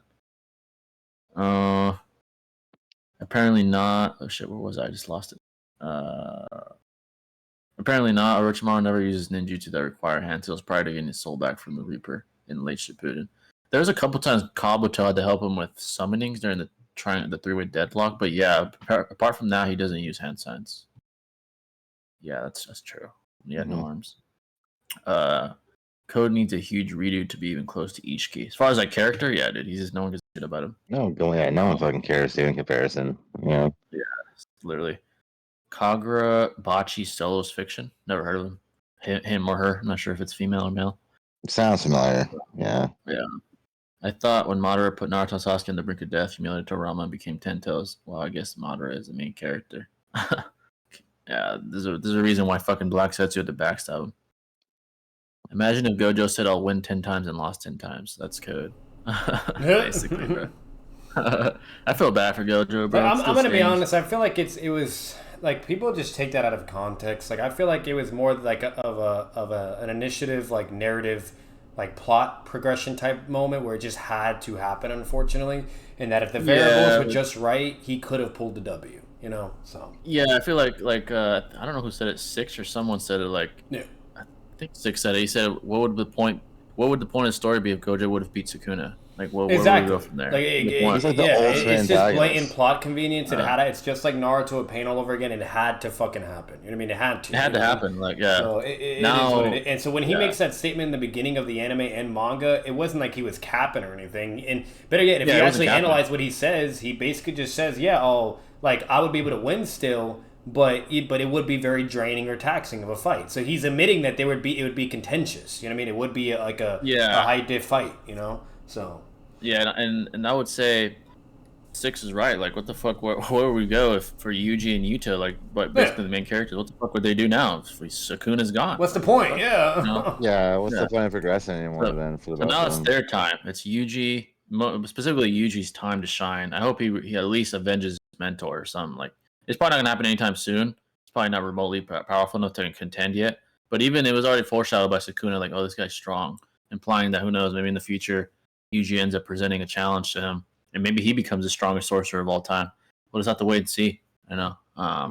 This is the only way to get there. You're not going to get there if Gojo kills him. Gojo himself flat out says Yuji has the potential to surpass him. So if he surpasses him, he's definitely beating up Sukuna, unless Sukuna gets stronger, you know? Yeah, exactly. So Shunsui and Toshiro from Bleach. Yeah. Like, same type of vibes. Also, same type of vibes with them as well. And the way they approached it, just not only the fight, like aesthetically, but the ideologies and all that, it's setting up perfectly for Yuji. Gege really approached that well. I think it's gonna be quite a good product when it's all said and done. I'm not gonna lie. So I think I hate that Gojo died, obviously, but it had to be done. Yeah, bro. So. Personally, I think Gojo's coming back. Like I won't say immediately, but I think it's gonna be a Kakashi thing all over again. I do think he's gonna come back. Yeah. I do think that will happen. Yeah. I don't think he'll be the main spotlight anymore, but he will come back though. You know what I mean? Yeah, it'd be great to see him at least come back, honestly. Let's see. Hot take: if people support Itachi slaughtering the Uchiha clan and think it was understandable, then you should also support the rumbling Eren had even more reason than Itachi to do it. Well, it's similar but different at the same time. Itachi literally had no choice. It's either one or the other. Eren obviously saw the tie-ins as a plague, and that plague could not be exterminated in any way. The only way to end suffering, I believe, is just to slaughter everyone and just end it there. So he had more of like a pain approach, if you want to talk about like ideological parallels. Are there other solutions that exist? Yes. He had more options than Itachi did. Itachi literally only had two. Like Itachi could have maybe tried a little bit more to try to, like think out of the box or something, you know what I mean? Yeah. But at the same time, if you really analyze it, just like what Jay's saying, it's completely different and very understandable. He was literally pushed to a corner and was forced to be given an ultimatum that both fucking suck. And he didn't want Sasuke to die. His goal was to protect Sasuke at all costs because he was a little kid and he was innocent. Like, he literally says it verbatim. He's like, you were just a child. You were innocent. It had nothing to do with you. And all these grown-ass adults are being fucking retarded. And children, basically. Like, so obviously I'm going to prioritize you, and you were the priority, and that's why I did what I did. He was thinking, at the end of the day, his main thing was Sasuke. Sure, it was the village too, and to prevent war, whatever, but it was mainly Sasuke at all costs to keep honestly, him safe, Aaron's more so parallels, his ideology more so parallels Madara's, except obviously he doesn't have a fucking magical power that could put people in the trance. He has to physically eliminate the human race to end suffering with the rumbling. Madara obviously had a perfect magical ability that's not existent in the Attack on Titan verse. So of course not, the removal of free will was his solution. Itachi's was trying to save as many lives as possible. Like the ends justified the means to him, because to him, if he would have gone with the other option, more deaths would have occurred, including his own little brother's life, which he deemed the worst option. So it's similar in some regard, but there's certainly differences as well, such as the ones that I pointed out. So supporting Aaron would be like supporting Madara, kind of. Like, can you support him? Yeah. If you want to argue, like, the Titans are an infinite plague that just cannot be exterminated, and you just have to get rid of humanity in general to stop the suffering. I guess that's like the Madara approach, but it's more extreme, obviously, because it's like a physically based one, because you're literally fucking slaughtering everyone to stop suffering. So yeah, it more so parallels Madara, if anything, in my opinion, at least. Let's see. Yeah, Attack on Titan is goated though, by the way. I need to finish that shit, definitely. What you think about this, Jay, but like personally, if I was Itachi, I would have asked Obito to help fight against the Hidden Leaf and then just keep Sasuke in a safe area, like where nobody knows where he's at. Like bring him somewhere that's safe, or better yet, even like, oh, that's kind of a risk. That's out of character. I don't think Itachi would gamble Sasuke to be in the Kame dimension, but what's it called? Yeah. But like, if Itachi, like, let's say there was an alternative, like a what if scenario, like Marvel, whatever, like what they're doing. Like, I feel like Itachi would have Sasuke hidden where nobody could get him, right? He's perfectly fine, and he's just not going to know what's going on, but it is what it is. And then Itachi to basically team up with Obito, you name it, whatever, and basically try to force the Konoha to submit. Not really kill anybody, but they would scale so high anyways to where what the fuck do they do? You know what I mean? Like, they're not doing shit, like, yeah, exactly. So, that could have been a thing. Like, but then there would be no plot. So it seems like the Will of Fire doesn't enable that behavior though. Like, they're going to die fighting for the right to their village, So it's like, obviously they're more powerful, like the Uchiha, than the present Konoha at that time. But like the Will of Fire and like the Shinobi, those type of amps, They're not gonna fucking submit and like wave a white flag. Oh no, no. They're gonna take that shit to heart. But at the end of the day, like, if we actually even analyze their mental amp capacities, like, it wasn't really doing shit for Hiruzen. It basically only made him like basically like a tiny bit over Orochimaru, just a tiny bit. You know what I mean? Like, so even with all like their mental amps, unless you're built like the main character Naruto, they ain't doing shit. You know what I mean? Like Itachi, Obito, Fugaku, all the motherfuckers, even Shishui. Okay, even Shishui, they're all gonna pull and be like, nah, fuck you all. Susanoo's, Kamui, like, and they're done. They're done. The way I look at it is, obviously the primary factor was Sasuke, arguably, but I think Itachi being a dual agent or a double agent also symbolically represents like his care for both sides. I think legitimately he cared for the Leaf as well. He was too kind. Fugaku said that shit. Yeah, he said you're just a kind child. You know what I mean? Like, yeah. So that's why he outweighed basically using like Kantonism type of morality. He outweighed like what will create more net good, and to him it was just killing his clan and avoiding more death amongst both sides. That's so, like, he was heavily conflicted because of that. Like, at the end of the day, what Itachi did was logical if you analyze him correctly. You know what I mean? If you don't analyze him correctly or competently, and you basically just think like XYZ or whatever, then obviously you may feel like it's either maybe not logical, or he could have definitely done this or whatever, or done whatever, and you could obviously nitpick it, right? You know what I mean? Or argue, semantics or in XYZ shit. But when it really comes down to it, like, if you really understand him as a character, even from when Hiruzen describes him when he's in Edo, like, he had the mentality of an Hokage at the age of, like, 6 or 7. Like, just the way he's configured and wired, that at the end of the day, he would always choose that direction. Like, always. And that would do the most greater good, right? You know what I mean? Like, or cause the least amount of casualties, too. So, it is what it is. Yeah, because logically, if you only wanted Sasuke to live, you could have just put Sasuke and Jojo, and they would have been, like, started the Akatsuki or whatever together. Yeah. Like, that'd be easy. And no one would be able to stop them at that point. With those together, and they would also use the Nine Tails as well. Let's be real. They would use the Nine Tails. You know what I mean? They would. Like, if Fugaku's willing to do that, Itachi would obviously be willing. Shishui would be willing to. Obviously, Shishui would probably be the only one, like, really, like, against, like, you know, having the Nine Tails evolve, because he probably would want to be, like, to have the least amount of bloodshed. Obviously, Itachi too, but Shishui is the nicest out of all of them. You know what I mean? So he's like a bitch. He had the personality of Naruto. So, like, overall, what's it called? You know what I mean? The way it comes down is, like, they would use the Nine Tails, which was, correct me if I'm wrong, it was Naruto still? Yeah, it was Naruto, right? Yeah, of course, because after Kushina. Yeah, it was still Naruto, yeah. So Naruto was the tail beast, but he's fodder, right? So they just get Naruto, like what Fugaku even says. Like, even in the anime, it shows us, like, the entire plan of what Fugaku was going to do. They literally just capture Kid Naruto, force the Nine Tails out of him, which is kind of sad because he dies in the process, basically. Yeah, then they would go from there. But what Fugaku was willing to do is just have nothing but bloodshed and be cold about it, which was fucked up. But I feel like what would happen... his was more... What I feel like would happen, if Itachi and Shishui is involved, they would make sure there's boundaries, and I don't think they would... Now thinking about it, I don't think they would use the Nine Tails, because then that would involve having to kill an innocent kid Naruto, you know?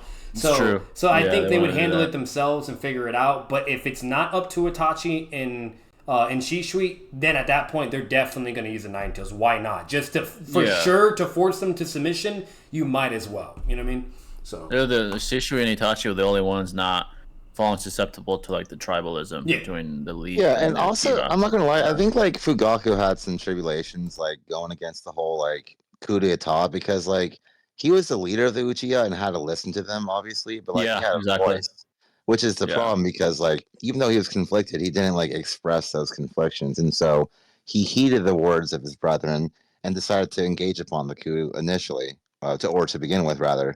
And so, like, he wasn't as, like, cold-hearted, I would say, as, like, his, like, Uchiha brethren, but the fact of the matter is, like, he had enough of an inclination to engage upon the coup, which indicates that he was about this action in the first place.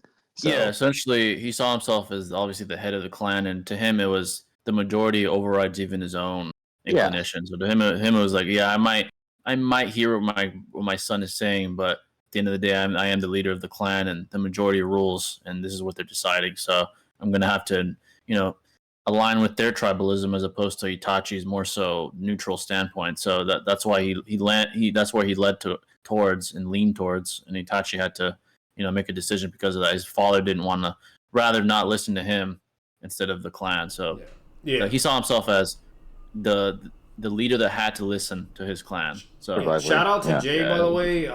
This is relevant. He actually made a pretty good what if scenario if Itachi decided to side with the league. Oh yeah, if you guys want to see that, go check it out. You know. Yeah, that was the video I made. If like Itachi decided to side with the Uchiha instead, and I thought about all that stuff in the video, like Obito's and like involvement and stuff like that. So, let's try to skim through this chat, folks. A few of you guys said some stuff. Yeah, if Obito was there, dude, with Itachi, I mean, I'm sorry, like the leaf is fucked. Like, bro, what do they do? Like that's like going against Minato. Like, imagine Minato on the Uchiha's team. What do you do? And there's literally no Minato at that point. What the fuck are they gonna do? He's dead already. Hiruzen's not really a threat. I mean, like, Hiruzen's older. Yeah, like guy, like he's arguably he's like a lot weaker than what we saw in the war. Yeah. He's the only way, though. Like, guy's the only way. You know what I mean? Like, he already knows about the gates. Hypothetically, so he knows about the gates. So he would probably tell Obito and Fugaku, "Hey, let's kill him first, because if he gets to 8 gates, we might have That's the only real threat, dude. Yeah, honestly. Yeah, after that, everyone's fucked. Let's be real. I think Guy would just get Genjutsu'd. If they're being smart and tactical, they're gonna Genjutsu him and just immediately get him out of the fucking picture. You know what I mean? Like, Tsukuyomi his ass, and it's over. Plus, Obito can just calmly, for the amount of time 8th gate Guy is in, arguably, to be honest, like, send him away. It's unquantifiable. Like, yeah, if he just already has it active automatically, he could just outlast Guy, and that's it. Yeah. Yeah, he just literally chills. He's not dumb. He's not dumb to fucking try to risk that shit either. Like with Minato, like he's not gonna do that. He's gonna be, yeah, this motherfucker is really powerful. Like, I've never seen this power. You know what I mean? Like it's gonna be six-path shit, like right there and then. And he's gonna be, yeah, I'm gonna just stay in this shit. He could just leave. And he could just leave. And come back once like Itachi and everyone else may die, but like Obito is still gonna be there though. Yeah, and he's kicking his ass. Yeah, Itachi would probably blitz base Guy, get him Tsukuyomi, end his life, and then everyone else is fucked at that point. Everyone's getting slaughtered. Yeah, Kakashi's not nearly as powerful. It's literally Guy and Hiruzen. That's the only. Yeah, Hiruzen, Guy, Hiruzen, Kakashi, and the Yama fucking fodder. Jiraiya, even at that point, wouldn't stand a chance. No, dude. Yeah, no. Yeah, no, they're getting fucked up with Obito and Shisui and Itachi. Oh, fuck no. Facts. And Fugaku, you know, he's worthy. Yeah, definitely. They're getting fucked up. Let's see. Like Fugaku got an MS, so he's gonna be about it too. Meaning he should have access to Susanoo and whatever. We don't know what his abilities are, but he'll have 2 MS abilities, crazy genjutsu. You know, like bro, you know what I mean? Like that's a problem too. That'd be real bad. Like Itachi even acknowledged in respect. If you don't want to take anime into it, Itachi in the manga still even acknowledged and said, yeah, fighting him with the MS, this is gonna be fucking tough. You know what I mean? Like. Oh yeah. So obviously you can interpret that and maybe be like maybe Itachi's like highballing him out of like being biased or his dad or whatever blah blah. It's gonna be like emotionally whatever yada yada like you name it. But like at the end of the day, having an MS is a big deal. It is. You can't downplay that shit. Yeah. So. Let's see what people said. I thought. Let's see where was I had a good one that. I'm going to be honest. Nothing Kashimo has shown suggests he's over Gojo. Yeah, currently no. Pushing Maguna to his near limit is a better feat, in my opinion, than getting destroyed by 4-arm Sukuna. Yeah, 4-arm Sukuna isn't that impressive. I agree. Like Tojo was able to go, well, not really able to go toe-to-toe with, but at least survive against 9-finger Sukuna. And we saw what Gojo did to him. So even 9-finger Sukuna isn't like Gojo level. So 4-arm Sukuna, isn't that impressive at that point. I thought when Rene Tensei Madara didn't like in the beginning of Gojo in the manga and anime, like that one volcano fucking head looking dude. Was it the guy said like you're like what, like 4 or 5 fingers level or some bullshit, and that motherfucker got slammed by Gojo. Yeah, Gojo whipped his ass real bad, and then when he fought Ninetale, he got pretty fucked up. He did okay. So he had 4 arms, but he didn't have 20 fingers though. I'm assuming, right? When he fought Gojo. When he had 4 arms. When he fought Gojo, he had 19 fingers. He didn't even have 4 arms yet. I think he only had 2 arms at that point when he fought Gojo. Oh, and he only had 19 fingers. Now he has 4 arms. I think I'd have to look again. I'm pretty sure. And it's out of 20, right? That's the maximum. Yeah, that's 20. Yeah. Okay. One thing I do know about Sukuna with 4 arms though is that he's even better because he can complete cursed energy attacks even better because he has 4 arms and 4 hands. So he's even more capable now with the 4 arms. 4 arms. So that's fight like Machamp. Dude, it's fucking crazy. Yeah, he's so cracked. Yuji's awesome. gonna have to get Yuji, Yuta, all those guys. I just caught that. He's over here fighting like Machamp, dude. He's a fucking Machamp, bro. He's literally gonna have to, like, Yuji and Yuta and those guys and Shimo, they're gonna have to get a lot more powerful. Like, they have no right now. It seems they have no chance, but we'll see. I mean, nice. I wonder how Yuta would do it. I mean, he probably wouldn't beat him, but I wonder if he could at least hold his own. He seems to be like implied to be like the second man up. Right now, at least it's probably going to be Yuji, but right now, at least it seems like he's the most prominent combatant after Gojo right now. Yeah, for sure. Yeah, I could low key make an argument for Land of Waves with the Pain Arc. Itachi did have a choice. Yeah, it's subjective. Itachi did have a choice, but he was presenting with a false dichotomy. But he chose Danzo's way and rejected the third Hokage's way. Itachi made his bed. Also, Itachi mentally destroyed Sasuke. He did that on purpose, though. He destroyed Sasuke's mind to make him hate him, to come after him and be seen as a hero. So the Uchiha could be in good standings again with the Leaf. That's why he did that. And foster his power and to like. Yeah, and to foster his power. If you actually read the manga or watch the anime, like he's literally apologizing to Sasuke every time he has to do something fucked up. Like he's literally talking in his mind internally and saying, "Forgive me, Sasuke," or "I apologize," and like constant. Like once again, if you actually pay attention, like come on, that's just come on. Yeah. Come on. Wasn't Aaron's reasoning that Paradise would have been destroyed by the rest of the world if he didn't destroy the world first? I don't remember the motivation being to put him in. It's been a while since I've seen it. All I know is he wanted to end suffering by doing the rumbling. He just saw like war is pointless. That's what I do remember. Itachi was capping when he said he spared Sasuke because he was a kid. Itachi killed kids during the Uchiha massacre. He only spared Sasuke because he loved Sasuke more than everything.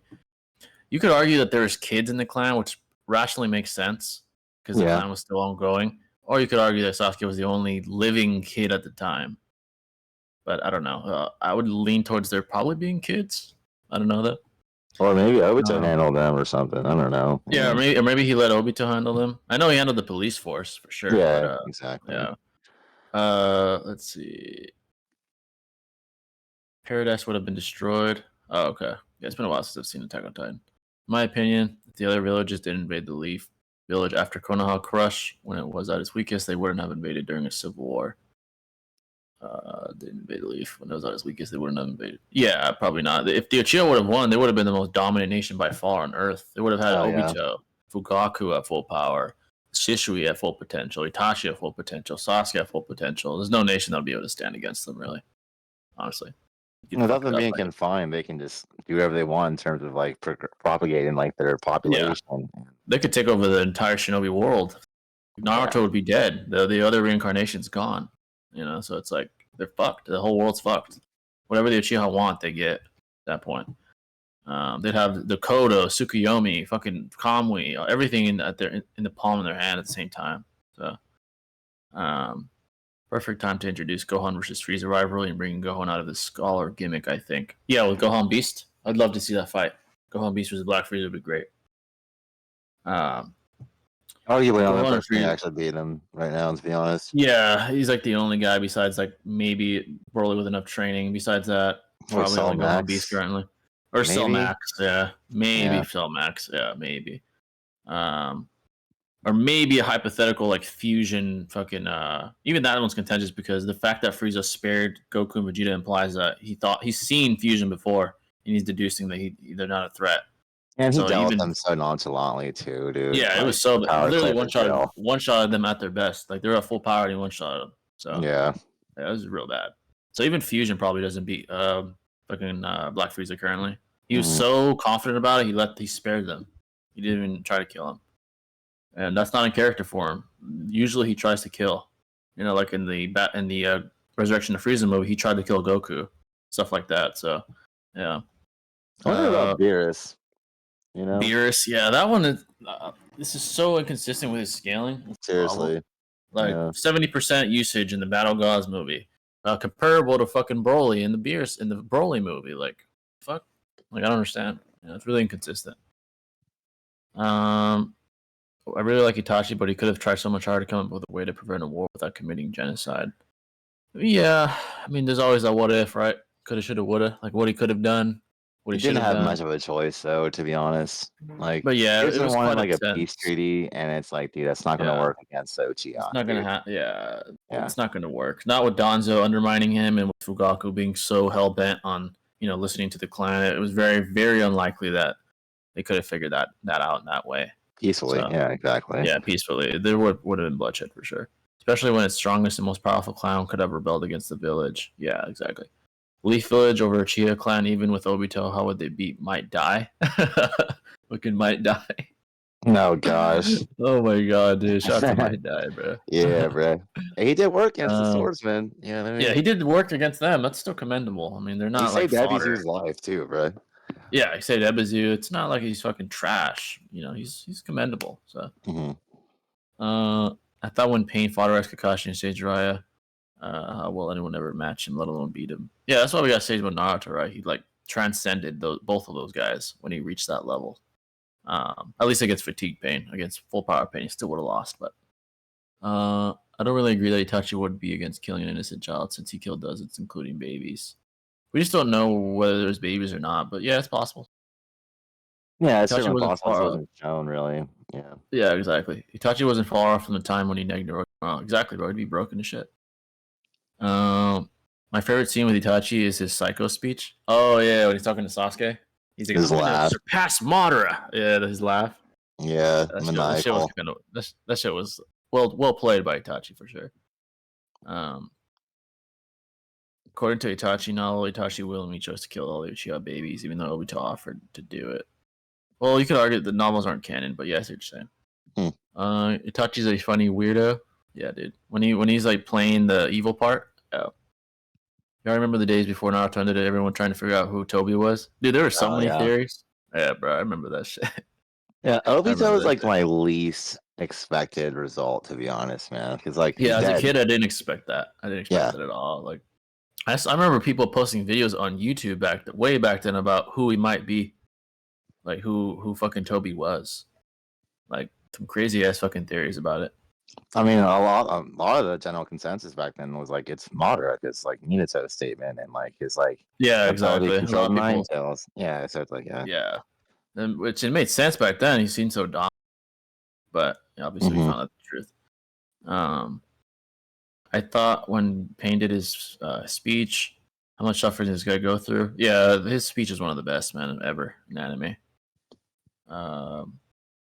Yeah, there were very clearly Uchiha kids besides Sasuke that were killed during the massacre. It's kind of ratty to argue there weren't any kids for Itachi or Obito to kill. It's not ratty because you literally don't see any other kids, but yeah, it's rational to assume that they did, though. Yeah, more rational to assume that. It's like take out these lives or take out more in a war between the two sides, if you will. So it's like kill some children or have even more. That's basically what Tachi's train of thought was. And that was a deal made with because if he hadn't have killed the children, then Danzo would have seen the mission as incomplete, and then the war would have happened anyway, and all those kids would have died regardless. Super scaling is whack since there's many continuities with the movies, anime, and manga all have different events. Yeah, dude, it's pretty bad. Even within the same continuity, it's bad. Within the very same continuity. Sasuke, you're my new light. Yeah, dude, he was crazy in that part. People thought that Toby was Sasuke from the future. I remember that was a theory too. Yeah. That's an interesting theory right there. Yeah, that is an interesting theory. Like some Trunks shit or something.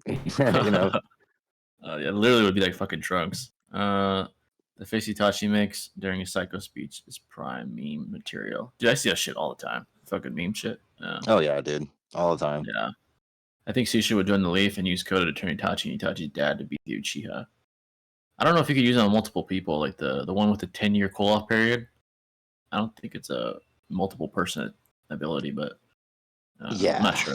It's interesting because, like in the novel, like Itachi can use Tsukiyomi on like a swarm of bees, I believe, and like they don't really have like chakra networks like Hoshino's beetles per se. So it's like, how does he even like Tsukiyomi them in the first place? And again, it's like multiple targets, but it's like those are bugs compared to like people. It's like it's just analogous. Yeah. So and Kodo is arguably better than Tsukiyomi, and then specific matters, if you will. So but yeah, like I don't know. The subtle one, it seems the subtle one is the one Danzo. Like the one that's not as intense and like outright like will changing, like the one that was used on Itachi during the war with the crow. But that's a theory at least. Rama cells too, so you could probably spam that more than Shisui, arguably. Yeah, there's that too. That's the theory, is that he had Kodo in both eyes, but that one had a different ability in each. That's what seems to be the theory. It has to be because Itachi had like the stronger one, and Danzo probably I don't know. It's weird because like it's not really like explored enough, but there has to be two different abilities. He only uses it in the summit when he's fucking trying to use it on the Kage, and then fucking Mifune, fucking Mei's right hand guy notices it with the Byakugan. Exactly. So seems more subtle. Because if he had the type of Kodo that could like change wills, he probably would have used it on someone like prominent, like fucking Hiruzen or fucking who knows, someone like that. If he had that ability, it's dangerous though, because like if it's a one-on-one, you're good to go. But if you have if you're in the middle of a summit though, and you have people with like the Byakugan around you, and like they know this person is changing their behavior to like a weird degree, they're going to like suspect something and get exactly. It's just a Genjutsu, Yeah, it's a weird miscalculation from Danzo. Like either he wasn't aware that he was there. Yeah, he definitely fucked up there. The guy with the Byakugan in there. Which is ironic, because like he literally stole that from Shisui, and Shisui's intent was to utilize that ability on his father, right? To stop the coup. Yeah. And arguably it's because like if he used on his father, the brethren are going to take him out of the Genjutsu. But what does he do? He does the same type of shit in the summit. You know what I mean? So it's like exactly. It's kind of bizarre. Yeah. $2 from Kendrick. Appreciate that, brother. Appreciate the $2. Oh yeah, brother. Goku versus Vegeta as fathers. Oh my god. Goku leads by example, but so does Vegeta. I think Vegeta is more vocal though. Like even to Goku's son. Like when Gohan had that, I forgot what fight, but they're in the gravitational manipulation chamber where they can manipulate gravity. He's giving Gohan like a speech. He's like, "How dare you fight like that? You fight like shit. That's not how That's not how Saiyans are supposed to fight." I think he's a better vocal father. I agree, dude. Yeah, especially when he blew himself up for Trunks in the Buu arc. Like that was a great moment for his even son, during the Super with the fucking that one Saiyan from Universe 6 or whatever Kaba, whatever his name is. Yeah, he gave him a good speech after they sparred, and he's like, "How dare you give up? You know, Saiyans are supposed to never give up." And he was trying to influence him to be a better Saiyan, and it worked. You know, he broke his limits. You know, Super Saiyan. So yeah, he's a better vocal father. Goku might be better at leading by example, virtuous and stuff, but Vegeta's like more better vocal father. Definitely. I think Vegeta is probably the overall better father, in my opinion. Overall, probably. Yeah, Piccolo's better than both, but Vegeta's better. For real, right? Yeah, Piccolo's the GOAT, dude. Definitely. Yeah, literally. He literally like fucking raised Gohan for a long time. Yeah. Still fucking fathering him, even in the fucking superhero movie. Yep, definitely. Goku's in another planet, and Piccolo's like trying to get him off his ass, off the couch and shit. So, let's see. I remember. I just read that. Yeah, they were very clear. Leaf under Tsunade is kind of underrated. People don't give much credit to Tsunade. I agree. You know, people do underrate him. Underrate her for sure. She's a Sonic for a reason. Yeah, she is one of the legendary Sonic. Yeah, so you do gotta respect that. The face Itachi makes during his Psycho speech is prime meme material. There's no way Kishimoto didn't know what he was doing when he drew that. Oh yeah, he definitely knows what he's doing. Genius. He's a genius. I think Sishu would join the Leaf and use Kodo to turn Itachi. Oh, I think I just read that. I thought Toby being Obito was pretty obvious. We see the backstory of Obito, and then we see a guy who has a mask with one eye. Oh, yeah, good point. I hate upscaling random trash characters above OG top dog. Star Wars and Boruto do this shit a lot. It's just, unfortunately, when stories progress, you know, threats have to increase in power because of that. You know, so do future protagonists, and it's just kind of inevitable, especially in like battle-based fiction. You want bigger and badder, you know, fireworks and characters and big, you know, villains. So it just a byproduct of that is people becoming more powerful than the previous generation. You know, you see it all in comic books, anime, you know, all over the place, all over fiction. So it sucks sometimes, you know, when you see guys like Kakashi and Naruto and Sasuke becoming fodder, but it is what it is, you know. So Boruto's the next in line, and he literally is the man now. So, you know, my biggest critique to the writing for the Uchiha Massacre is that in a marginalized clan who kept getting curd versus a police state, so many fans come to the conclusion of genocide is okay. It's not that genocide is okay, but it was like it was a necessary evil, dude. Yeah, it was necessary evil. It was like the way Itachi, you know, deduced it is the ends justify the means. If this can avoid more war and bloodshed, then I'll have to do what I have to do. You know, is there theoretically other things he could have done? Of course, but it was a pretty tense situation. Again, by the way.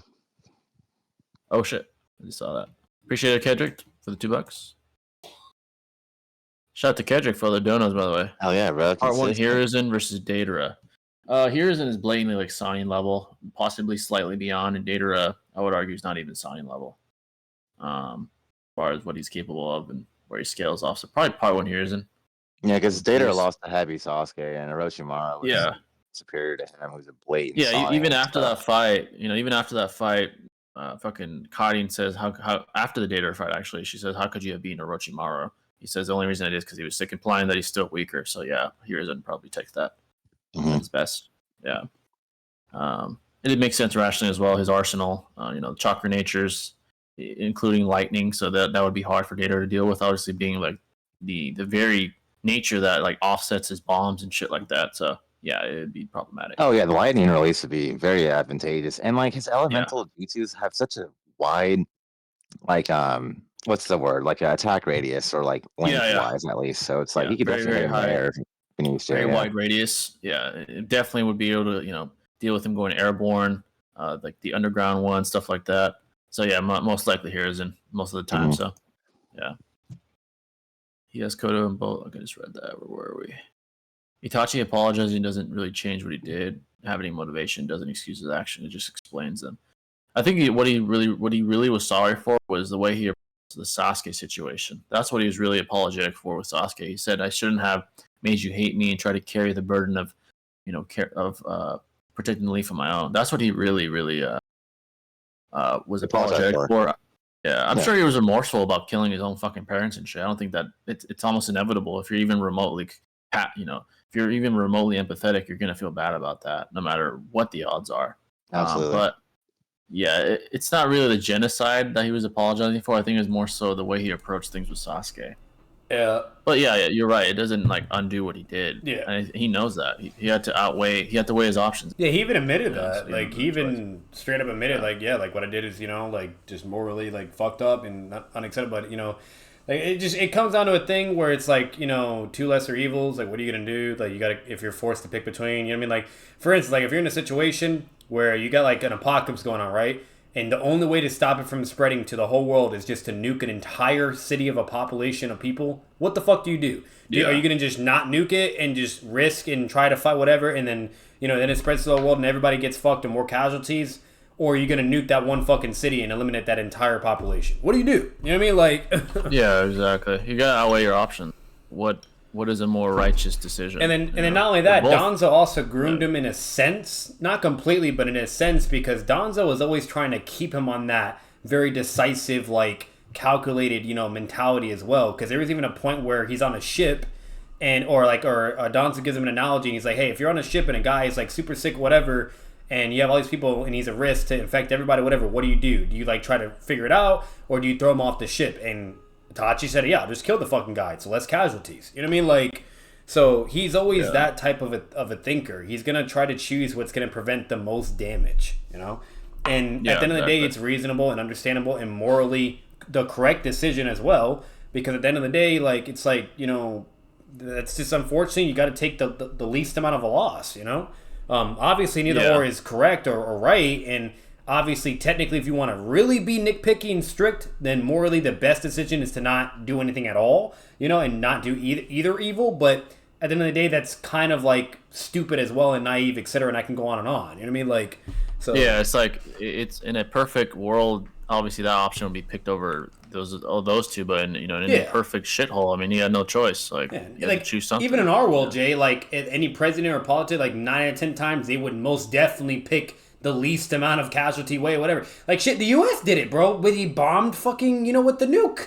Because they didn't want to lose so many casualties. They said, fuck that shit, The way I look at the Hiroshima and Nagasaki bombings, it was like a way to intimidate to avoid further casualties. Obviously, they're going to pick, fucking domestic soil over foreign. But another rationalization is if we do this, we stop more bloodshed in general. Yeah. Obviously, Nagasaki and Hiroshima had to take the full blow of that decision, but that's the way they kind of rationalize it. And obviously it's different because there's tribalism involved. Itachi didn't have tribalism involved in his, or you can kind of argue the very fact that he was so, appealed to Sasuke being his brother's tribalism, but nowhere near remotely similar to fucking real life war with the United States prioritizes its own people. Jay, tell them that they can just Google how many casualties we had with World War I and World War II. Oh, dude, it's millions. Or just fucking the U.S. at war with just one area, not even multiple. The amount of people that can fucking die in war is disgusting and sad. You know what I mean? And then with the Japanese, the how passionate and how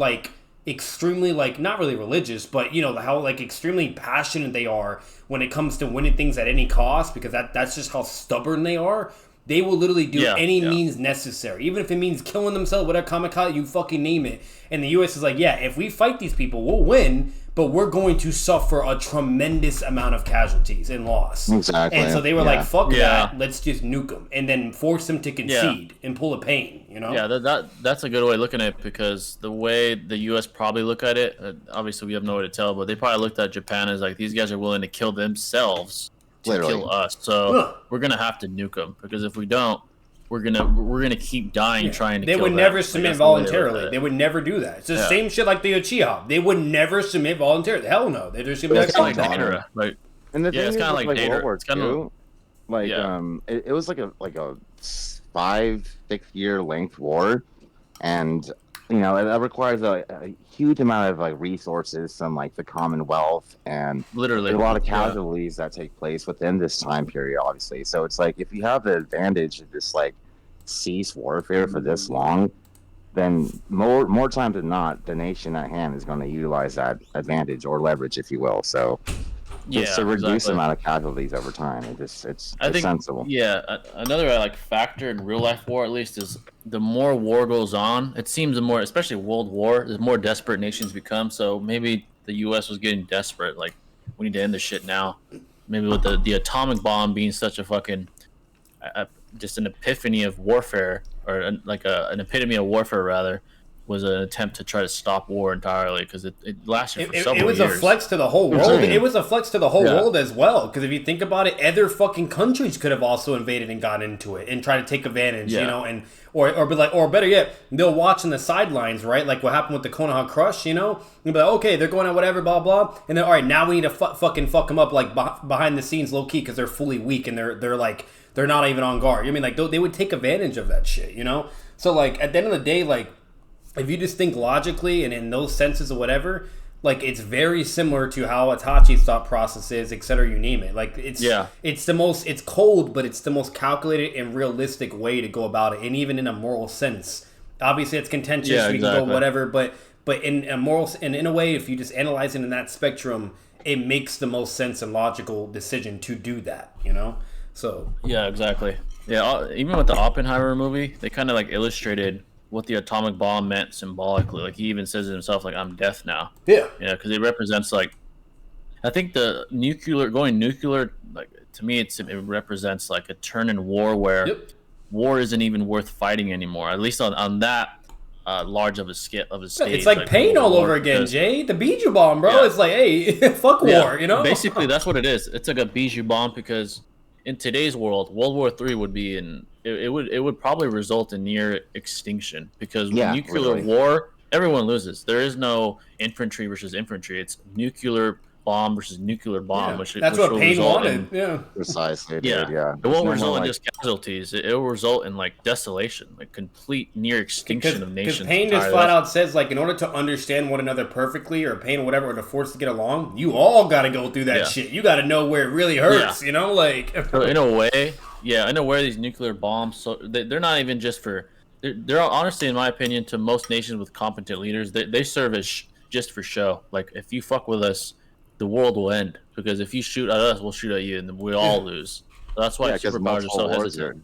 Yeah, exactly. Multiple countries are involved in these world wars, so it's like, you fuck with one of us, you fuck with all of us, and then basically it's a lose-lose. Like, all the superpowers know that. Even Putin, Putin's a hard ass and shit. He's like, oh, we'll go nuclear, but he knows deep down, like, if I go nuclear, everybody loses. The U.S. will go nuclear. The China will go nuclear. North Korea will go nuclear, and then we're all fucked. We're all fucked. Like, you better have some contingency plan to live in fucking space or in a bunker for the rest of your life. And once again, you really think these rich ass fucking goons and prideful, arrogant, egotistical motherfuckers are gonna want to live in a bunker for the rest of their life? Hell no, bro. They want bitches. They want to travel. You name it. It's like a nation. The only way I could see that changing is if a nation is able to go to a different planet, to like, we can just leave it, nuke this. Then they would do it. They would be like, fuck it. Yeah, I agree, 100%. Right now, no, there is no technological innovation. I feel like Elon Musk is trying to go that route. That motherfucker, he is set in stone to leave Earth, bro. It's just weird. If he like makes the U.S. the first nation capable of that, the U.S. might make some demands with like China or something. It's like, if you don't stop, we're gonna nuke you, and we're gonna leave to fucking Mars or some shit, like some crazy shit. That might be realistic in the next century or so. It'll be like the Japanese to the U.S. all over again. And the United States is ahead for the millionth time, and then they're gonna be like, hey, I'm just saying that right now, we have a way to be elsewhere. We don't need to be on this fucking planet. We will nuke every single one of you if you don't listen. And bro, it's fucked, but they might do that. Yeah, it might go from like regional warfare or nationwide, like global warfare to interplanetary warfare. With, like, fucking different planets and shit. Literally, like intergalactic. That's some fucking Star Wars shit. It sounds silly, but it's real though. It's realistic. Yeah, a century or so. That might be realistic in about a century. Yeah. Right now it's not, but yeah, that's fucking. You know, but the bottom line is the main point in Seku, we're diverging and branching off in a little bit, but it still all connects and corresponds. At the end of the day, like, Naruto has a lot of similarities and relevance to our real world. You know what I mean? You got to think along that logic in a sense. And it's just, once again, it's like Konoha Crush. When shit went to fan, many nations tried to evade, fuck them up while they didn't have an Okage, you name it, etc. Like, it was bad. Like, there's actually a lot of shit that actually happened after Konoha Crush.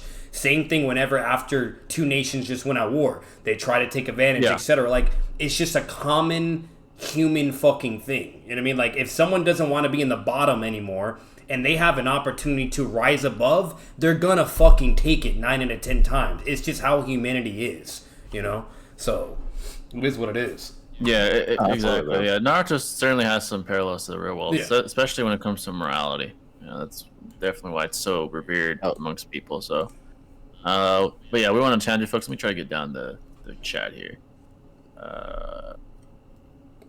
Let's see. The novels argue that Kodo wouldn't have worked even if Danzo hadn't interfered, since the rest of the clan would have likely disobeyed the leaders anyway. Yeah, that's a good point. That's actually rationalization as why Kodo wouldn't work. Where else are we? Yeah, which is a decent explanation. Which is a decent explanation for why Danzo stops history from solving his biggest problem for him. He thought it would have been a waste. That's true. Yeah. Vegeta only becomes a better father after the Cell arc. Yeah, that's true. Before, he was kind of an antagonist still, especially the Saiyan arc. So he didn't give a fuck when he was a father. He was like, "Bitch, shut up." Yeah, he didn't give a damn. Yeah. Like, if anything, he was always roasting Trunks. He was always like, "Bro, you're a little fucking," you know what I mean? Like stand up. Stand up. He's talking shit about him, like trying to one up him. Yeah, he definitely got better after the Cell arc. Didn't he even beat up his son, but he got mad of how much of a bitch he was? Like, he would just beat him up? Yeah. Like slapped his ass and shit. Yeah. Show Tucker is the best father of all time. Who's that? Let's see. 7th Gate guy versus 100 healing Tsunade. 7th Gate guy. I think he'd be faster. Guy.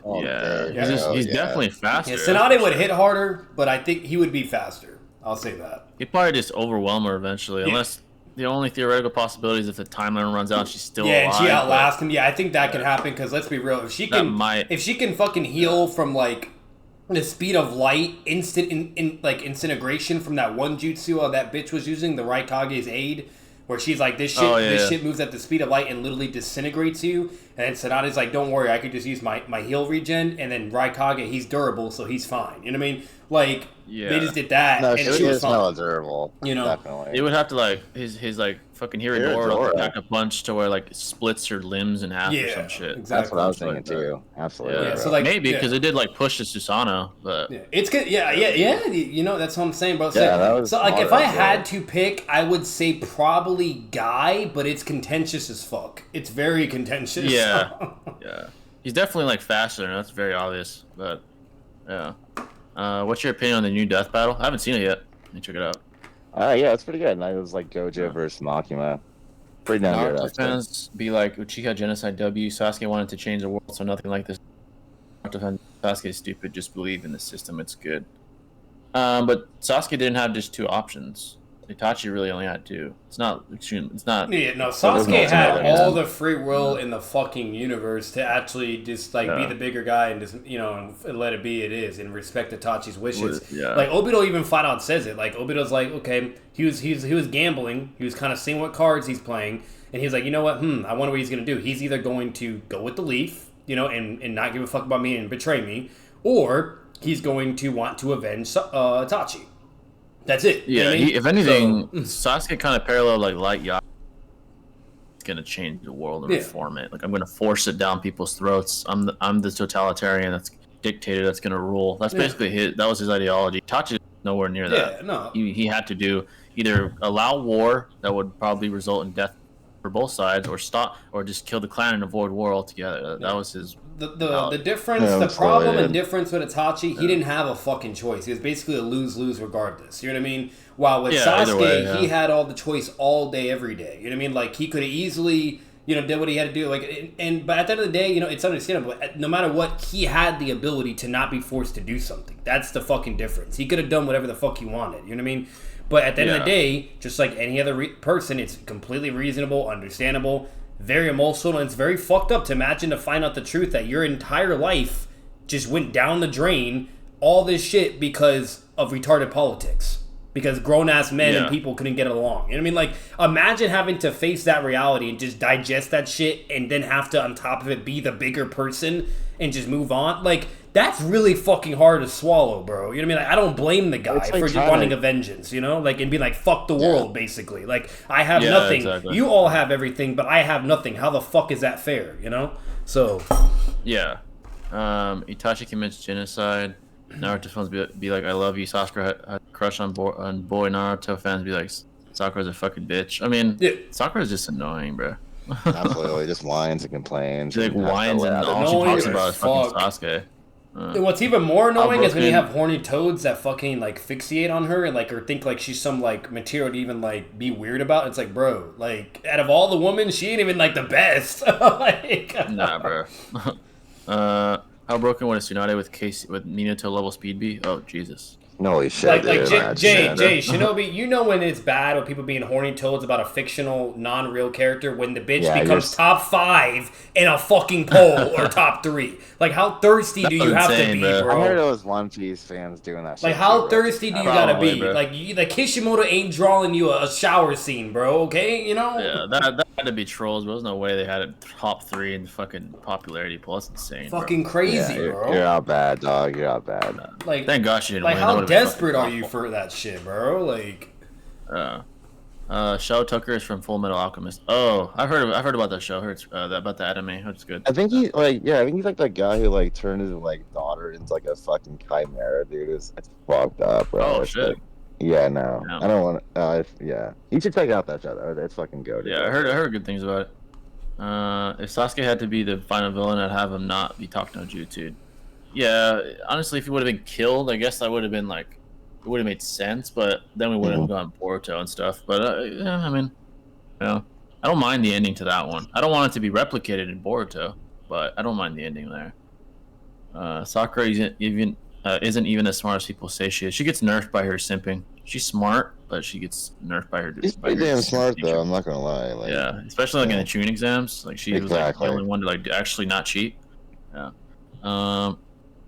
Sasuke should have just got a harem to restore his clan, but didn't even do that. Sakura, and Karin would help, but Sasuke is just being emo.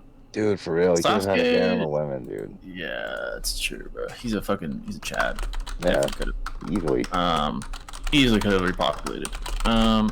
Being emo, I mean, I guess he's emo. Emo just has like a negative connotation. Sasuke's like too cool for that shit. I don't know. That's just me.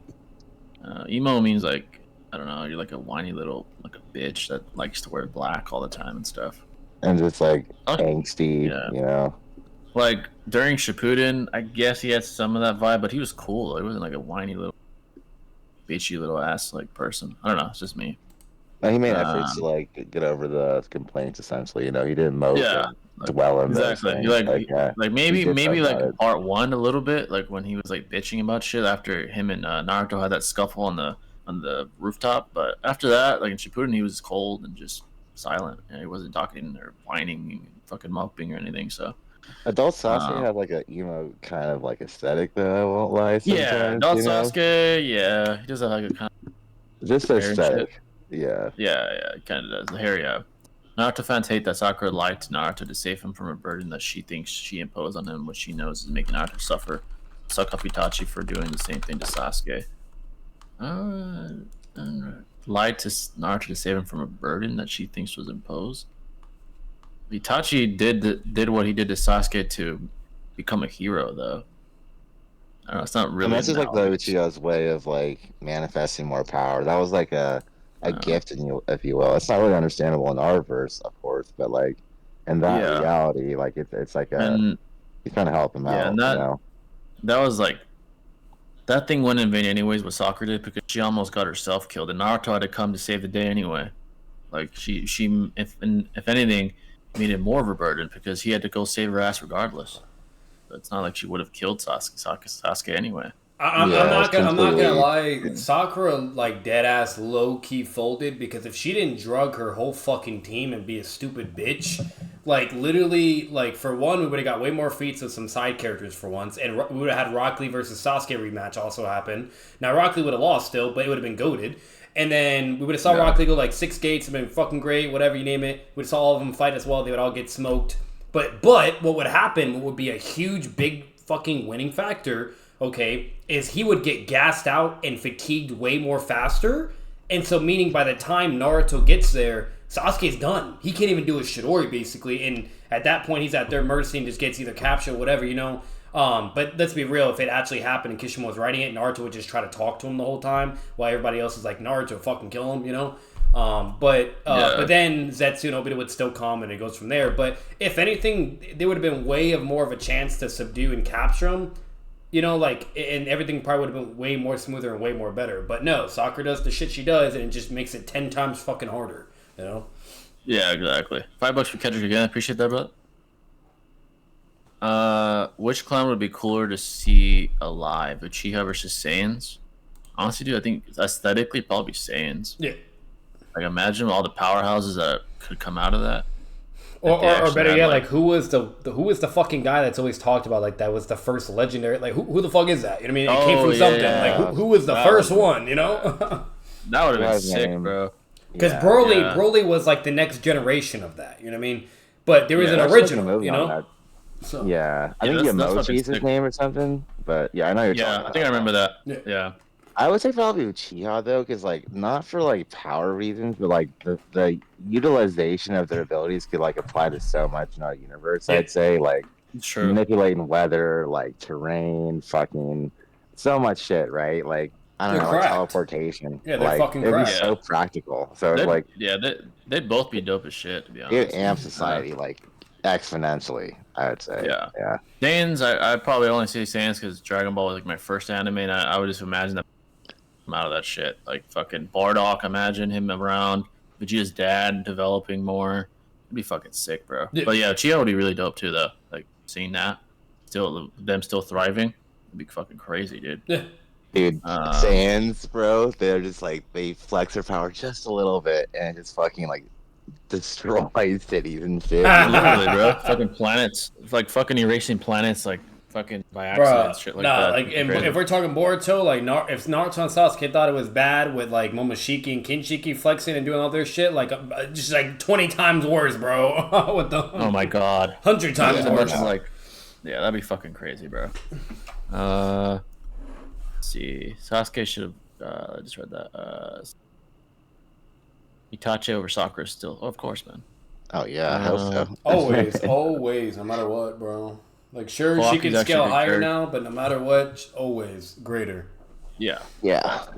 Kwaki's actually a good character. Yeah, he is. He's a pretty good character. I think he was very well developed. Low key, what I'm waiting for is Jay and Shinobi, like dead ass. I just want it so bad because I just I don't like all these fodder ass side characters now or Sakura. Yeah. What's it called? But like I'm waiting for Kishimoto to bring back Itachi somehow, and that motherfucker's just doing some goated Edo feats. Obviously there'll be an explanation more than likely because it wouldn't make sense if they just don't do that, but that would be goated. I want to see that motherfucker come back and just start slamming motherfuckers. Is it confirmed he's coming back though, or is it kind of no? It's just rumors. Yeah, it's just rumors. Okay, gotcha. Fan-made bullshit. Yeah. Let's see. Because the reason why everyone's like theorizing, like it's kind of like the Obito shit all over again, is because technically Konoha should still have his black flames, and all you need is this one component of someone's chakra or DNA in order to bring him back. From Jiraiya, probably. Yeah, exactly. From Jiraiya's skull, exactly. Because he said he was going to give it to Konoha for intel and to study whatever. So they have his Amaterasu flame sealed in the scroll. So. Yeah. But yeah, folks, any questions you may have at all, it can be about Spider-Man. We talked about a bunch of shit today, even with 6. Spider-Man, anime, combat sports. Even fucking politics. Fuck it, man. I know there's the elections coming soon as well. I know some people are into that. Current events, whatever you guys want to ask, feel free. Try to keep it versatile. But yeah, this is a pretty good stream though so far. I got 6 came in. TG was in here for a second, not in the call, but in the chat. Shout out to TG. Oh yeah, man. Yeah, man. Just go to. Yeah. But yeah, folks. Any questions at all? Naruto was really underwhelming narratively and thematically. Or all I did was go in and played it with Hashirama and had no interesting interaction with Naruto and Sasuke. I disagree. I think he was more polarized into just the war. I think the fight with Hashirama was very well done.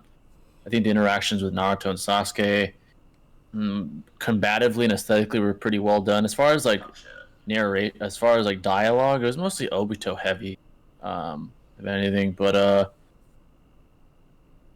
I think overall he was a very, very good villain, and his ideology, which highlights almost as much as his combat prowess, is one of the most well thought out and illustrated ideologies I've ever seen, like for any villain in anime.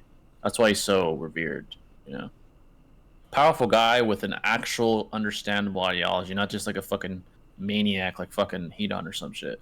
Yeah, like he exactly. has an understandable goal.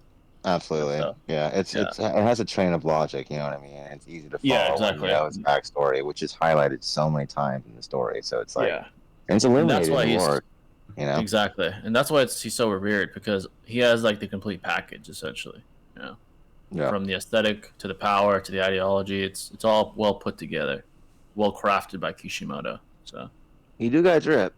Drip. And he has drip. Yeah, he definitely has drip for sure. Definitely 6 fast and clean. Yeah, it was pretty clean. Even 1 eye, 2 eye, 3 eye was real dope. Yeah, it was pretty clean. There's some drip. That's why I said he's underwhelming narratively, not that he wasn't entertaining. Any of y'all know Berserk? I need to check out Berserk, man. That's on my bucket list. It's definitely on my bucket list for sure. Yeah. Same here, bro. Shout out to TG. I know he made a pretty goated Berserk video. Isn't Zabuza's sword like kind of like inspired by that? I'm assuming. That's what I've heard. Yeah. I think so.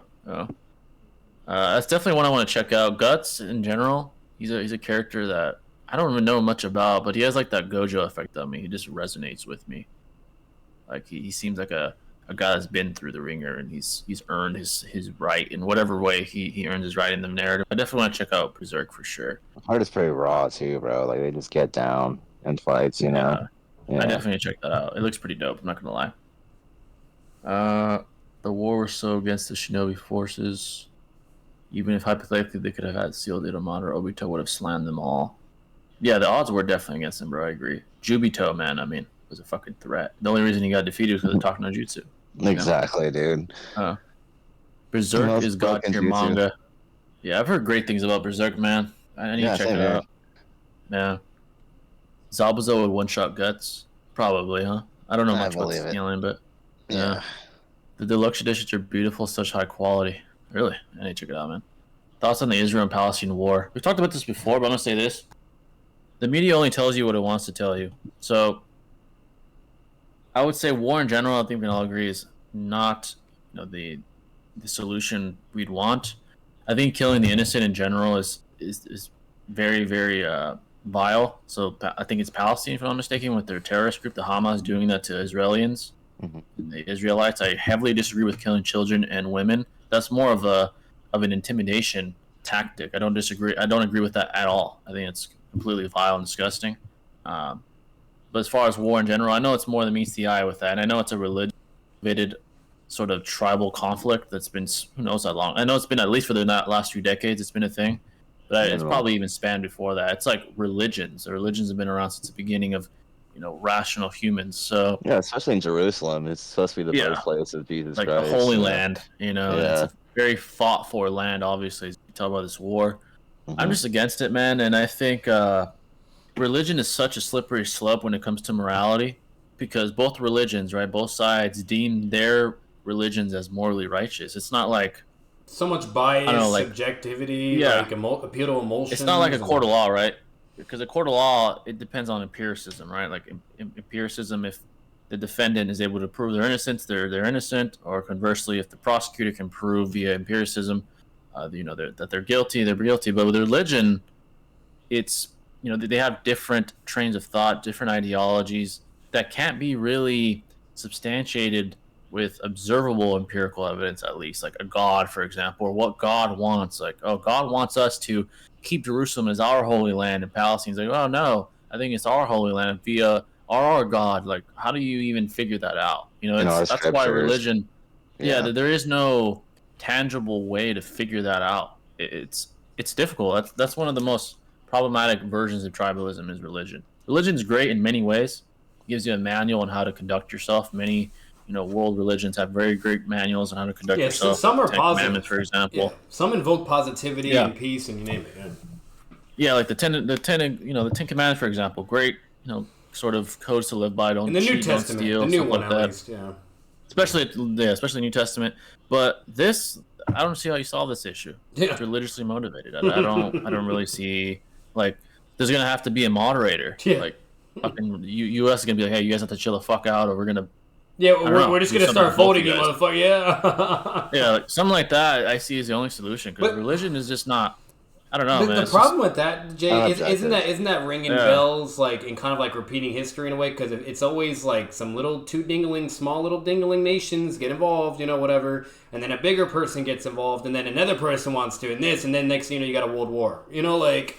So it's a little worrisome because if we try to get involved, there's a high possibility that then China or Russia or somebody might try to do some fuck shit, So yeah, it kind of leads to a paradox. Like, which is the more morally righteous, solution? Like, what do you do? Religion or this religion? Yeah, like what comes first, the chicken or the egg type thing. Like, it's a paradox. It really is. That's why it's so difficult to solve these kind of issues. And I don't know. I just see it as disappointing, especially in modern civilization where morality has really shifted. At least in the Western culture, obviously in those parts of the world, religion is still very fundamentally believed to a very devoted level, to the point where Muslim countries don't even allow their women to fucking wear fucking clothes or nothing. It's extreme still. I don't agree with radical religion in general, but I'm gonna be honest, Jay. I feel like the best way, and this may sound selfish and maybe not even fully morally okay, but the best thing to do is for us to mind our business and just let them go. You know what I mean? Like, if they're not, if they're not doing anything to us, really it's like just let it. Because if we get involved in that, then it kind of gets to the point. It's like, okay, then we're kind of just either asking for, or we're gonna have to deal with all that shit. It just, I don't know. Like, if you get what I'm saying, obviously it's not a perfect solution, or there's still cons in that, and you can pick that apart. But it's like what do you think you should do? Should you be selfish and care about your own well-being, or should you try to be the savior and get involved, and then next thing you know, now you have all those problems to deal with, So morally, how do you pick sides? It almost seems the best option is to be a moderator rather than picking a side, trying to lower hostility between Israel and Palestine. Exactly. That's probably the best solution. You can't really pick a side unless, obviously, in the real world, when there's foreign affairs, nations are going to side with their allies, whether that's because of foreign, importations or interests. Like, obviously that plays a factor, but as far as morality, you can't really pick a side, especially if you're not involved religiously. I'll say this, and I'm pretty sure you and Shinobi would agree from what I've heard and everything, is the people that are going, I'm not going to list what they were doing because for the sake of the stream, I can't. It's disgusting. Yeah. But for all the disgusting, extreme shit that which side was that, I forgot who was what. I haven't been really paying attention, but for those people doing what they're doing, that is completely unjustifiable and unnecessary. That's just not even. Yeah, they're almost objectively just a terrorist group. At that point, I'm sorry. If anything, at that point, I'd rather side or be more nice and more a little bit understanding with the people that are not doing fucked up shit like that. Because that, there's just no excuse. You don't do that shit to kids and children. Of course, it's ironic too because it goes against the ideals of their religion and what they teach to those that believe in it. Essentially, it's oxymoronic. That's just fucked up. It is, yeah. You're killing. There's no religion out there that preaches killing lives. You know what I mean? Or especially children. Egregious acts upon one another. It's unjust, and it's very sensible to understand that this is immoral to the most common in the media, citizen. Yeah, in the media, they're displaying. They're correlating the Hamas to Palestine in general. I think that's a little unfair. I'm sure not all of Palestine agrees with discussing things the Hamas terrorist group is doing. That's right. To be fair, but obviously most people are going to be like, "Oh, we'll start with Israel. Fuck the Hamas. Fuck Palestine." That's most people are saying that because of what the media is displaying. Obviously, it doesn't tell the whole story and doesn't represent all of Palestine either. But obviously, it looks terrible. With that terrorist group being from that country, from the area, obviously, it looks really bad. So it's ironic. It's really bad. It's a really hard dispute to even figure out, man. It's to pick a side is fucking impossible. Honestly. $2 from Kendrick. I appreciate that, brother. Just saw that. Jiraiya versus Kakashi as teachers. Probably Kakashi is more involved and Jiraiya. Jiraiya's a good teacher though. He's not a bad teacher, but well, Kakashi's I don't know. done more. Jiraiya did give him like the toad summonings, and like he did help him with like chakra control, but like he didn't really help him that much per se during the time skip, you know. Yeah, Kakashi helped a lot with like the Rasen Shuriken and like his initial training as a Genin, chakra control, even for like that matter. instilling his values, and I mean Jiraiya did that too, but probably Kakashi overall, probably. Yeah, He I helped agree. more students, like numerically. Yeah. Well, technically Jiraiya helped Nagato, but you could argue he turned into a villain, and Jiraiya didn't stop him And from he's that. fucking taught Minato as well, so. And he taught Minato. That's quite a feat as well. That's kind of a feat. Yeah, I'm not gonna lie. Ishiki over Boruto over Code over Jigen over Adult Naruto and Sasuke. In my opinion, Barrymon is a limited power up, but it's a job. I agree mostly. Except Barrymon Naruto, I'd still have above probably everyone except Ishiki. Obviously, there's no way to tell how Boruto would do against him. But there's an argument that he's still not at that level. But then again, we don't know. So, Jay, who should I hate more, Kaguya or Black Zetsu? Kaguya's just retarded. Black Zetsu's more like malicious. So. And he's smarter. He's very patient, calm, and collective. Yeah. You know, Literally. strategic. I hope Shiba is going to be as good as a hype or better. To me, I predict he's going to be more like a conceptual thing, like kind of like Araroma. Like the Soul King kind of too. Yeah, kind of like a Soul King thing. I doubt he'll be like fucking fighting Boruto or something. I'd be surprised. Hey, I'm gonna say this. This is actually kind of hard. Like this is hard because it kind of depends on like what variable we're talking about. But I'm just gonna say it as a vague general question. What is the most badass duo for Naruto characters? I'm gonna say it real quick. 4 options: Itachi and Minato, Obito and Kakashi, Madara and Hashirama, or Sasuke and Naruto. Which one do you pick? Power-wise, obviously Naruto and Sasuke, but aesthetically... You said Itachi and Minato was the first one? That'd be pretty badass, bro, Yeah, I'm picking that. That's what I'm saying. Like, am I tripping? Yeah. I'm picking Itachi and Minato, bro. Probably. Like, imagine the combos they be doing, bro. Like, Itachi's Genjutsu and then flying Raijin. Like, bro, that'd be my God. Imagine like flying or the flying in Totsuka Blade, yeah, like the combo teleport. Oh, bro, like flying Raijin your ass into the Totsuka. Literally, or he does that Mataratsu on fucking Minato's thing. Minato teleports to Mataratsu, bam, instant fire. Oh on my you. God! He teleports into the Totsuka. Yeah, I'm sorry. Like, let's be real. Like aesthetically and all around, definitely Minato and Itachi, but obviously power would be Sasuke and Naruto. So obviously, yeah. Yeah, Naruto's would slam all those people, but yeah, as far as aesthetically, obviously, I think Itachi Minato. Yeah, that's what I'm saying. Mode Naruto, maybe. You know. Yeah, that would be kind of clean. Yeah, for sure. That's pretty clean. I'm not gonna lie. Would be dope. Yeah, facts it. Yeah, folks, what time is it? Yeah, we'll go for 20 more minutes and we'll depart. It's been a pretty good stream. You know, I'm definitely gonna clip the parts of 6. I think the Spider-Man discussion was great. 6, Spider-Man 2 discussion. Go to game, man. Clip that. Yeah, the game's fucking amazing, bro. If you guys haven't played it, man, I highly recommend that. That shit was probably one of the best experiences I've ever had, and I've played a lot of fucking games, bro. It's that good. I can't wait, really bro. Like I'm playing this month for November. I'm playing Miles Morales game first. I'm doing that, and then I'm doing right into Spider-Man 2 because I didn't want to play. Like, you know what I mean? Cause I'm like, I'm not known. You know what I mean? So, like, I didn't want to play Spider-Man 2 when everybody's streaming it, like all the big boys. So I was going to just wait and then stream it and then kind of get some more traction from that, you know? Yeah. Absolutely. One thing you might notice that I noticed, I think 6 did too, is when you play as Miles, you just feel more powerful than Peter. Really? You probably feel that. Like, what the fuck? He seems to have better, like, his punches just seem to have more damage. Besides, obviously, I'm not gonna spoil it, but as far as like base to base, it seems Miles seems more powerful. You'll notice when you play, like he seems more dominant. I know he has a crazy hacks, you know what I mean? Like, but you know, from the comics and both have great game, abilities though. Yeah. Both have their abilities. The developers in the game really took their time with their abilities and their like arsenals. Really well done. Yeah. You'll really enjoy that part. Yeah. I can't wait, bro. I'm so hyped for that fucking game. Yeah, it's so fucking good, man. I was like, holy shit, man.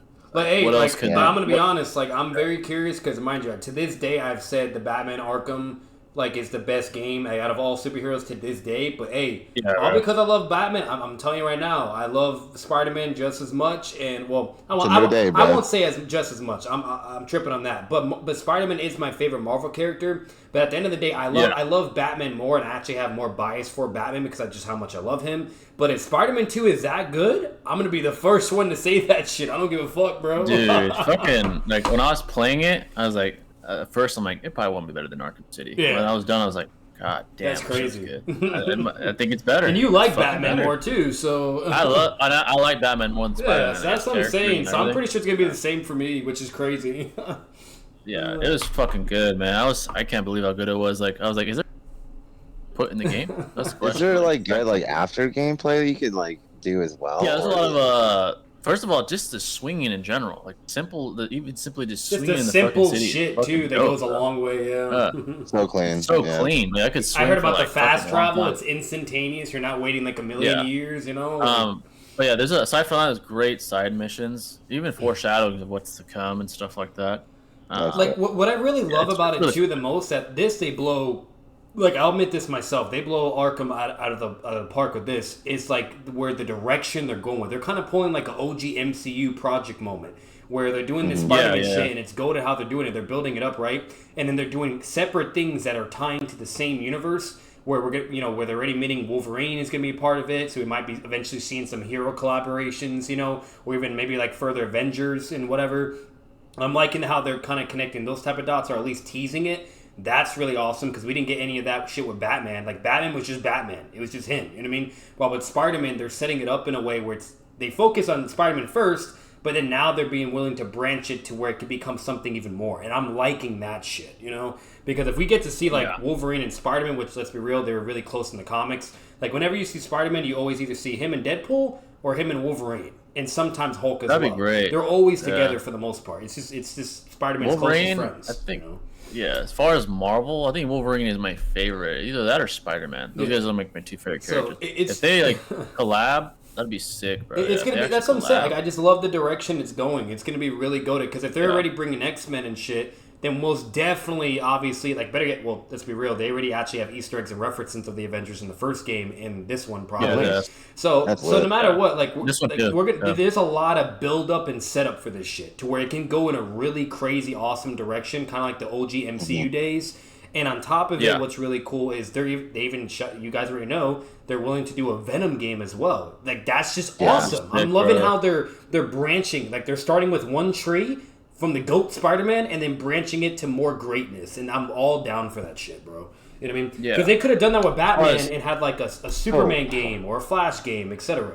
That would be dope as shit. Yeah. Dude, a Flash game would be lit, bro. That'd be sick. All I can say about Venom without spoiling is you're probably really gonna like Venom. It's fucking dope. That's all I gotta say. Can't wait, bro. Amazing, bro. Yeah, like he's but like the way you see him evolve, you're gonna be like, holy shit. What the fuck? It's fucking crazy, bro. Yeah, it's pretty fucking crazy the way like the attention to detail with just like the personality of the symbiote. You're gonna see that. It's really, really fucking well done. One thing I'm curious about though, which I don't mind this spoiler, do they ever reference Null, who's like the god of symbiotes, or no? No, but you do see other symbiotes. I'll just say that. Oh shit! Which ones? That's cool. I'm assuming Carnage. I'm assuming maybe Carnage, but all right. Yeah, you definitely see some symbiotes as well, dude. Like that one, yeah. I kind of like him more than Venom's like the OG, the classic, but something about Carnage, I think he's just more maniacal and evil. Carnage is basically Joker in a way, but just not intelligent. Like he's basically Joker, but not intelligent. Yeah. Carnage is like more vicious and shit. Yeah. That's why I like him.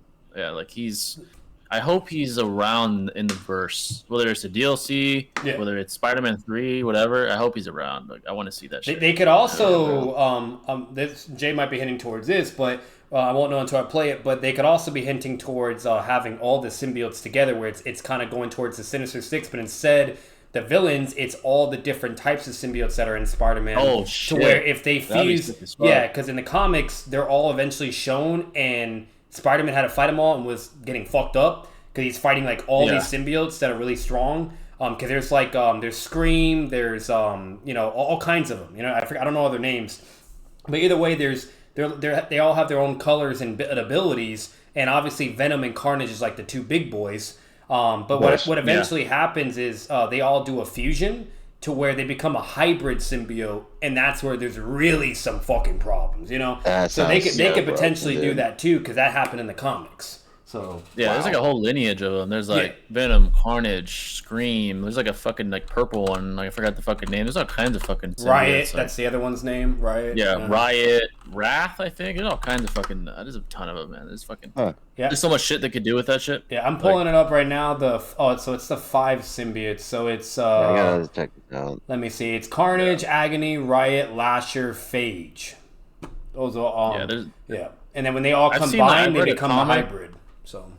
Yeah, I remember I saw some shit about like this, the family tree or some shit. It's been a while, but there's a ton of shit, including the king symbiotes, like the goddess symbiotes too. Like, there's a bunch of shit. Yeah. No, he's like an omnipotent fucking like broken ass motherfucker. It's like broken as shit. That man had to be like, he got the Gojo treatment. He had to be sealed in like this weird ass prison, and then was like trapped there for so long. And when he finally gets out, he just fucks shit up. He's like basically like one of the top entities in. Yeah, like he was there before anything was there. When there was just darkness, before the One Above All created everything, he was like the one up there with, you know. Yeah, he's up there with like the big boys in the Marvel verse in general, in the multiverse. So. Exactly. Thoughts on Pain killing Hanzo's wife, kids, and parents for no reason? Resentment. I think he was angry for him killing his friend. Do I agree with it? Obviously not, but it makes sense rationally why he did it. Like in his own mind, he did it because he was resentful towards them. And the way he rolled over the Rain Village was just not cool either, too. So he wanted revenge. That was blatant revenge, and it's very obvious. I personally feel Obito's definition of being a shinobi has tabs on every village and individual, knows literally everything about everyone. Yeah, Orochimaru as well, if you're being technical and removing morality, he kind of is what a shinobi should be, besides the evil. Like, he literally has Zetsu as an ally, too, so that definitely helps. Yeah, those guys are like, Jay Shinobi, I sent you a picture in our chat thing what a hybrid looks like, by the way. Nice. And they're all fused. Oh, nice. It's like a fusion Dragon Ball Z shit. Let's see. Oh, shit, bro. Oh, yeah, that shit looks dope as fuck. Looks mean, That's right? crazy. And it's strong. Yeah, like, crazy. Bro, like Spider-Man had to get the Avengers, you name it, because he could not fuck with that guy. Yeah, it's like a combination of all the symbiote powers. Like, it's like, what do you do, bro? Yeah, you can't fight that shit off. Nah, definitely not. Let's see. Miles has that Hack's lightning ability. Yeah, dude, it was pretty clean the way they did in the game, bro. Really well done. Can we talk about how fodder Sage Kabuto is? Fodder? Oh, come on. That's dishonest. What are we doing? What are we doing? He's not fodder. Hello, Tensei. Hey, at least he's not pulling a Peach Fuzz saying fucking Kabuto can beat Madara and White Man, all this bullshit, But shit. He's definitely top tier. Is all over the place. Really? Absolutely top tier. Absolutely. If anything, arguably has the best Sage mode as well, because he has infinite Sage mode and literally all kinds of fucking hacks and Edo Tenseis. He's cracked. Hacks. Ninjutsu, Ninjutsu. Like he has literally everything. Like, what do you do, bro? Yeah. Carnage is going crazy in the comics. Oh, I bet, dude, he's fucking cracked. Oh yeah. Carnage is always doing some crazy ass event shit. Always, there's always something going on with that motherfucker. Yeah, definitely too. Yeah, they're really, really dope. Might be my first symbiote. Either him or and that's the funny part. Like Joker, he goes out of line and does something crazy. We see everything that happens. Batman Who Laughs, right? And he goes to shit. Then we see Carnage. He does the same thing. Joker. Now we have the god of fucking symbiotes, Noah, and he's fucking everything up. And the whole, everything's at danger and about to be destroyed. Like when it comes to Carnage and Joker, they're fucking cracked. Dude, they're fucking cracked. Joker to me is my best villain ever. I don't know why. Just the way he's the perfect antithesis of Batman. It's perfect. Like Batman's all about justice, and Joker's the epitome of chaos. He's literally the opposite of order. Yeah. He's disorder. He represents what Batman's fighting itself. He's just a goat, bro. Like out of all the villains, even anime. Like don't get me wrong, this hurts for us to say it too. I can't speak for Shinobi, but at least for me and Jay, it does hurt in a way because we love Madara, we love all these other motherfuckers, right? But Joker, he's just, bro. He fills all the blanks. He just is evil. He doesn't have an ideology. Disorder. Like that's all he is. I guess technically his ideology is disorder. That's all he is. Yeah, and just to show that everybody can have a bad day, or just he basically just What's incredible about Joker is he's like an infinite jack of fucking trades. You know what I mean? Like, whatever. Like, you just don't know what to expect with him. He's always teaching some philosophy or morality fucking lessons or all kinds of crazy shit. The only one that gives Batman a run for his fucking money. And just a guy that accomplishes the most insane feats with no powers. Like, yeah, he literally has broken the mind of some of the greatest heroes, including fucking Superman, fucking like all kinds of people he's broken, man. Killed people, Flash. Like he's the embodiment and example of like, if you want to be evil, this is what you should strive to be. Like, he's just that guy. Yeah. Like when he broke the mind of who Batman thought was the strongest minded individual he ever knew, Clark, but Superman, that he broke him. Like, he created the Injustice universe too, to where our canon not canon, like it's all canon, but to where all our main DC people had to go to that universe because they were being fucked. They were like, "Hey, we need help, bro." like that Batman reached out to our universe. Yeah, they had to call them to help and shit. They're like, "Hey, dude, can you help us out? Because we're getting fucked up." We need help. Like, all because of the Joker, bro. Like, why? The Joker did it. Like, oh shit. And what was really crazy, what I loved about it the most is what was really funny is when they went to help and save. Then when they get back to their universe, Joker was about to do the same exact thing that the other Joker did in the universe. But they were able to stop it because of all the intel and everything they had from the inner universe. And it was kind of like a funny little Easter egg. Like, damn, like the same shit would have happened with our main heroes. But because this and this happened, it changed it. You know what I mean? A different thing occurred. Yeah. So he's like perfect embodiment of evil. Yeah. It was really well done. Just fucking crazy, man. He dimension hoping, removing his symbiote weaknesses, so fight his universe venom and consume, if not mistaken, dude's a hell lord right now. Oh, the Carnage. This motherfucker, he's going to hell. What the fuck? he's like Ghost Rider. Be gone, please. I remember when fucking Hulk, I forget which version of him, it was like the Monster Hulk or something. Immortal he was Hulk. so problematic that he got kicked out of hell. They're like, get the fuck out of here. Oh man. Yeah, no, you're talking about the Heart of the Monster Hulk, where he was sent to fucking hell, and he was getting so angry and fighting for so long to where he broke past his power levels of World War Hulk. If you thought that shit was crazy, he's even stronger. Yeah, he far surpassed. Like he went like from like Super Saiyan 10, like World War Hulk is like Super Saiyan 3. The Heart of the Monster Hulk is like Super Saiyan fucking 10, basically. Like he was so cracked. Oh, wow. Yeah, he was so cracked and strong. He was a threat to hell, bro. To hell, and Satan himself was like, "Get this motherfucker out of here!" Like, all the fucking all the demons and all the ghosts were coming at him. Like, fuck all y'all! I was like, "Holy shit!" Like, and the reason why it makes sense is because if you guys didn't know, fun fact, spoiler alert, skip like 5 or 20 seconds ahead. His power comes from the one above all. It's literally when God is angry, the wrath of God. Yeah, and he was called the one below all at that time, and that's where what sources the Hulk. So. It really displays like his infinite, it's like infinite increase in strength. Yeah. Like he was shaking a whole. He fucked up a dimension so badly he got kicked out of it. Like, fuck out. You know? Like, holy shit! Like, tell me what person doing that shit, bro. Like, come on, tell me what fucking guy. That's cracked as fuck. Like, that's why I wish Hulk would have got a better display fucking in the dog in the shit. MCU. Dog shit. Oh, bitch. Seriously, they made him a bitch in that movie. Like, I hated. They made Thor fucking like cool, but fucking Hulk is a bitch. No, they made him a bitch when I remember when like Bruce was trying to go into Hulk mode and Hulk's like, "Fuck that!" I'm like, "He's not a bitch, bro. What the fuck is this bullshit? Fuck that shit, man." Like, I'm scared of Thanos. I'm like, he's Hulk, man. Hey, bro, in the comics, because that's the sad reality of it. In the comics, it's the other way around. Thanos is actually scared to fight the Hulk. It is the one individual in the entire universe, the only individual that Thanos says that he actively avoids to fight. Because it's too much of a risk, or it's like 50-50. Like, he just doesn't like to gamble with that shit. And he has to strategize. He has to strategize and outsmart the Hulk and beat it to submission before he gets past the power level. Otherwise, he would just lose every fucking time, or he won't get anywhere. So, like, in the comics, it's the opposite. In fucking MCU, the motherfucker gets PTSD and is a bitch. Like, Hulk in that form would have one-shotted Thanos. Fucking Heart of the Monster, man. One shot. Even more Breaker Hulk would have did it. So Yeah, even Wallbreaker probably would have whipped his shit. Yeah. Like, without a couple... If he's missing a couple stones from the Infinity Gauntlet, he's getting fucked up. And the sad reality of it, they set up a World War Hulk comic story. They even set that shit up, but then they fucking folded. They folded that shit. Ragnarok. That's what I was expecting in Ragnarok, the Thor Ragnarok. I was expecting World War Hulk. That was how the comic started. Like, he got sent over to that planet where he's being forced to fight whatever. Things go whatever. Yeah. That's the whole story, and then he basically he gets so strong because Bruce Banner and the Hulk is willing to work together for once, to where now he has the intelligence and the power. He's in the form. He's in the form forever. And then basically with everything that's going on, he's fighting, so he's getting stronger and stronger. He's reaching levels that he's never been at because he's not having to like fucking transform and then not be formed again.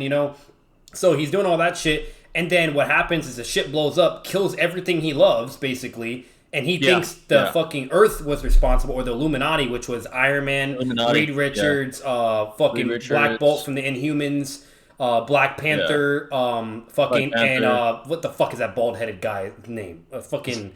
Charles, yep, and Doctor Strange. Yeah. Those were the guys that are part of the Illuminati. All of them, he blamed them. So then he goes back to Earth, slams all the Inhumans and Black Bolt on the moon. He slays it. Yeah, like he goes there, bro. And mind you, the Black Bolt is no joke. Like, he has to whisper, because if he doesn't whisper and if he just yells casually, he can destroy a planet. That's how fucking strong he is. Yeah, I remember he was stepping and like shattering continents just by fucking walking. Literally, bro. Like, Hulk goes to the moon and he says, "Nah, bro, I don't want to hear you fucking whisper. I ate that shit." Licked his lips. He's like, "I want to hear you fucking scream, motherfucker!" Like. And he goes and grabs his arms and breaks them, and then he screams, and Hulk just eats that shit and smiles. And then, what's funny is like it's like some Jeekin shit. When he got to the planet, he got exploited. Like when he first got there, to be a gladiator, and they made him fight, and then he got so strong, he overthrew like the king of that planet. Literally, obviously, like Batman said, he thought the Illuminati blew up his planet and his wife, and I think he even almost had a kid and some shit. But fucking, it wasn't even them. It was some like retarded cockroach that put a bomb on that shit. It wasn't even the fucking Illuminati. He said retarded as a cockroach alien. Yeah. I was like, bruh, really? And then he went back to Earth and slaved everyone. He's fucking slaughtered. He fought literally everybody all of them. Folded all of them. And then he made them fight each other. Like, he fought on that planet. He's like, if I had to be a slave, now you bitches are. Yep, like, he started enslaving them and forcing them to fight in the tuning exams type shit. Dude, that'd be a crazy movie, bro. Like, honestly. That would be a golden movie, bro. That's what they were supposed to do. That's what they should have done. Do you know how much money they would have made if they followed that story and at least changed it slightly to make it a little bit unpredictable? Like, you know how good that shit would have been? And then work on their Avengers project bullshit or whatever? Like, bro. It would have been goated.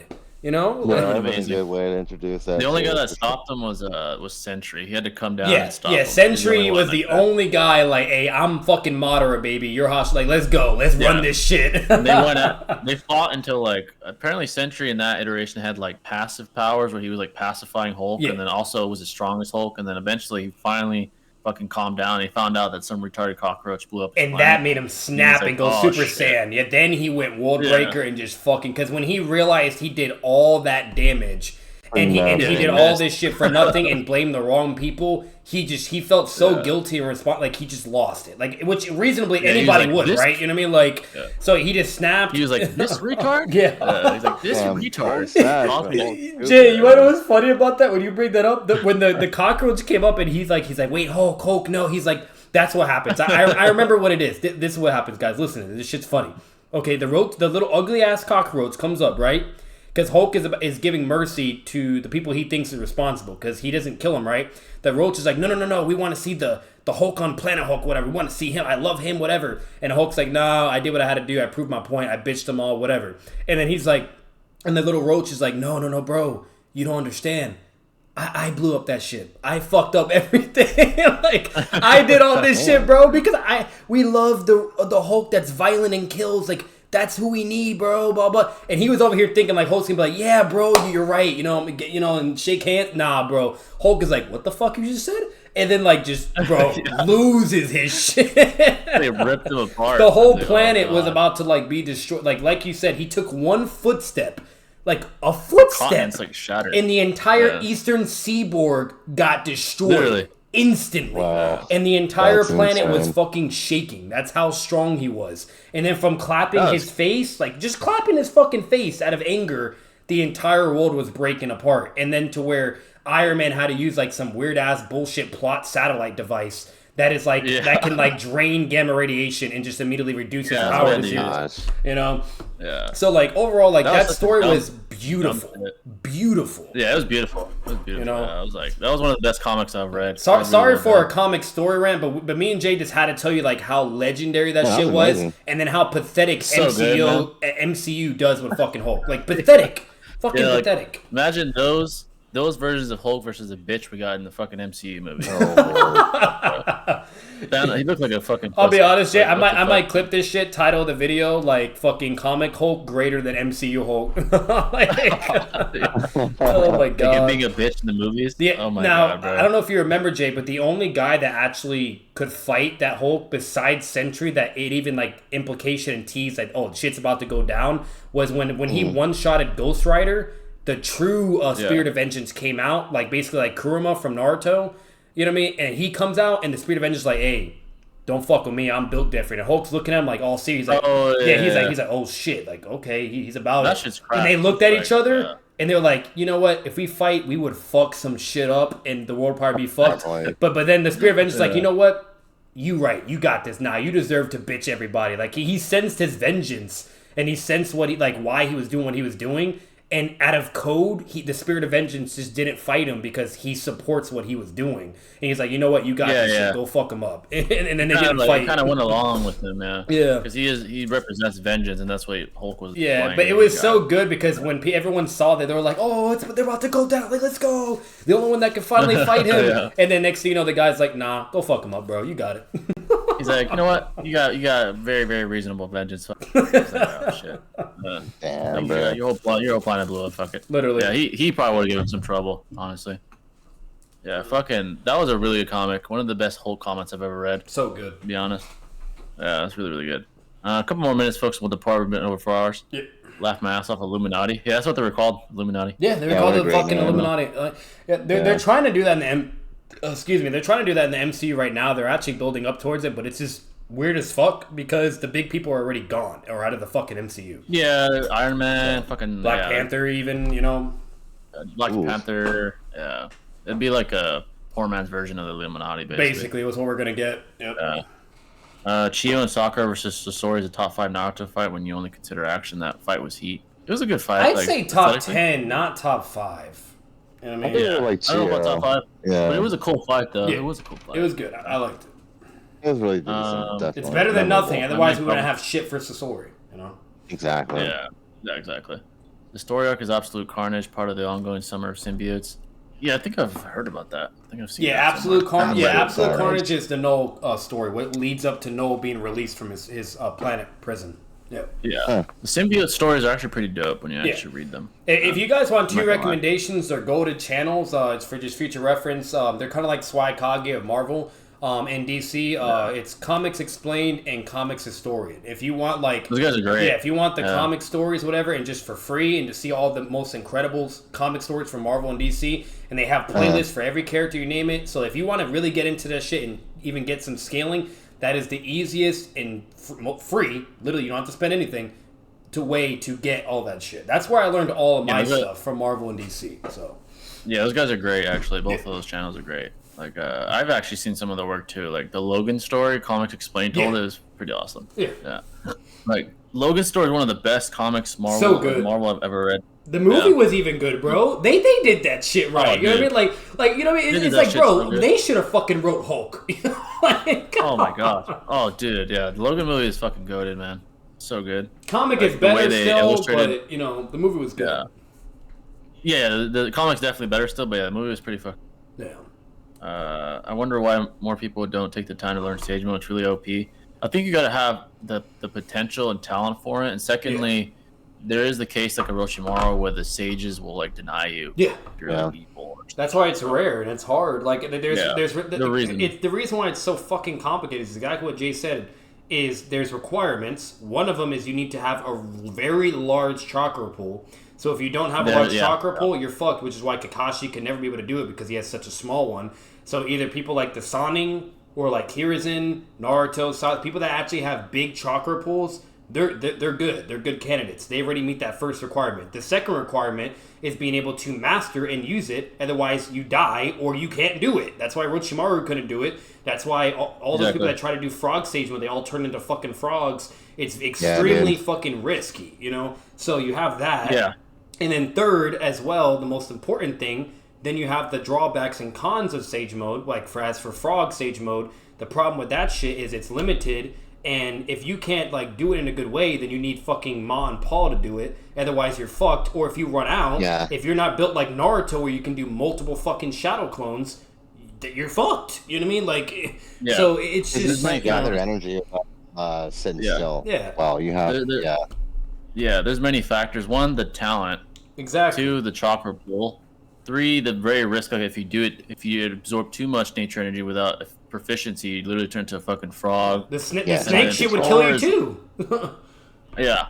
And then 4, obviously the sages can deny you, like in general, if they don't consider you worthy. And then 5, like, if most people have to gather it, and that takes some time, unless you're a special case like Naruto later on in the war or stuff like that. You have to be special, like Madara, like Hashirama, where he just instantaneously activates it and has so much power he can just do it. Yeah, Minato. Fucking Naruto, fucking Kabuto. Itachi could do it too, as well, if he wanted to learn, but for some reason he couldn't because of everything going on. But his illness. He's fucking. He probably could have. Yeah. A couple more questions. Definitely Nagato. That was insane. Yeah, Nagato definitely could have. He had the chakra. The genius. Yeah, he definitely could have done that shit. Yeah. That was sick. What's the Naruto theory that you believe you have no evidence? That's a good question. A theory that I have no evidence for. That's a theory question. So basically, a baseless theory. What theory do I have that probably can't prove? Maybe that like Mitsuki is a clone of Toneri. Or something like that. You know? That's fair. There's no evidence, but it's like... what I said before, Itachi and Boruto... Well, actually, no, there's evidence. Never mind. That doesn't count. Never mind. But... what's a theory? Fucking, let's see. I'm trying to think of one I have that I can't prove, but I have anyway. Itachi beats... Well, I mean, there is proof for both sides. Itachi beats Pain. Pain beats Itachi. Let's see. Fucking, I guess you could say, Madara, like, is fucking, I don't know, like, stronger than, like, fucking everybody as a kid. I don't fucking know, bro. Like, I guess, Shinobi had a good one, though. Yeah, that was a good one. What about, like, Sarada's new MS ability? Oh, yeah, that's the thing. Like, omnipotent genjutsu or something like that, or something like that. Well, to be fair, Sarada doesn't really count because, you could do narrative evidence, etc., which indicates, like, but it has to be something that has no evidence at all. I guess a narrative theory I can't prove is that Boruto will kill Kawaki. Yeah, okay. Yeah, that's a good one. Yep. I think he will. I mean, that's what I think, but I could be wrong. Obviously, we don't know. So, probably that. As far as, like, shit that we know, I don't really know. I don't know most of them, so. That's a good question, though. That is a good question, yeah. One Rinnegan and one Sharingan is more hacks or OP than having 2 Rinnegans, in my opinion. Yeah, it gives you more of an arsenal. There's variables. It's circumstantial because obviously, like, Sasuke is a special case. Yeah, Madara too. Like, I'd rather have 3 Limbo clones than 1. Just saying. Yeah, true. Yeah. It's circumstantial because, like, the way to think about it, guys, like, it's different because, like, Nagato, he had so much life force and chakra where it was actually beneficial for him to have both Rinnegan. You know what I mean? While Obito, like, his chakra was large, but nowhere near Nagato. And so because of that, like, when he went to use the fucking Rinnegan, it was, like, too much for him. He almost lost his fucking mind. And he couldn't even, like, use it to the full extent because otherwise it would just, like, be counterintuitive or, like, drain him and shit. Like, it just wasn't that productive. Like, he could use it, but only if it was absolutely necessary. It was more of, like, a last resort type thing. So it boils down to certain variables. Some people are better off with 1, some are better off with 2, so... Yeah. How's Kishimoto going to keep Sarada relevant? Mitsuki at least has Sage Mode. Her mother's genetic predisposition. She might give her, like, a hybrid of, like, MS and, like, 100 healings. Like that, she already has that. Oh no! Let's be real, Jay. Yeah. I'm pretty sure. I bet you money we're gonna call that shit. That she's gonna use 100 healings with the MS and have infinite MS, basically like Obito. You know? Yeah, it's gonna be like a cracked. And no need for EMS or some shit. Like the only problem though is maybe Sadara would be the first Uchiha to do perfect Susanoo without an EMS. That could possibly happen. Like with 100 heals, with all that chakra. Yeah. Maybe she could do it. Yeah, like she'll be the only one, you know. But I don't know. The only thing is like when Itachi when he manifested like his Susanoo, you guys remember like that like demon in the back with like the 4 eyes? You know what I mean? Yeah. And only 2 of them were like highlighted because he only had 1 set of Sharingan. Yeah. I think in order to get the EMS, I think it's prerequisite to have like 2 sets of Sharingan, which is illustrated by that demon. Makes sense. If you will. Yeah, so. makes sense. Yeah. Yeah. No, this is a theory. I don't know. Yeah. That makes sense. There's evidence to support that possibility, though. Yeah, no. Yeah, observably, that seems like that's the only way too. So you know, like just objectively, everything we've seen, the only people that get perfect Susanoo is if they have EMS, like which was Madara and Sasuke, the only people. Yeah, Madara and Sasuke. Yeah. Theory that I've seen like this is that Obito Zetsudan Orochimaru gave Itachi his sickness. I've never heard that theory. Actually, that's an interesting theory. Yeah, it's pretty good. Yeah. Do you think Sarada will be able to achieve EMS? Maybe Sasuke gives her his 1 eye. I don't know. I don't know about both. Unless they like the fucking leaf gives her like a set of like Sharingans or some shit. I don't know. Yeah, Jay. How would you feel if Naruto like started using like if he ever got like brought back and was being used like as a side Kakashi character? You know what I mean, for like plot whatever. Like, how would you feel if he was using like wood style to the extent of Hashirama? Like, would you be okay with that for him to be relevant or no? To be relevant, no. Okay. I guess to be like a side character, but to be like on the level of Boruto and Code, no. That would like undo. That would annoy you, right? Even like, what the fuck? Yeah. It would basically cause the Baron mode event to be null and void. Like, it would be meaningless. Yeah. Like, he's just back in the mix again. Exactly. So probably not. To be a side character, yeah. It'd be interesting because he'd be like stacking like frog Sagemon instead of what the Sagemon Hashirama had. You know what I mean? Like he'd be stacking that instead, and that's kind of cool. But like imagine like Rising Shurikens like with that big ass like. So it'd be cool in a sense, but but I get exactly what you're saying. I agree. Yeah. Yeah. To be like fucking fighting off Damon or some crazy shit like that, yeah, I would agree. I'd be like, what the fuck happened? He's stronger now? Yeah. Like Code is stronger than Jigen now. For him to fight Code, he's like, it means he's even stronger. It's like I guess that wood style just be cracked, you know?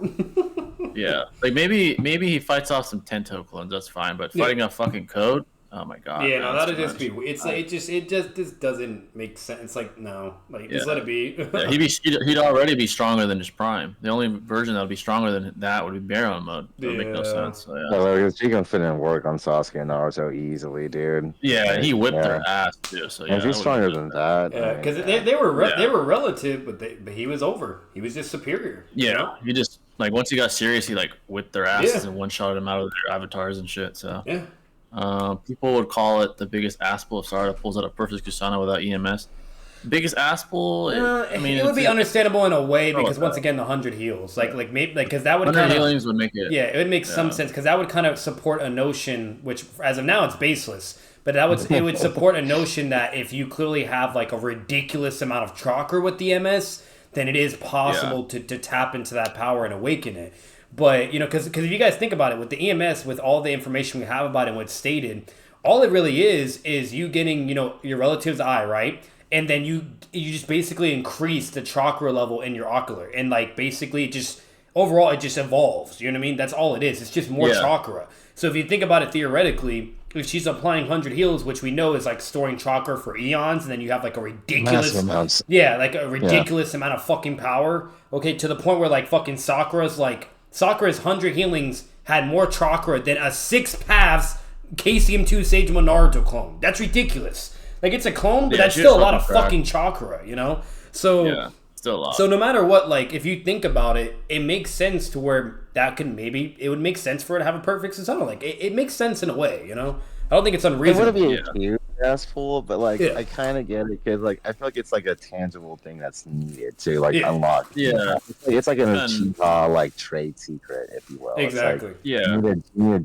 genetic, tangible set of eyeballs to like unlock the EMS. Yeah. So yeah, if if they did it in a new way, I mean, I guess it would make sense to make it like relevant. To make it work, yeah. Yeah, because they need. Because who the fuck eyes is she gonna steal, bro? You know, like it would only be Sasuke.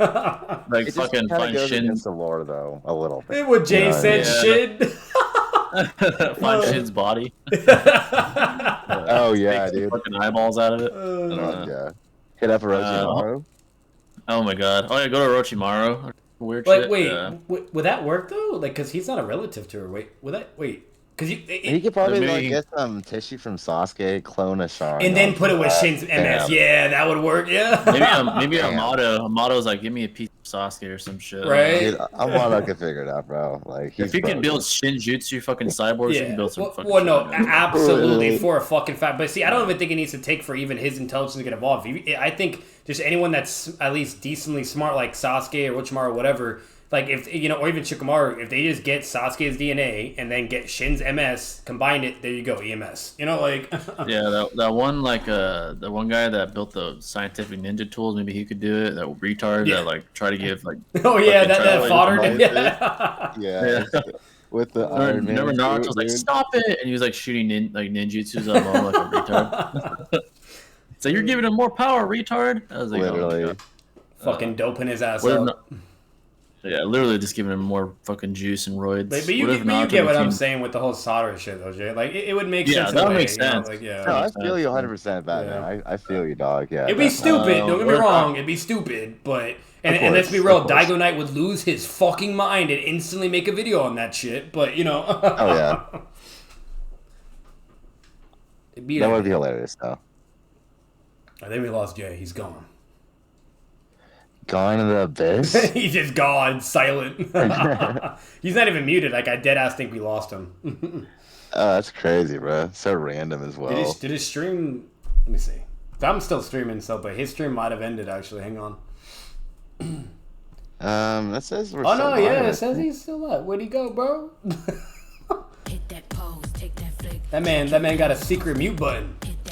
Not for real, bro. Said later. He's over here like blending in the fucking shadow. Like, we need some KCM sensory, bro. Like, this motherfucker, like, I seen a Lord Moo on us. This motherfucker ain't showing muted on Discord, and he's just gone. Like, I don't know what you do for a living, but sign me up. And he's like, well, yeah, he doing that Nagato Chameleon Shinra Tensei combo, bro. Cybersecurity education. That's fucking Lord Moo jutsu, bro. Literally, bro. Yeah, I'm with the whole solder shit. Yeah, that would make sense. It would make sense in a way, you know. No, I feel you 100%. Again, the stream is behind. Holy shit! I just tapped into it, and I'm hearing about like us still talking about solder. No shit. Yeah, it's a little delayed. Oh, it really see, I knew it. Yeah. He's gone. I fucking knew it. Damn. Well, the moment he went quiet, I was like, yeah, nah, something's up. Something's up. I'm sure he'll be back, man. He's probably what the fuck's going on, dude. See, this He's like, guys, chat. This is why you gotta watch my shit and Jay's shit, because you get the exclusive with me and Shinobi. Okay. Oh, he's back. You ain't gonna get this with Jay. You get this with me and Shinobi. You know. What's up, Jay? You back? Yeah, I think my internet left for like 2 seconds. Yeah, you went. I mean, the moment like I called that out because you wouldn't sound like, yeah, Jay's gone. I'm gonna make a bet, and then Shinobi's like, yeah, he went into the abyss. Yeah, you're still alive, though, Jay. Anyway. Yeah, that would make sense in a way. Well, actually, are you live? I don't think you are. Yeah, I think I am. It's just my shit died. Okay, now it's back. Cool. All right, folks. We're about to leave anyways. I think some of you guys already did. Yeah. Appreciate you guys coming in. Make sure to hit the like button if you haven't already. This is a great stream. Definitely gonna actually clip some things. It's been a while since I clipped anything, but Six was in here. It's a good one. So we gotta definitely clip some things. Good tangents. Yeah. Yeah. Great discussions. We'll catch you in the next one, folks. Yep. Peace.